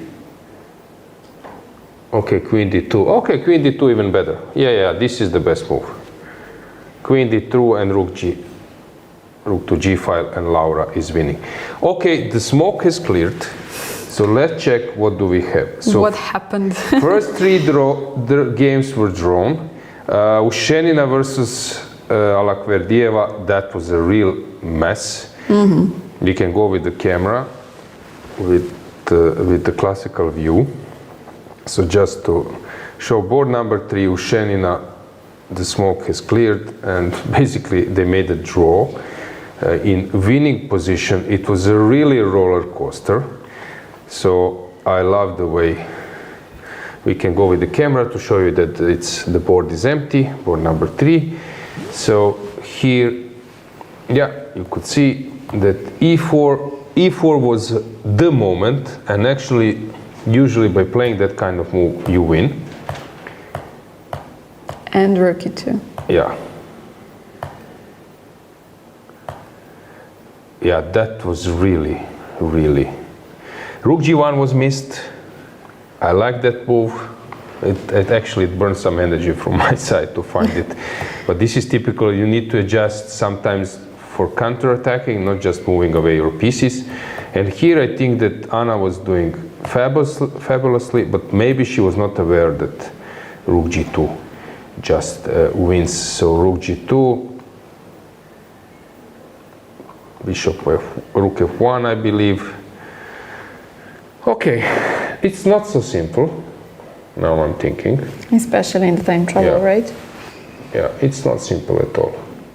Okay, she can always play and make a draw, but now I understand that it's not simple at all. But c5 is the winning move, which is not easy to find. It's not also hard, but when you're focused on this territory, yeah, the then g2, h2, yeah. exactly. Yep. So that was missed by Anna, but really crazy game. Here Bella, board number 4. We have them on the camera. Let's get the camera board number 4. Khotenashvili is winning. She's okay, 2 pawns up. Board number 4. Yeah, she's strolling around. This is not board number 4, right? So it's Khotenashvili versus Smietanska. Okay, but we see Khotenashvili walking Yeah, she's around, walking. so- I think we got this board with the jackets. Empty board, but with the jacket. Yeah, it's board number 4, camera number 4, so. Yeah, that's it. No, that's not it. Oh, this is board number 5.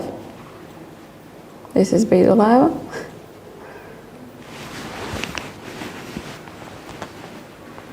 Maybe they have finished, but the result is not updated. Seems like this is board number 4. Which would mean that we don't have a No, I don't believe it, updated because White result. won in this game.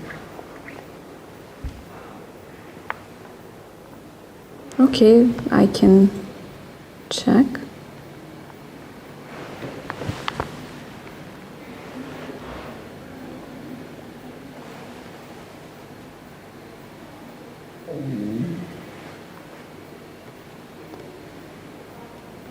In the meantime, let me try to update you on the other results.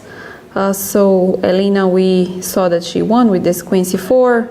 Lilith made a draw with Livia Jarocka. Nai Marva won versus Adela Velikic. Then what we didn't witness, Kirtadze won against Zawadzka, which is actually a great win. We might check it out a bit later. Victoria Radeva won. Lan Yao, one of the English players, won. Stavroula, we mentioned that she won. Stefanova won as well. Olivia Kibasa won. Beloslava managed to get a win as well. So Teodora is back to 1-1 actually after yesterday's loss. Claudia won as well. Dana Kuchavi, so the top seeds are coming back up.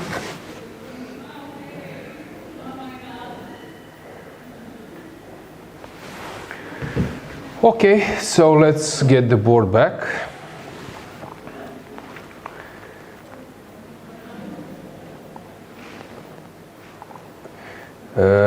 So in the game of, we will try to get, maybe we lost the signal, we will try to get that camera back. So it's Smietanska versus Khotenashvili. Bella managed to outplay her opponent. Schneider versus Badelka, that was really, yeah, super complicated. It seems that she was winning, but maybe e4 was necessary or something to play it. I don't know, trying to find the way how to defend. I don't know, rook c8 was played. What was the defense? It's really not clear how to defend this position. If e4 is not the move, Opening up the bishop. hang on. Yeah. So I'm thinking a bit. So if e4 is not the move and rook c8 is not the move, f2 is coming, how do I stop this pawn?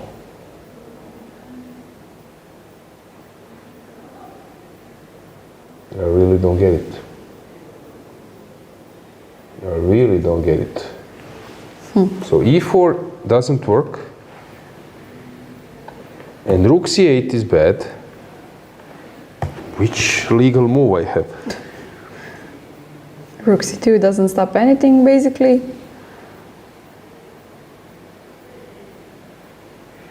I don't know, some g6 crazy stuff, but I don't see a point. Rook f4, Yeah, but g6 why is would I- ridiculous, rook f4 is ridiculous. Yeah, this engine really drives me nuts.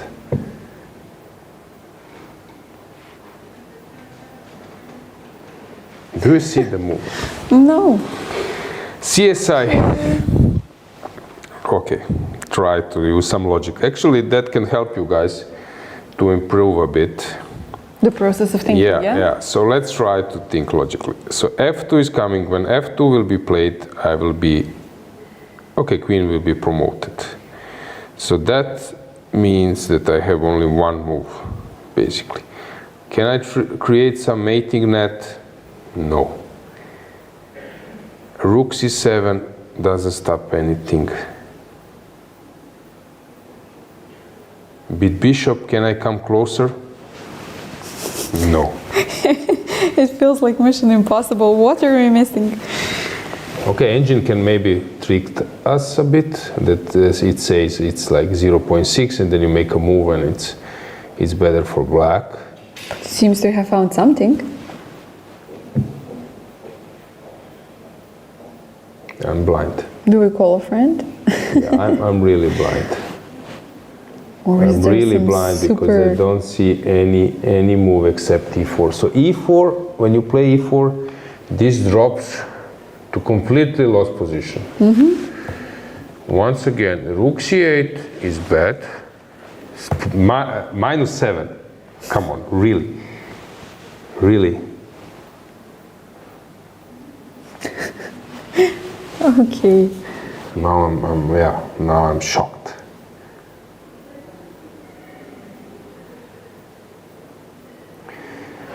I don't see any point in playing this kind of thing because f2 and there is nothing. So I can move a pawn. But f2 seems unstoppable, like... No, maybe something is wrong with engine. Can we ask the engine? No, to, I turn can, but I want to... You want to find it out yourself? Yeah, this is the last chance I'm giving Okay. to this guy because it's really crazy. No, this must be wrong. How on earth now I can stop this f-pawn? Okay, just let me think for one more second. So rook c8 is bad, rook c2, f2. I don't see a point. If I go rook c2, you go f2. How do you stop me promoting? Rook c1, nothing. No, something is wrong. No, okay, let me check. Okay, e4 is now the best move, and then he says that black is winning after e4. Okay, so engine is bad. Okay, so guys, don't look at the evaluation bar, Yeah, but I saw that so it's winning from the beginning, so engine is really bad. All right, so e4 was the winning move. So basically black was keeping everything under control, so here already it's just winning. I don't get it why engine is so bad. But I really don't get it. Okay, that is We can try looking the settings afterwards. Okay, I will check what's going on because this annoys me.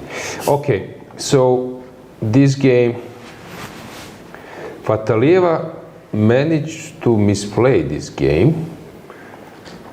So around Okay, here. so this is board number 8. We can go with camera as well. Yeah. So Ulvia is under pressure. Sabrina Vega, what happened here? Can you believe that was a walk from this side? Okay, this is a memorable game. That kind of games you play once in a lifetime. So, she survived? Yeah, because she's threatening a checkmate. Oh, okay. And now,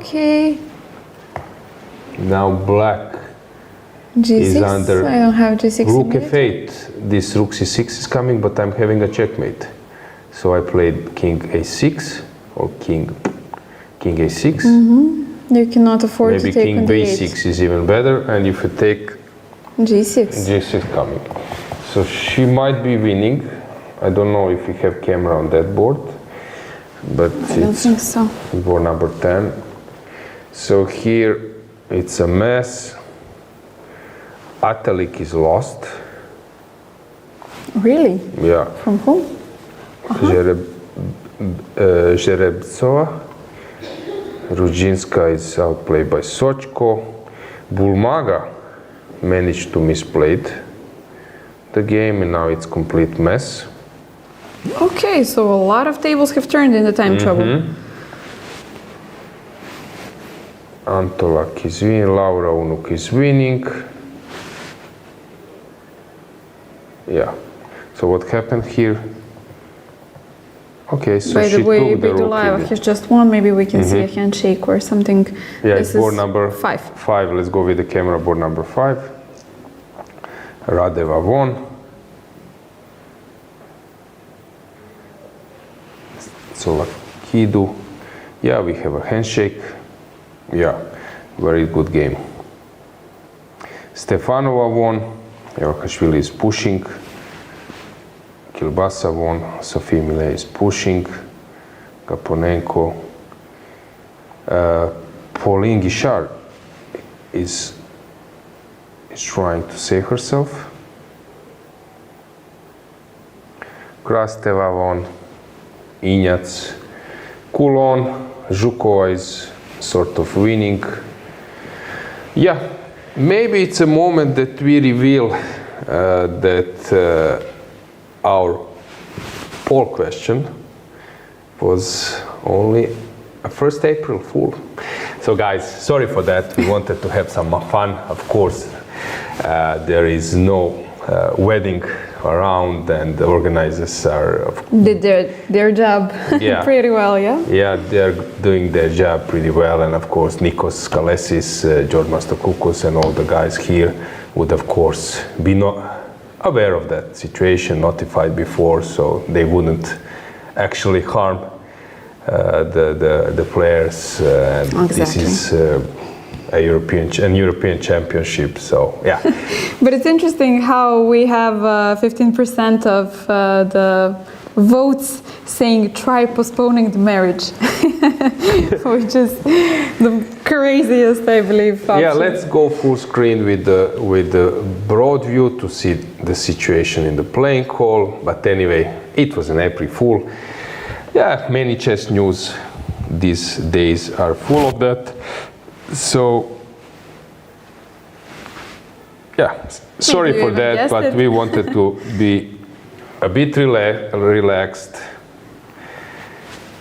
and we will reveal. To try join the fun. Yep. I see Chalushkina standing up. Maybe. Ah, the game is not finished yet. Okay, so she's just taking a walk. Just maybe to reveal the situation in poll. So how many votes we have in total? 205 they were. Okay, and numbers. Okay, many. It was around 30% for the first two options. So yeah, it was a viable option to move the Yes. free day. Exactly. To just switch the free day. Of course, guys, we know that the free day is very important for the players to basically have the rest prior to the most important days, the ending of the tournament. Yeah. So many games still in progress, but yeah, we can just reveal once again that the situation on the pool. Maybe just read exact answers, Dragana. Ah, okay. So ignoring the party and just keeping the tournament on was 33%. Winners. Yep, the postponing the third round and switching it for a free day was 31%, postponing the marriage 15%, and ask players to blitz and join the party 21%. Yeah, so quite level. Many options around. Yeah, and of Probably, course, guys, from you even from realized. tomorrow we will keep on with regular questions. Thanks for joining. Thanks for replying. And yeah, we will focus on the games Once again, anything in chat, any question to no, be I see answered, some any game? Lela Javakhishvili's fan. Matthias is mentioning, I believe, Lela Javakhishvili. Just to mention that Bodana has won the game, so normal start for her. And I want to mention, sorry for interrupting, that our birthday girl, your compatriot Anna Ushenina, has also won. So Okay. I believe this is the best birthday present you can get. Exactly. When you have to Let's play. get the board back. There was one crazy game. Only one? Yeah, many. But for example, Gabriela versus Mihaela. So Sandu was pushing, and you will see what happened. She sacrificed the piece, which was taken by her opponent, threatening a checkmate, threatening to collect the queen. So f3 was played, check, check. She didn't want to make her perpetual, so knight e2 was played. Maybe there were some other moves. What should be the winning move then? I don't know, if it's some knight kind is not of good? g4 winning, who knows, at some stage or something. So she went for knight e2, gave check, coming back, then again repetition. Just to gain a few. Yeah, and then seconds? they went to this line, which is crazy. All the pieces are on like strange squares. The knight on a1 cannot yeah, get out. And now Rook was collecting a lot of things, but the white is having an activity. So What position? it's a real mess. Yeah, we will follow that one. Let's say that in total we have something like 20 games. So we will come back just after this short break. Yeah, so see you soon.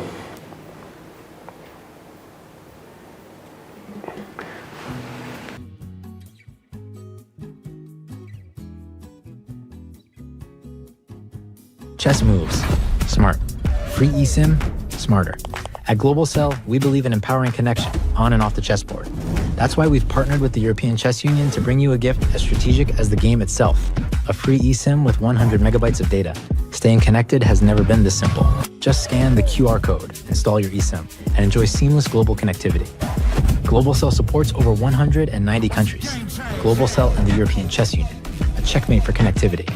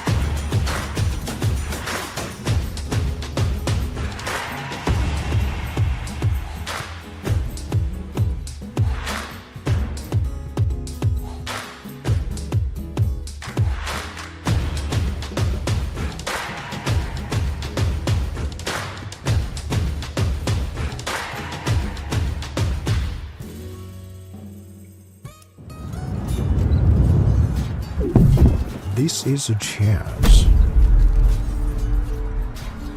This is a war. Everyone wants to be a winner. But the path to victory is lonely. Chess Robot, the smartest, most advanced AI chess robot. It turns chess into an exciting game of a progression.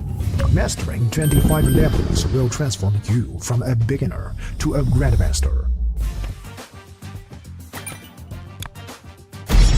Not into level ups, challenge the AI instead.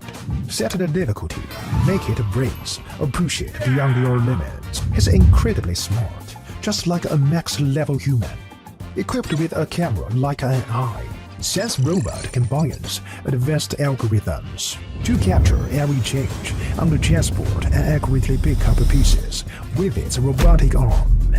Access the Planet Alliance function to connect and play chess online with friends from all over the world. Here you will find players of all skill levels. Flip the board and play as white. You can't wait to get started.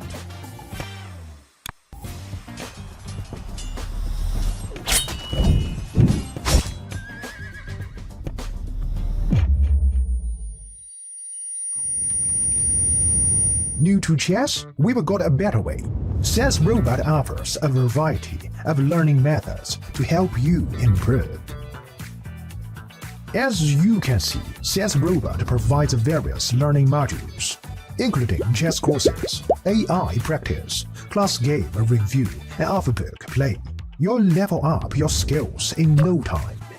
Let's start the Endgame practice, featuring 145 carefully selected classic endgames.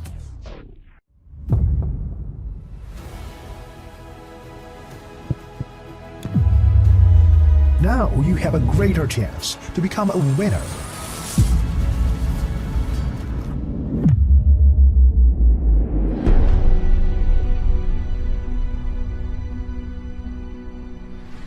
This is Chess Robot. Today, chess all in AI.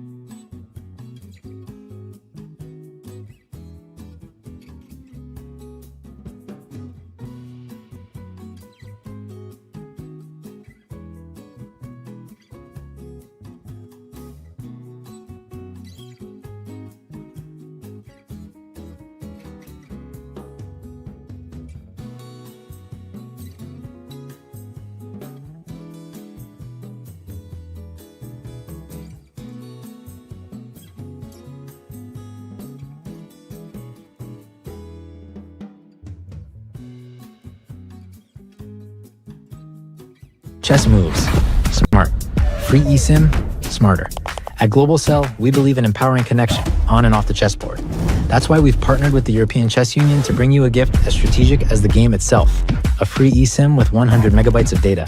Staying connected has never been this simple. Just scan the QR code, install your eSIM, and enjoy seamless global connectivity. Global Cell supports over 190 countries. Global Cell and the European Chess Union, a checkmate for connectivity.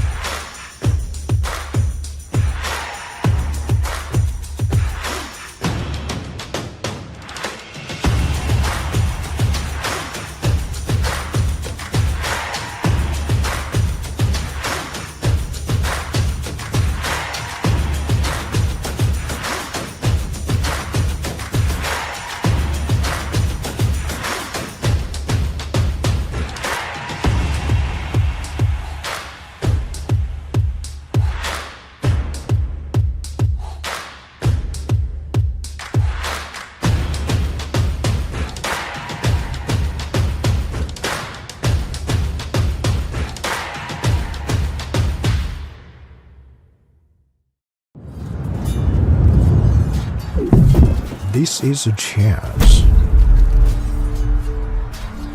This is a war. Everyone wants to be a winner. But the path to victory is lonely. Chess Robot, the smartest, most advanced AI chess robot. It turns chess into an exciting game of progression. Mastering 25 levels will transform you from a beginner to a grandmaster. Not into level ups, challenge the AI instead. Set the difficulty, make it breeze, or push it beyond your limits. It's incredibly smart, just like a max-level human. Equipped with a camera like an eye, Chess Robot combines advanced algorithms to capture every change on the chessboard and accurately pick up pieces with its robotic arm. Access the Planet Alliance function to connect and play chess online with friends from all over the world. Here you will find players of all skill levels. Flip the board and play as white. You can't wait to get started.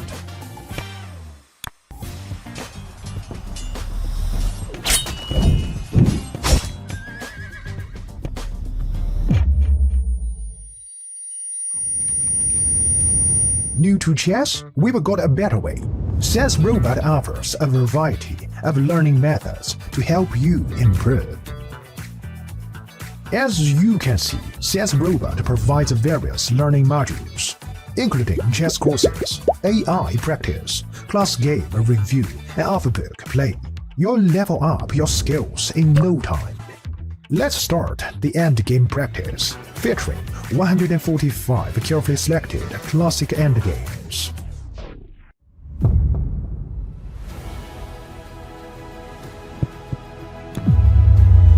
Now you have a greater chance to become a winner.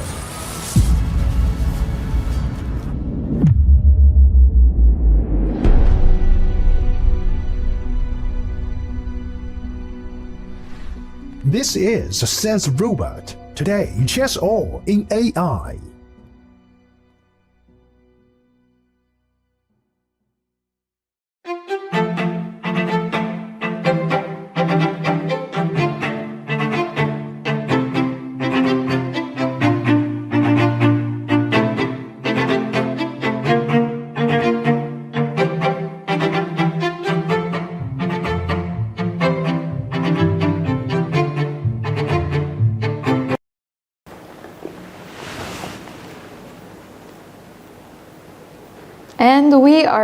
And we are back with some mysteries.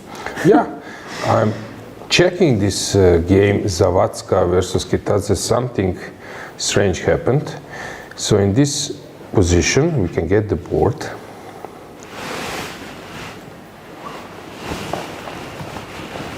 So rook f4, rook d4, Very interesting move by Jolanta. Rook f6. Okay, they were repeating a bit, and then black throwed everything on the g file. Triplication. Queen e4 protecting. Queen f6, threatening to take on. Okay, I'm not sure that. Okay, she's threatening. This is the threat. Let's say that I play some stupid move. Queen f2, I believe, and there is queen h3, queen g3, queen f3. So rook d2 protecting. Now probably some bishop h3. You believe is working. I don't know, maybe I'm wrong. This is something I would calculate. So this is just winning for black, and king takes. I have some kind of checkmate. Rook g4 maybe. Is this winning? Threatening this, if you take, take, and double attack. I wanted queen g5 immediately, but this is way forced, yep. So she played bishop f5, not the best move. Queen e3, queen g7, f4, takes, takes, bishop c8. And white, we are not sure how much time white spent, but white sort of, I don't know what happened, resigned? I don't know, we tried to get information, but seems like there isn't any reliable information. And I'm not sure if bishop c8 was played, or was the bishop just put back on c8 when you start putting back the pieces? Let's just check. So bishop h3, if you take rook g1 probably wins, so you need to take with the king, but then rook g4 again, or rook g5, or rook g3. So after bishop takes,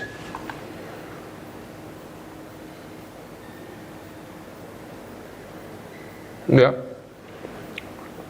Okay, we'll try to catch the score sheet. Let's go full screen with the view.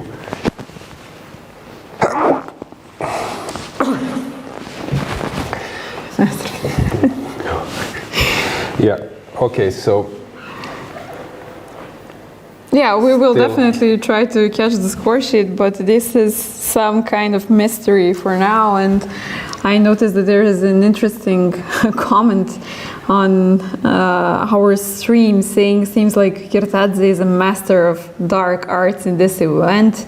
First she won after Teodora missed mate in 2, and then her next opponent seems to have flagged on move 40. Who knows, we still don't know if this is the case or not, but we witnessed yesterday's miracle for her, so yeah, definitely some very unlikely positions. And I see that Laura is standing up, so she finished. This is board number 21, camera 9. Maybe we can catch them. We just catch the last glimpse. What happened in this game? Laura won. Okay, so this is the decisive result. And let's see who else we have on camera. Maybe camera number 8. This is, yeah, Fatalieva is still playing and seems like she is losing. Or at least this is the engine's evaluation. Those two pawns definitely seem scary. But I wouldn't be so brave to give the final word here. Then next we have, let's see what we have next on camera, so we can try to pair it. Next, this is board number 25. We see Olga Zimina. She's playing against Martina Korenova, who is probably taking some breaths before finalizing this game. Zimina should be the favorite in this game, but seems like She's struggling. She is a pawn down, if I'm not mistaken. Okay, let's check the next camera. Board number 15. This is the Romanian encounter. We have Miruna Daria Lehaci versus Irina Bulmaga. Bulmaga starts pushing. Do we have any other camera? Okay. Mikhaljevic, yeah, with the black pieces versus Zhukova. Zhukova with white. All right, and what is left with the cameras? Cholushkina versus Wagner. Behind is Lehaci versus Bulmaga. And I just wanted to mention that Cholushkina has won the Serbian National Championship, I believe, last year. So she still got it. Okay, next. Do we have any other camera? This is finished. And Slivitska. And this is Sophie Millet. board number 31. She's playing against Elif Yildiz. Yeah, we will try to solve this mystery of Zavatska, which is very strange. I don't believe that she just resigned 7 minutes.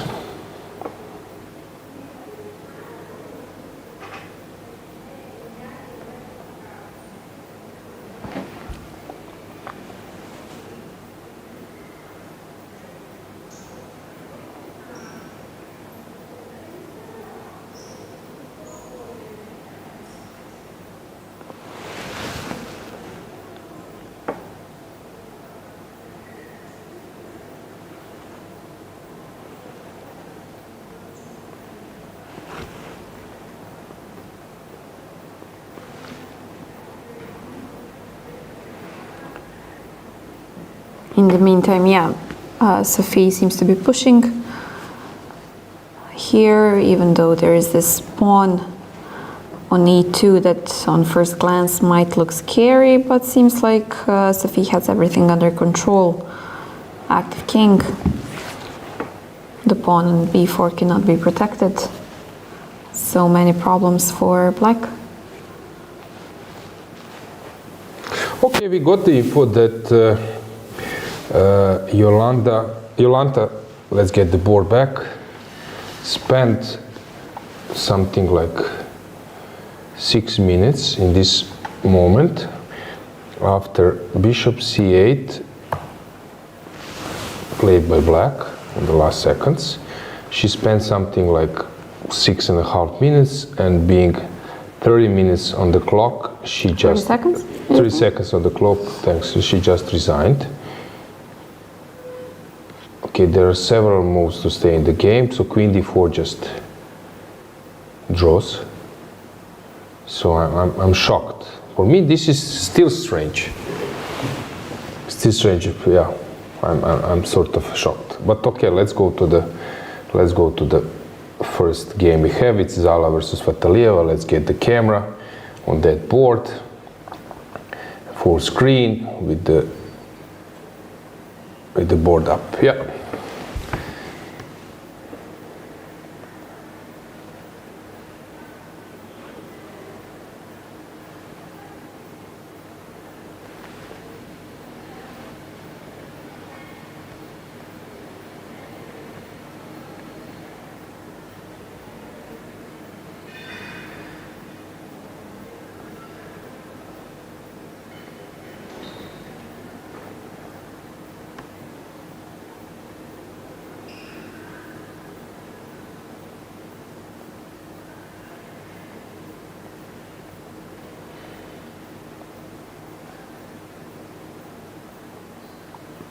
Okay, Fatalieva is definitely in trouble. Rook h3 played.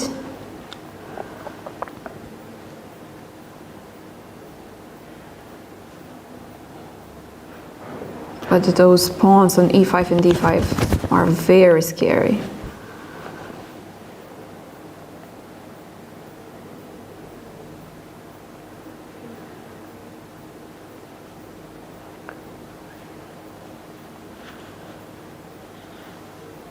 As black, you also have those 2 pawns on e7 and b6, but it just seems to be too slow.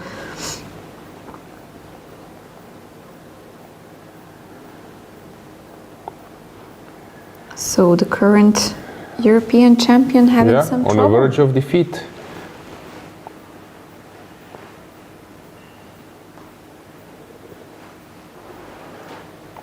Yeah, so it's very strange, we mentioned, but actually both score sheets were signed, and Jolanta Zawadzka, just lost the game. So here, 2 passers, of course, white needs to wait a bit to activate her king at the right moment, maybe some check first, rook f1 is something which springs to mind. So Urkzala is thinking, Olga is struggling, but she's trying to show that she is still there.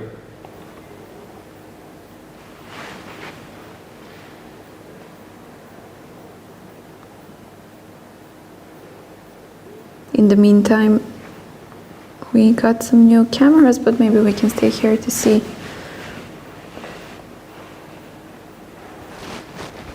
What will be white's reaction?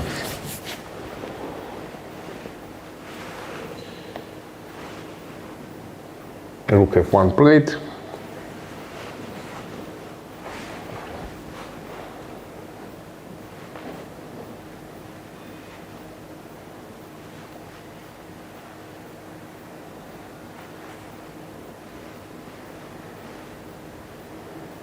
Even though it doesn't seem to be updating, but maybe it's just a glitch. King e8. Yeah. Okay.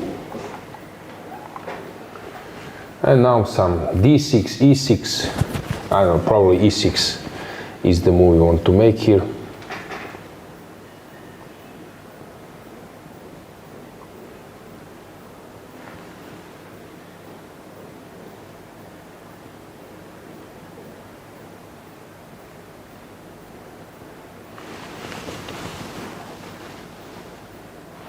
Yeah, e6 is the move we want to make. Sabrina Vega, what has happened here? So we left around here. Let's get them on the camera.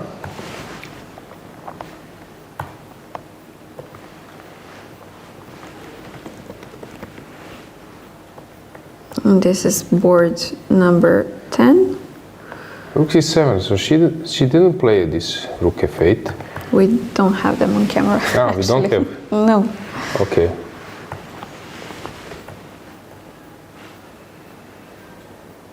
f6 looks like completely winning. Okay, she was maybe not sure about... Yeah, it's not winning. This is what she spotted, this knight c6 now. Okay, got it. Okay, I understand now. Okay, and they ended up in this position. Okay, this is a big mess and so tough to play. Yeah, we might take some camera, we'll see, and bring them on. So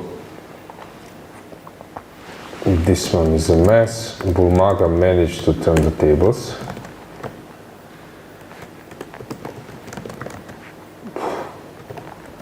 Really crazy. Okay, this one is also not so simple. Pauline Guichard is dead lost.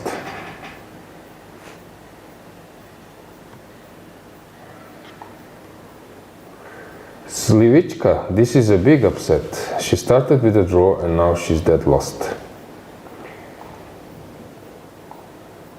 Zhuko is about to win.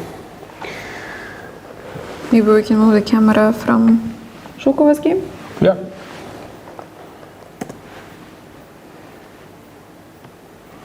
If she's completely winning. To try and have Gavrian Maria and Georgian versus Vega Gutierrez.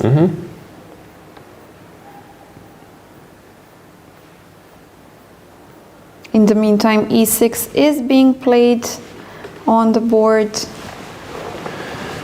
Yep, e6. Okay, d6 was also a viable alternative, but yeah, e6 maybe.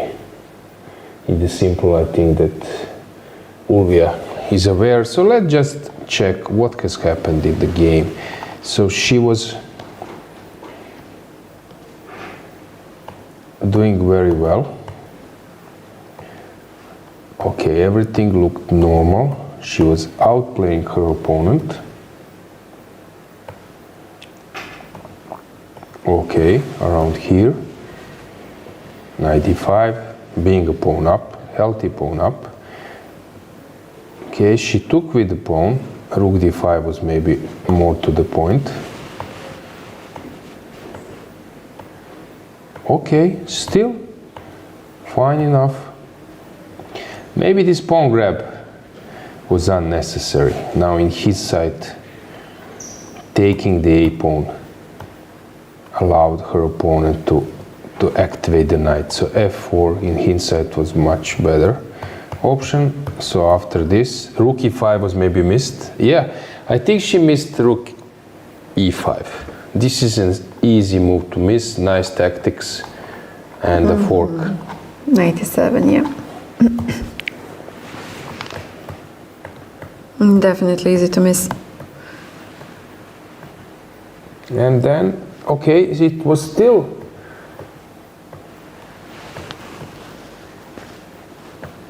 a game not to lose. Okay. King g7. Rook f2 also, is it possible? Here, I think she misplayed it. She allowed the king. So first maybe this point to play rook f2. I know it's not so simple. So if you go rook f, instead of king g7, rook f2, she was afraid of pawn push maybe. I don't know. Yeah, it looks scary, but she couldn't calculate. I understand her.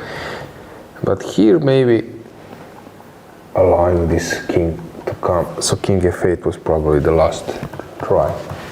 When d5 was played and king came closer, now I think it's really tough. Yeah, Ulvia is now really close to lose this one, and she's aware.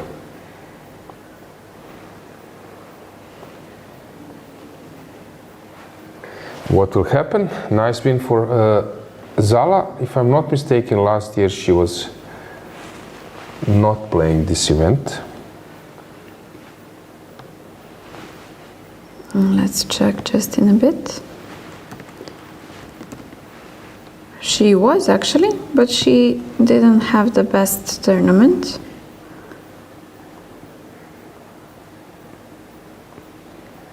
Actually, she had 2.5 out of the last 3 rounds, but it wasn't enough to get back inside the tournament.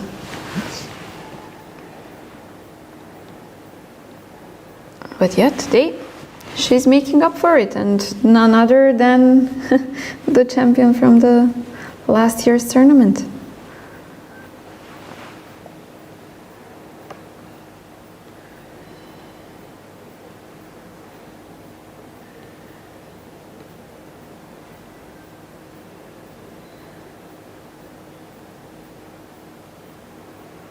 I see Maltskaya is approaching has approached already some serious time trouble. She's on a minute.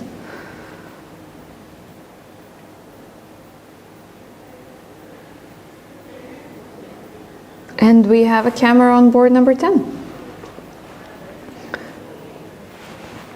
which is Maria Gavrian versus Sabrina Vega. Yeah, let's get the board above them, since this is a real mess. Queen f3 played, king b5.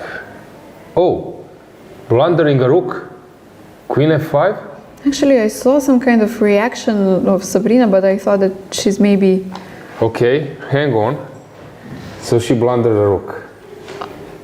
She's aware what happened. Wait, let's move the rook. Let's move the board. So you could see that Queen F5 is about to happen. And do I have Rook C5 to cover? Ah, sorry. Okay, my bad. I'm blind. No, that's... but then I can take and push H. No, hang on.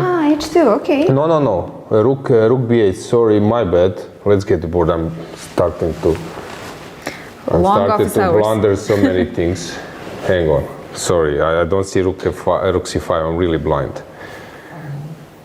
If I take, you can take, and the point is that you go Rook B8 and you win. Mm-hmm. So this is not a blunder. Sorry, my bad. Starting to blunder a lot of things. Not a great sign. Not a good sign at all. Oh, hang on. No, of course she didn't blunder a rook. Given everything that we have seen so far, it could be an option for anybody. So let's say Queen D3 can be a try. But then you go King F5 back. So I need to like, no, of course she didn't blunder. Hang on. So what to play? How to win this position? Okay. Okay, Queen F5, you go Rook C5. Okay, I go Queen F1. Probably I will win this one, but maybe there is something more simple. Okay, this was not a blunder, of course. My bad.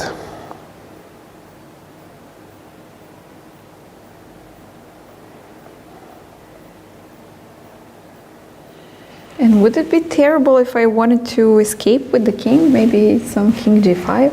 Would it be crazy? Okay, but when the rook comes behind, at least black survived. Yeah, white survived a bit. So Queen F5 somehow is the move you want to make. Also, it's possible to take on A3, but that's not something you do it. And it's okay. Now black will think a bit more. So Matevskaya, a mess. Lehachi, he seems to be losing. Fatalieva has finished. Maybe we can go back with the camera to see if we can catch the final moments. No. No, they're gone. Okay, so very important and win for Zala. Congratulations. Mm-hmm. Yeah. Do we have Slivichka on the camera? I think we did. Yes. So that's just to show final moments of this game. Yeah, we had it. And let's get the board. So Elizabeth won the game. Slivichka was playing very well last year, being close to top. 16th place, not too bad. Yeah, with 2500 almost performing. Yes. Losing to Fatalieva on board number 1 in round 8. And losing to Stavroula in round 9. So, yeah. And these are the only 2 losses that she survived. Yep. On the last year's championship. And she won against Maltskaya, she won against Narva Mai, a draw with Wagner Dinara, she won against Mamadzada Gunai. So she had a great tournament last year. Plus 50 almost with ELO points, which is for her rating of 2300, it's amazing, right? Yep. To be plus 50.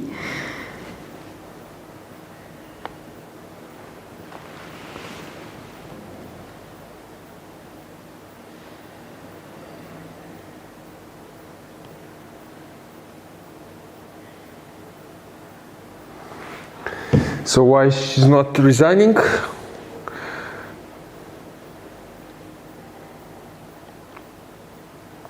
There is no clear answer, but we will expect a resignation very soon. So, what would you say, Dragana, regarding upsets? So Fatalieva loss? Yeah, I mean, the first 3 boards were 3 draws. Okay, if so we it says don't count something. draws. Okay, decisive results. Definitely the most important one is the loss of Fatalieva. Okay. Then Ekaterina Talik lost as well. Versus Alexandra Zherebetsova, rating difference is quite huge, I believe. 150. Okay. 150. Okay, let's see what else.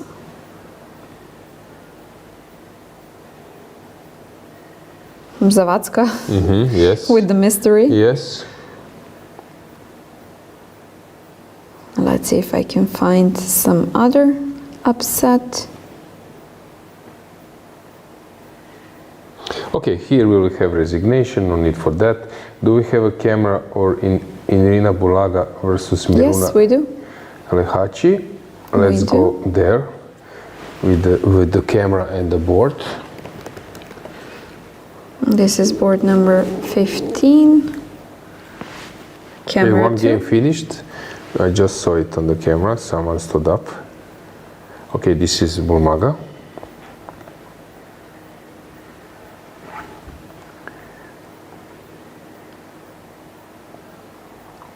Okay, let's go back to Slivichka versus Hapala because now she's resigning.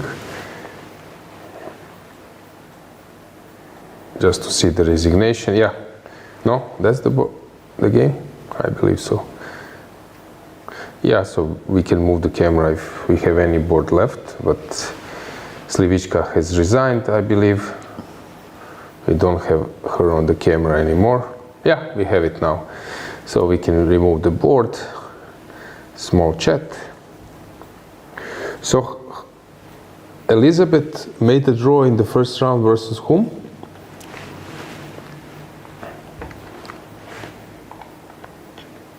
Just a second. I have it. Versus Gamponenko. So draw versus 23:49, win versus 23:42. A great start by Elizabeth. So David Shingelia is doing a very good job.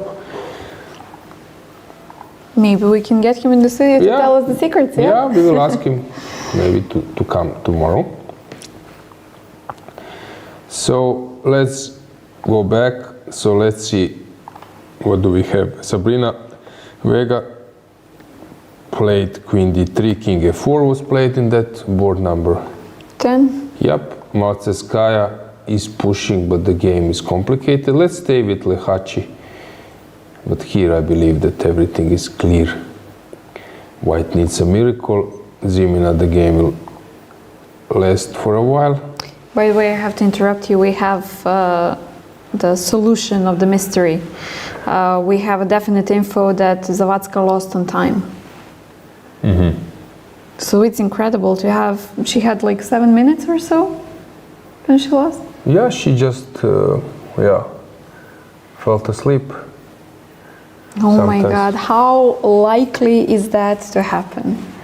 Not You very are likely. on 30 seconds or so and you're on move 40 and the position is so unclear and Yeah, in the meantime, let's go to Sophie Millier versus Elif Yildiz. Do we have them on the camera? I'm always asking that question. Yes. Let's get the board here because it's so complicated to calculate. These guys, take a look what's going on. It's so complicated. White is winning, but those 2 pawns that they really look scary. If we could make the board a little bit smaller, maybe, to see the clock. Yeah.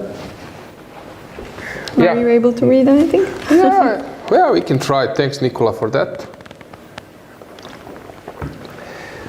So, white is having 1 minute, black is having 7 minutes, and white needs to react fast.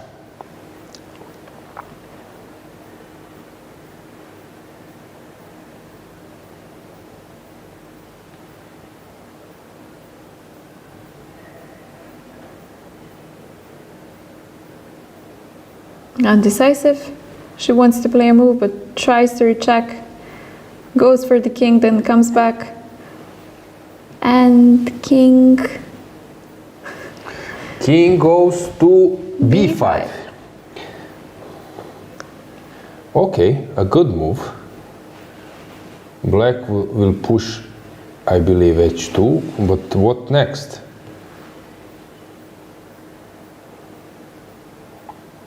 Yeah, I don't see actually, now when I dig a bit deeper,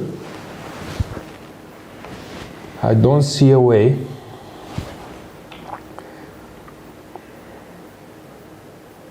Yeah, just to remind you that yesterday, Elif was completely winning versus Stefanova. Okay. And then she just made a draw.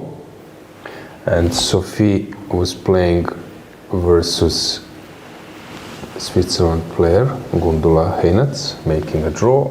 Today she's very close to winning. So how many games we have still in progress? Like not 7, many 8? Actually. Let me see. 2, 3, 7. Okay, now Black will take some time here. Matseskaya, a mess. Irina is searching for a killer. This one will take eternity. And Zieber. Okay. Not clear which game to follow. Matseskaya, super long time. Maybe we should switch a little bit to that game. So many things to follow. Last moment, second time trouble.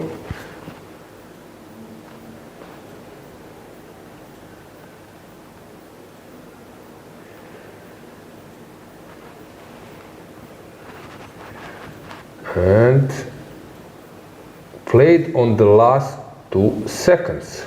And she has been in time trouble for some time now. Rook c4, it's a blunder.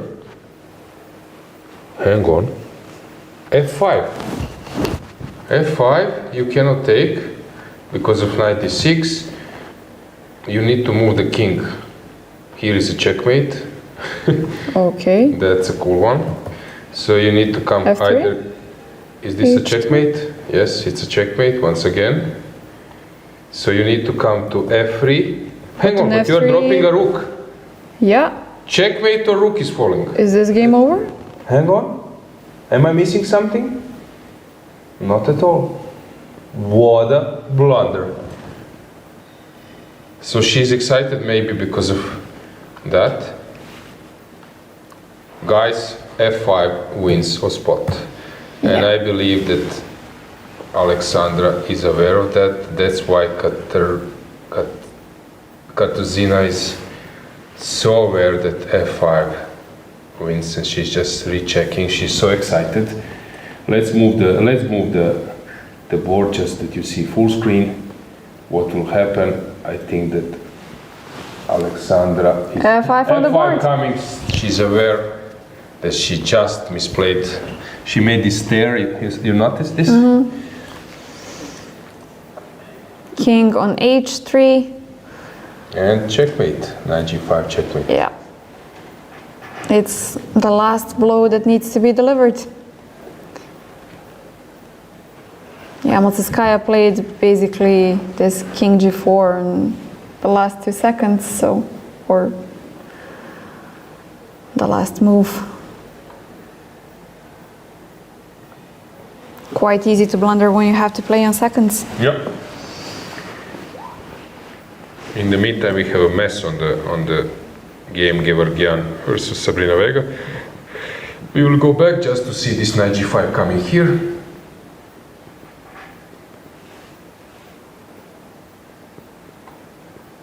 It seems to me that Irina Burmaga is trying to find a killer, but actually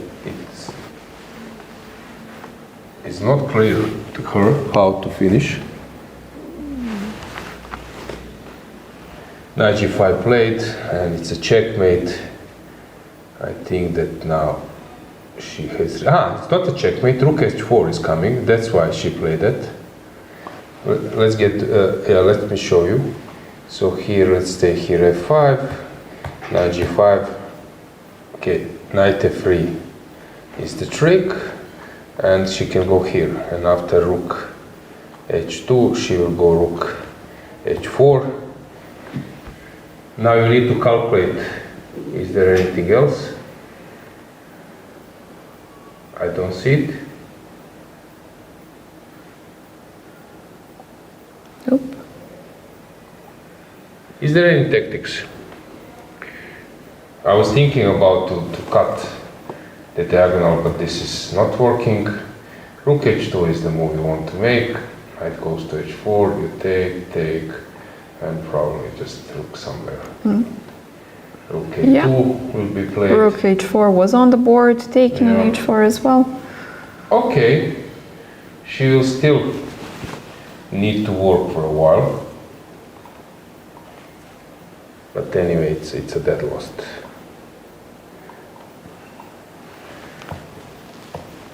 Yep, so rook c4 was a painful blunder in an equal position. And yeah, now she needs to play that position. Okay, the game will still take some time. Let's go to board number 6, right? Let's check what's going on in Board number 6? No, 12 board. Okay, we have a win. Sophie Millier just won the game. So that means that we have games in progress. Let's get the board back. So we have Georgian versus Sabrina Vega, it's to 10. Board number 10. Martinskaya is totally lost. Miruna still is trying to muddy the waters. Dinara Wagner is still playing, finishing off. She seems to be winning. And Fiona is pushing. These are the last games in progress. Everything else is finished, guys. As we've mentioned, all of the games are transmitted live. Yep.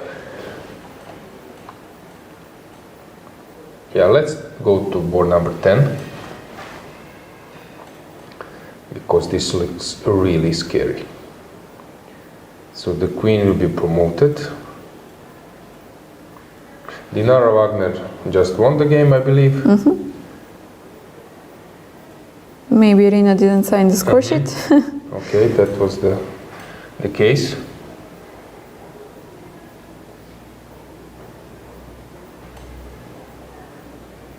But yeah, she has won for sure. We even have the kings on d4 and e5, so this is once again a confirmation that this is the result.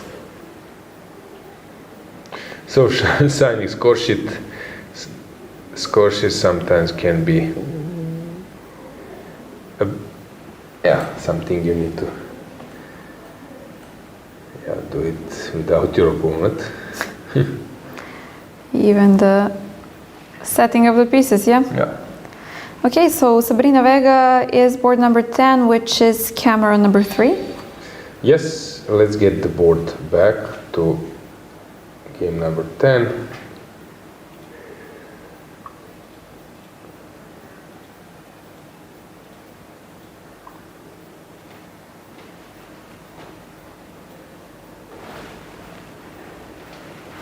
So this is a real mess. Okay, I don't believe that black is still in danger. She will start checking. And I believe... Wait, how did we reach this position? What happened since we left? Aha, okay. So she sacked the rook for the h-pawn, okay. H-pawn.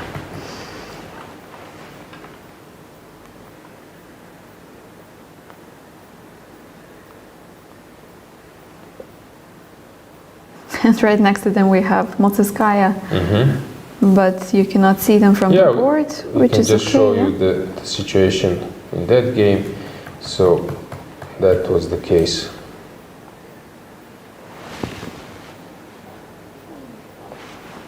By the way, I see a comment from Matthias.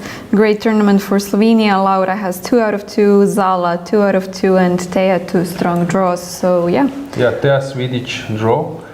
Second round versus whom? Let's check. Goponenko. Oh, very good. Yes, great.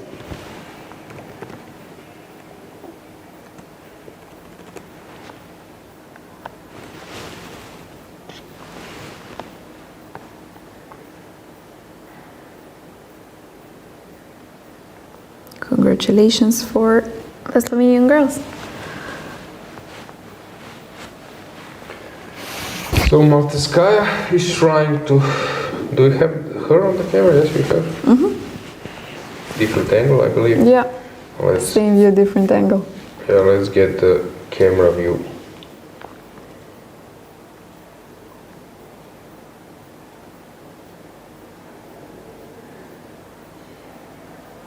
Yeah.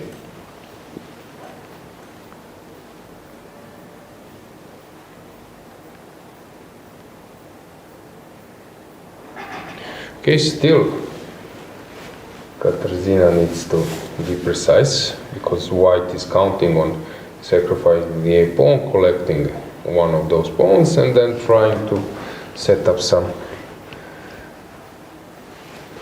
way. Actually there was a really complicated game of Conero versus Sarasadet at Grand Prix in Monaco, FIDE Grand Prix. The final position, black resigned. White is a rook and a pawn, but actually it's a draw. Oh. So she resigned in a draw position. She was long on time, but yeah, that can be sometimes possible because you're not allowing your opponent to come closer with the king. Stronger side is protecting the pawn with the rook, but yeah, you can just set up some fortress. Do we have a move? Yeah, we have a move, but Yeah, king g5. yeah, it was not updated, so it said that 1 second. She played the move on 1 second. It was on 2 seconds. Yeah, but it's at Yeah, 1.2 or was on something like that, 2 so it's seconds, rounded, I guess. Which was really, yeah. Wow. Some risky chess for sure.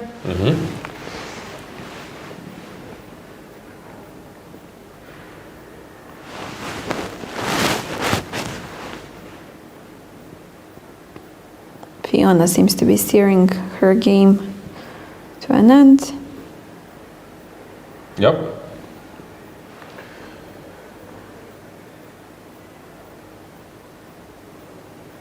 I think that Miruna has considerably improved her position.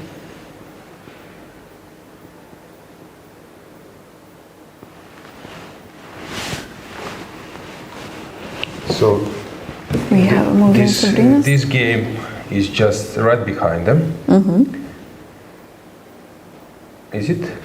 Right behind them is Sabrina Vega. and- Sorry, yeah. my bad.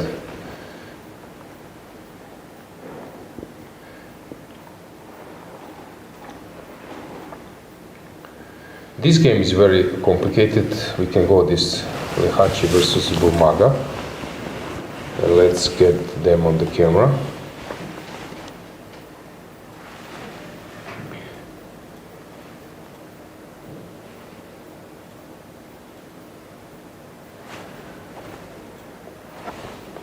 With the board. So what's going on here? It's hard to grasp. 2 rooks versus queen and a pawn. Oh, okay. Unbalanced material. Yeah, not easy to handle. Of course, if white managed to consolidate, soon white will start attacking black's position. So black needs to act fast, but really I would be worried in this position, playing with the black pieces, because rook f2 is coming, doubling over the f file.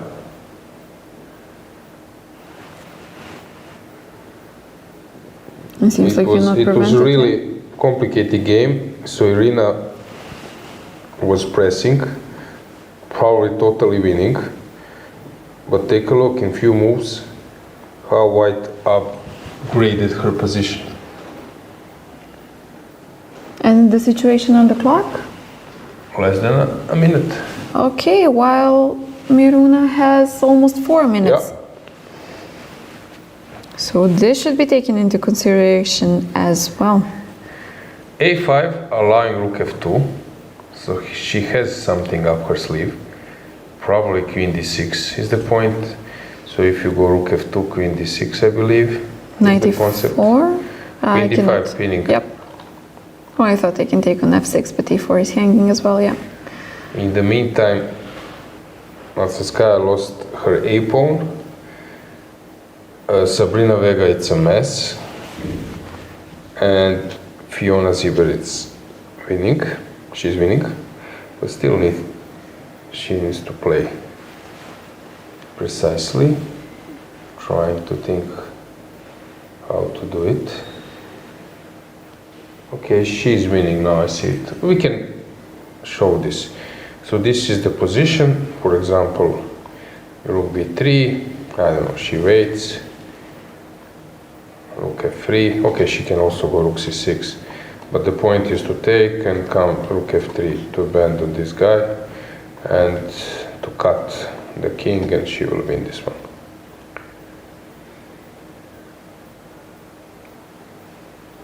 And this is Matsiashvili. Now I believe. Hang on, she allowed knight f5. Let's get the camera. Why? She blundered the f5 pawn. Let's get the camera of Matsiashvili. Game versus Dvilevich. She blundered the edge. Blundered the f5 pawn. Now it's wrong. So she didn't play something like, I don't know, maybe rook a3 even, maybe rook a2, probably just winning. So she went rook h7 and now knight f5. And what's wrong? I don't see what's wrong. She managed to survive this. We are writing people off too soon. This is the same position as it was in Conero versus Sarasadet. I will show you. You can check this game. So Grand Prix, FIDE Grand Prix Monte Carlo.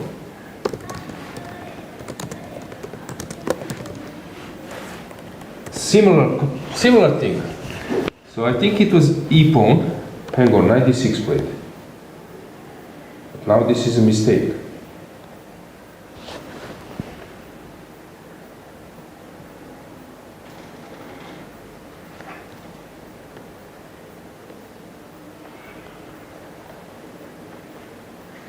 Hang on. I need to think. So the rook is here.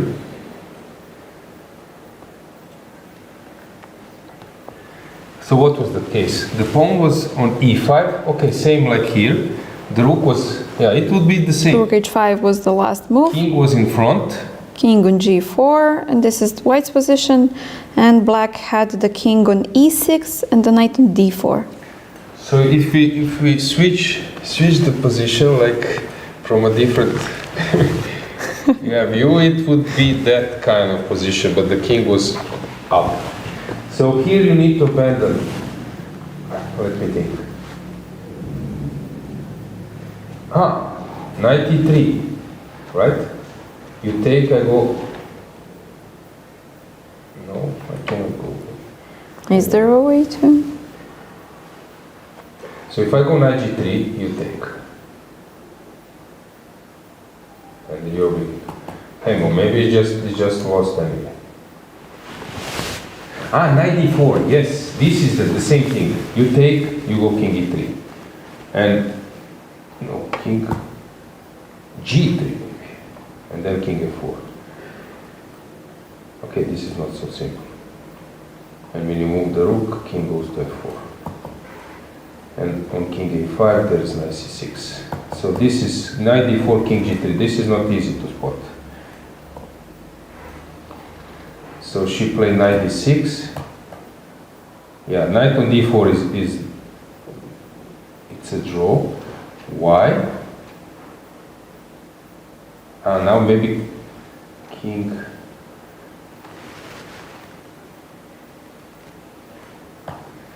g5. And after knight f7, king h5 wins. And in this case, okay, but this is not simple at all. This takes, and this is a draw. So she moved the knight at the wrong square.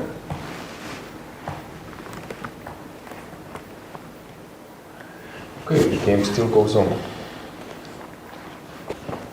And we have a mess in Sabrina's game, So maybe here already rook h4. Okay, maybe king. Hang on, king g5, knight f7. No, this doesn't play. Maybe e3.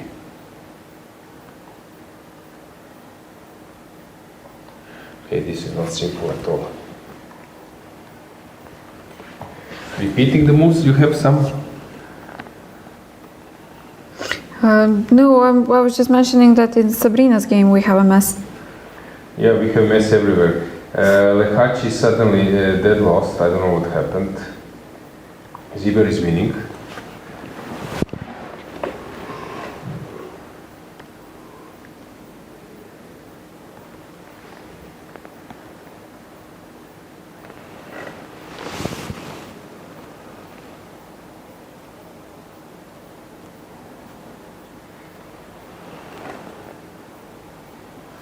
Yeah, maybe no need for a diagram now. Let's move the board because you could see what's going on.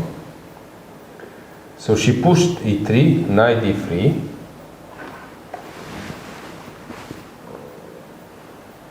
Okay, she will start bringing the king, king g5. A really tough game.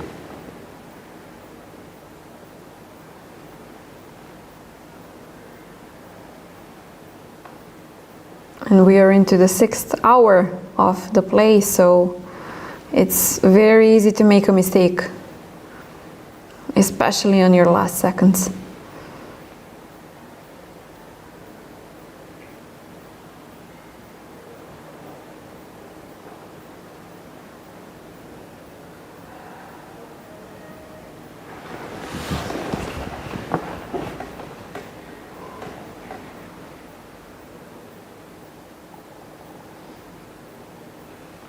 Last seconds, king g5 played in the last 7 seconds.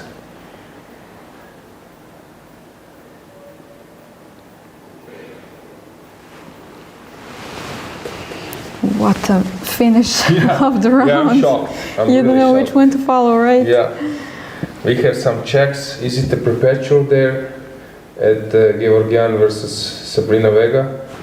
Who knows? Lekhachi is now dead lost, but still, Fiona Ziber, we will have a resignation. Let's go with the camera there.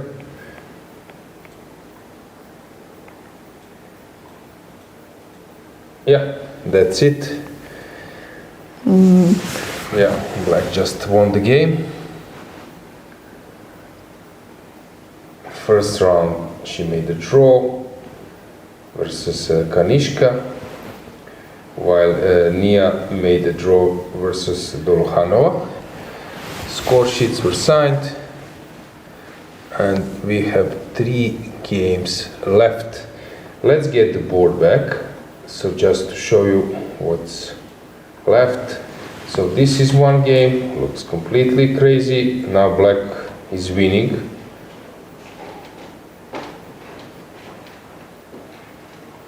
Black is winning.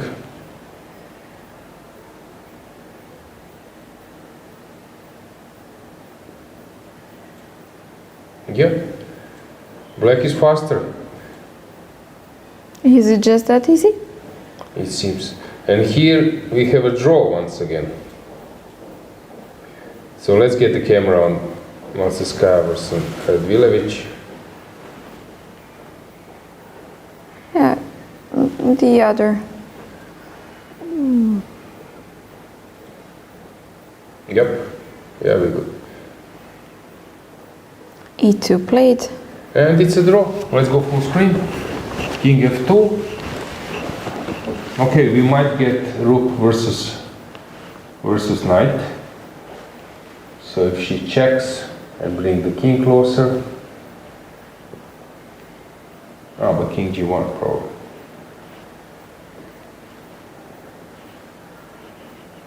What a position. But I believe that they will make a quick draw if rook versus a knight. Come on, it's still tricky. I know that Bakro lost versus Kamsky, 2700, but it was already on the edge. Rook h2, played on last 5 seconds or less. How many seconds? Do you see it? 5 seconds. Played on the last 5 seconds. So do you lose? Yeah, you lose. If you get flagged. There is a checkmate position, yeah. Yeah. You need to have a bare king to make a draw. King f3 just played, and I don't see how she will move on. Okay, king h4 might be a try. She will go with the king to the side, to h4. Yes.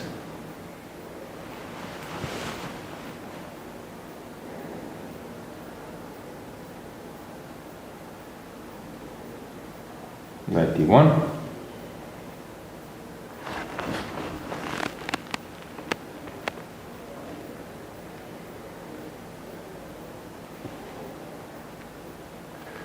Let's go with the camera to other boards. Let's get the board, since here it's a real mess.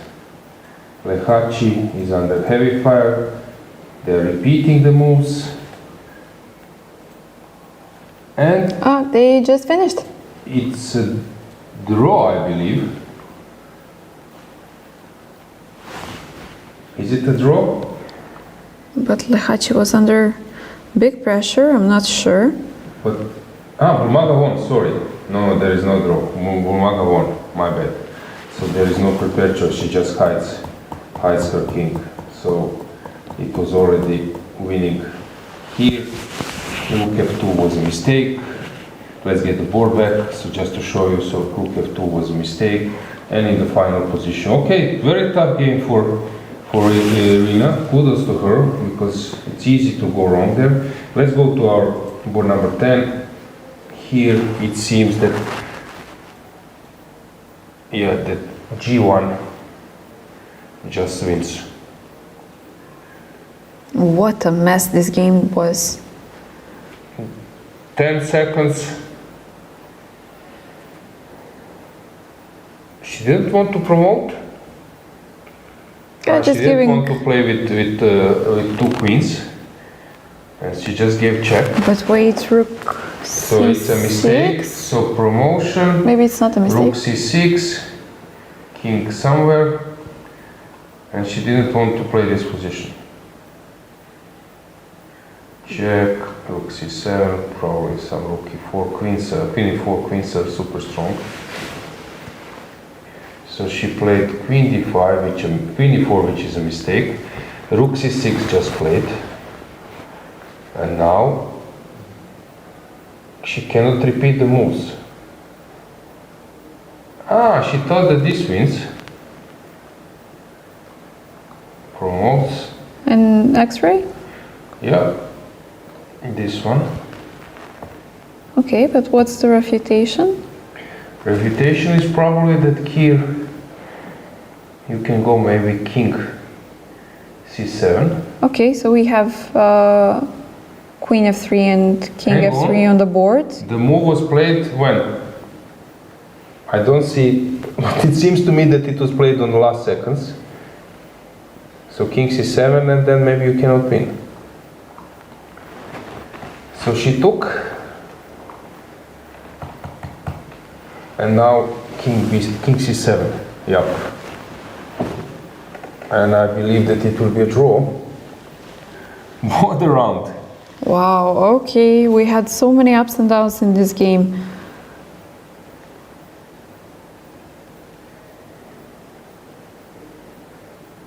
Really a mess.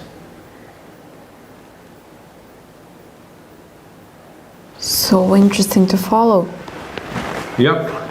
What a round. Regarding our poll, it was a April's Fool joke, so don't worry. Tomorrow, same thing. The players we'll are try safe. to get some players to the studio. Is there any scenario where you managed to win this position? No, don't believe. So let's switch to the second game. Let's get the camera there, because this one is more challenging. At least white can go wrong here. Knight e1, we can move the board, and we can see them both, let's say. Let's stay with this camera, we won't switch any longer.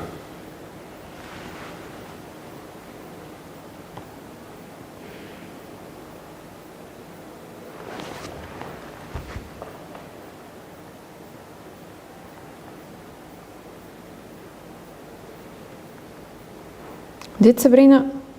What? They finished the game? Can we go closer to them? To the other camera? Yeah, we can switch that camera. Yeah, it's a draw. Okay. Because I saw that she got flagged, so I was afraid that we have another No. miracle today. Unwanted miracle. Yeah. What a mess. Let's go back to the different angle. Let's stay with our last game, Matseskaya. In the meantime, maybe we can just say how many players are having maximum points.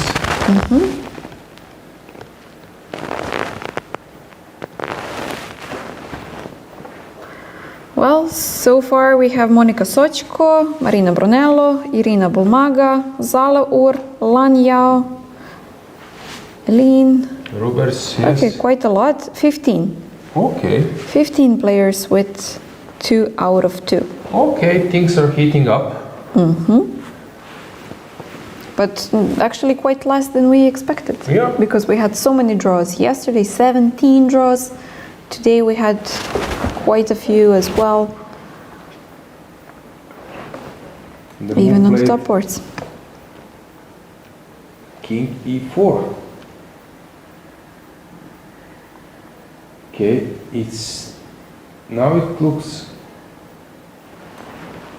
a bit tough to draw this one. No, king takes e2. Now she can take. And we will end up in this rook versus knight. So she will take rook check. Counting 50 moves. Yeah, but it can be Since this tricky. point. Guys, you can check Gata Kamsky versus Etienne Bacro. It was played in Sofia, if I'm not mistaken. If I would need to guess a year,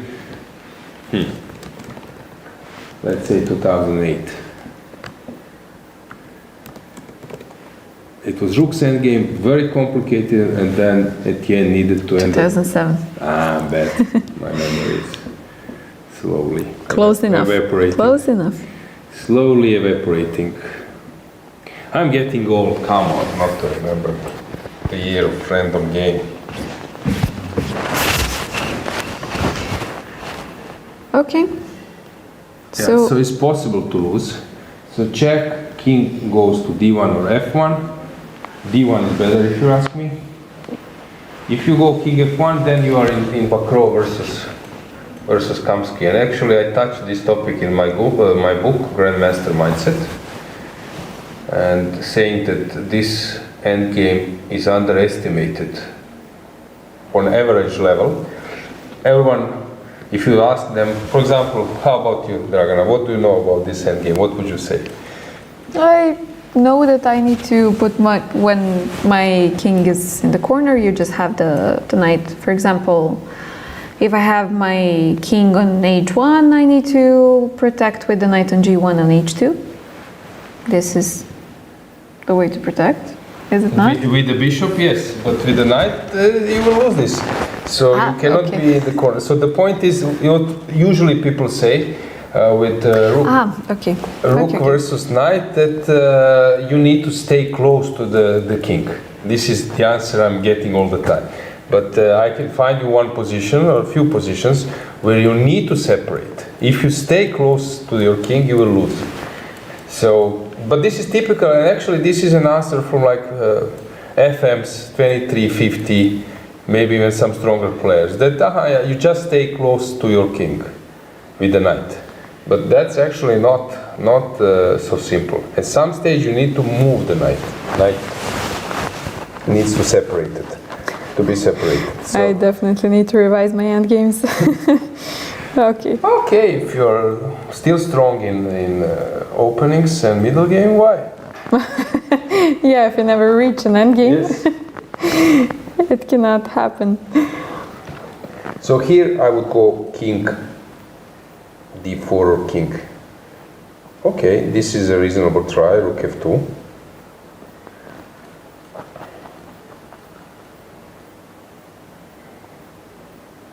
It's not so simple. When you're on the last rank, and actually kudos to Katarzyna, this is a very interesting way, yeah, that she sacked a pawn and then she's pushing when the king is cut to the last rank. And 50 seconds, Alexandra, is she aware that she has only 10 seconds? 10 seconds, 9, 8, 7, 6, Come on. 5, 4, Don't get flagged. 3. Play it on 2 seconds. Okay. Knight c2, still in the zone. King d3 will be played. By the way, Alexandra is a very strong blitz player.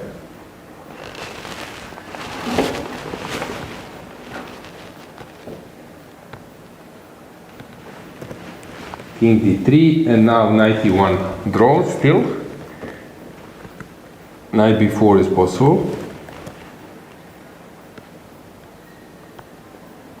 Knight e1, she's keeping the king close. Now king c3 will be played. And king c1. King c3, king c1, king c1 forced. Yep. And now you should play something like rook d2 maybe. It's not so simple. Maybe even rook a2. Not simple at all. As I said, I think this is the most underestimated endgame on like 24 plus level. No one is digging that.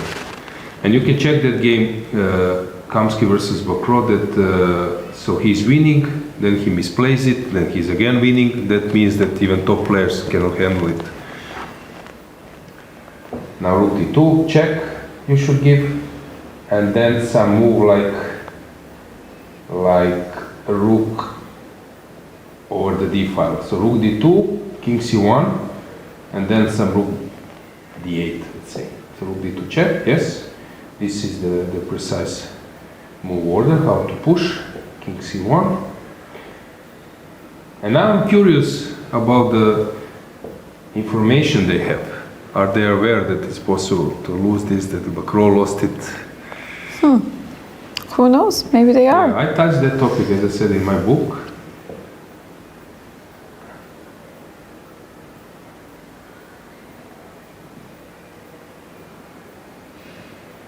So rook d5 or somewhere, d8, okay. Knight will go to f3. So knight c2, knight g2, knight f3 is draw. So are you ready to stay knight c2? If you want to be close to your king? Probably it's a good move. But it can be a little scary. She will play knight c2. I think this is the best, the easiest way. Okay, in that game, Kamsky king was on b1, or let's say on d1 on the other side. So here, so knight c2 will be played, I believe, and then let's say rook a8. This is how the game can develop. So knight goes to c2, rook goes to a8. Or she will separate with the knight g2, knight f3. Okay, separate. This means something that she's open-minded at least for that, which is a good sign for Alexandra. Kudos to her, because at least you're not afraid of separating with the knight.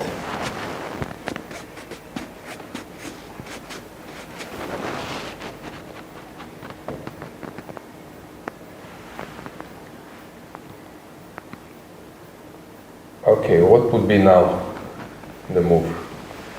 How to keep with the initiative? King d3.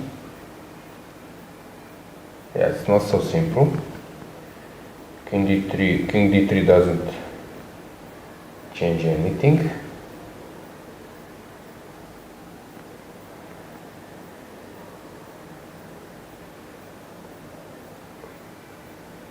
Okay, she will need to move back and forth. So some rook f8, coming back. The clock is ticking.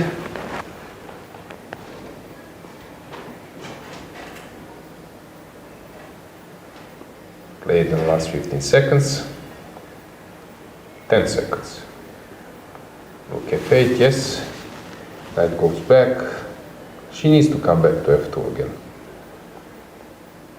Rook f2 will be played. Yep.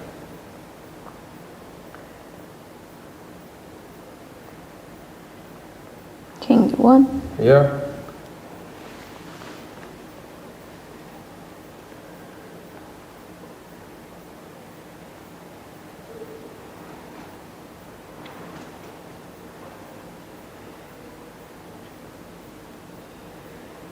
Rook a2. Knight f3 is possible to play, but knight f3, king d3. Knight f3 only move. Okay. And now, what now? Yeah, actually, it's not possible to kick. King d3, she will go king e3. Okay, in this particular position, maybe it's simple to keep the draw. It will be tough.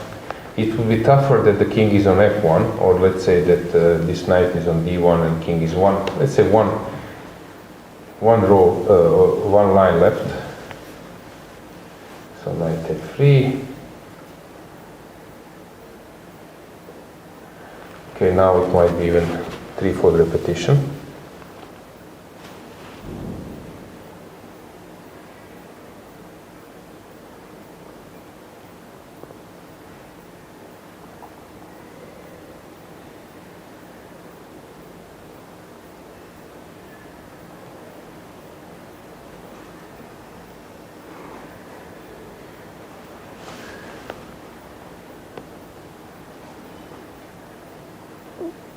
Yeah, not many ideas. Maybe with the king on d1, it's just a simple draw.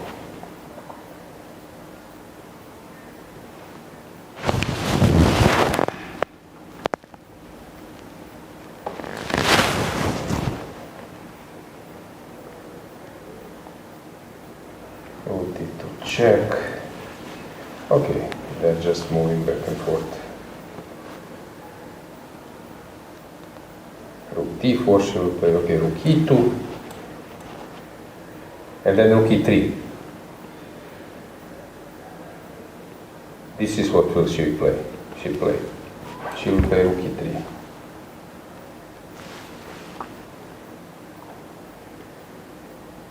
Yep. Okay. Knight g2 now. Yeah, knight g2.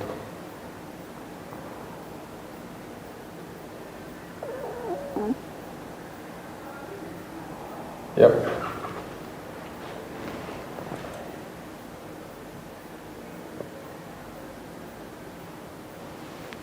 Playing confidently.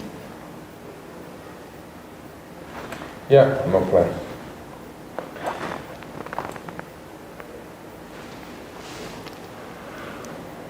'91, I think we will finish our broadcast.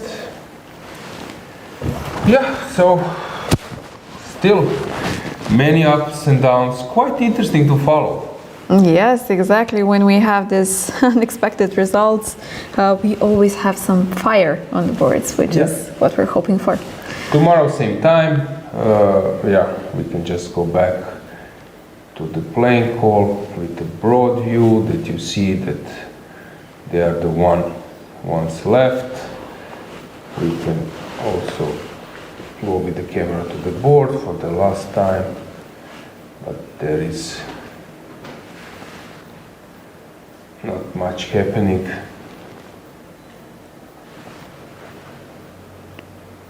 Yeah, that was actually the initial position.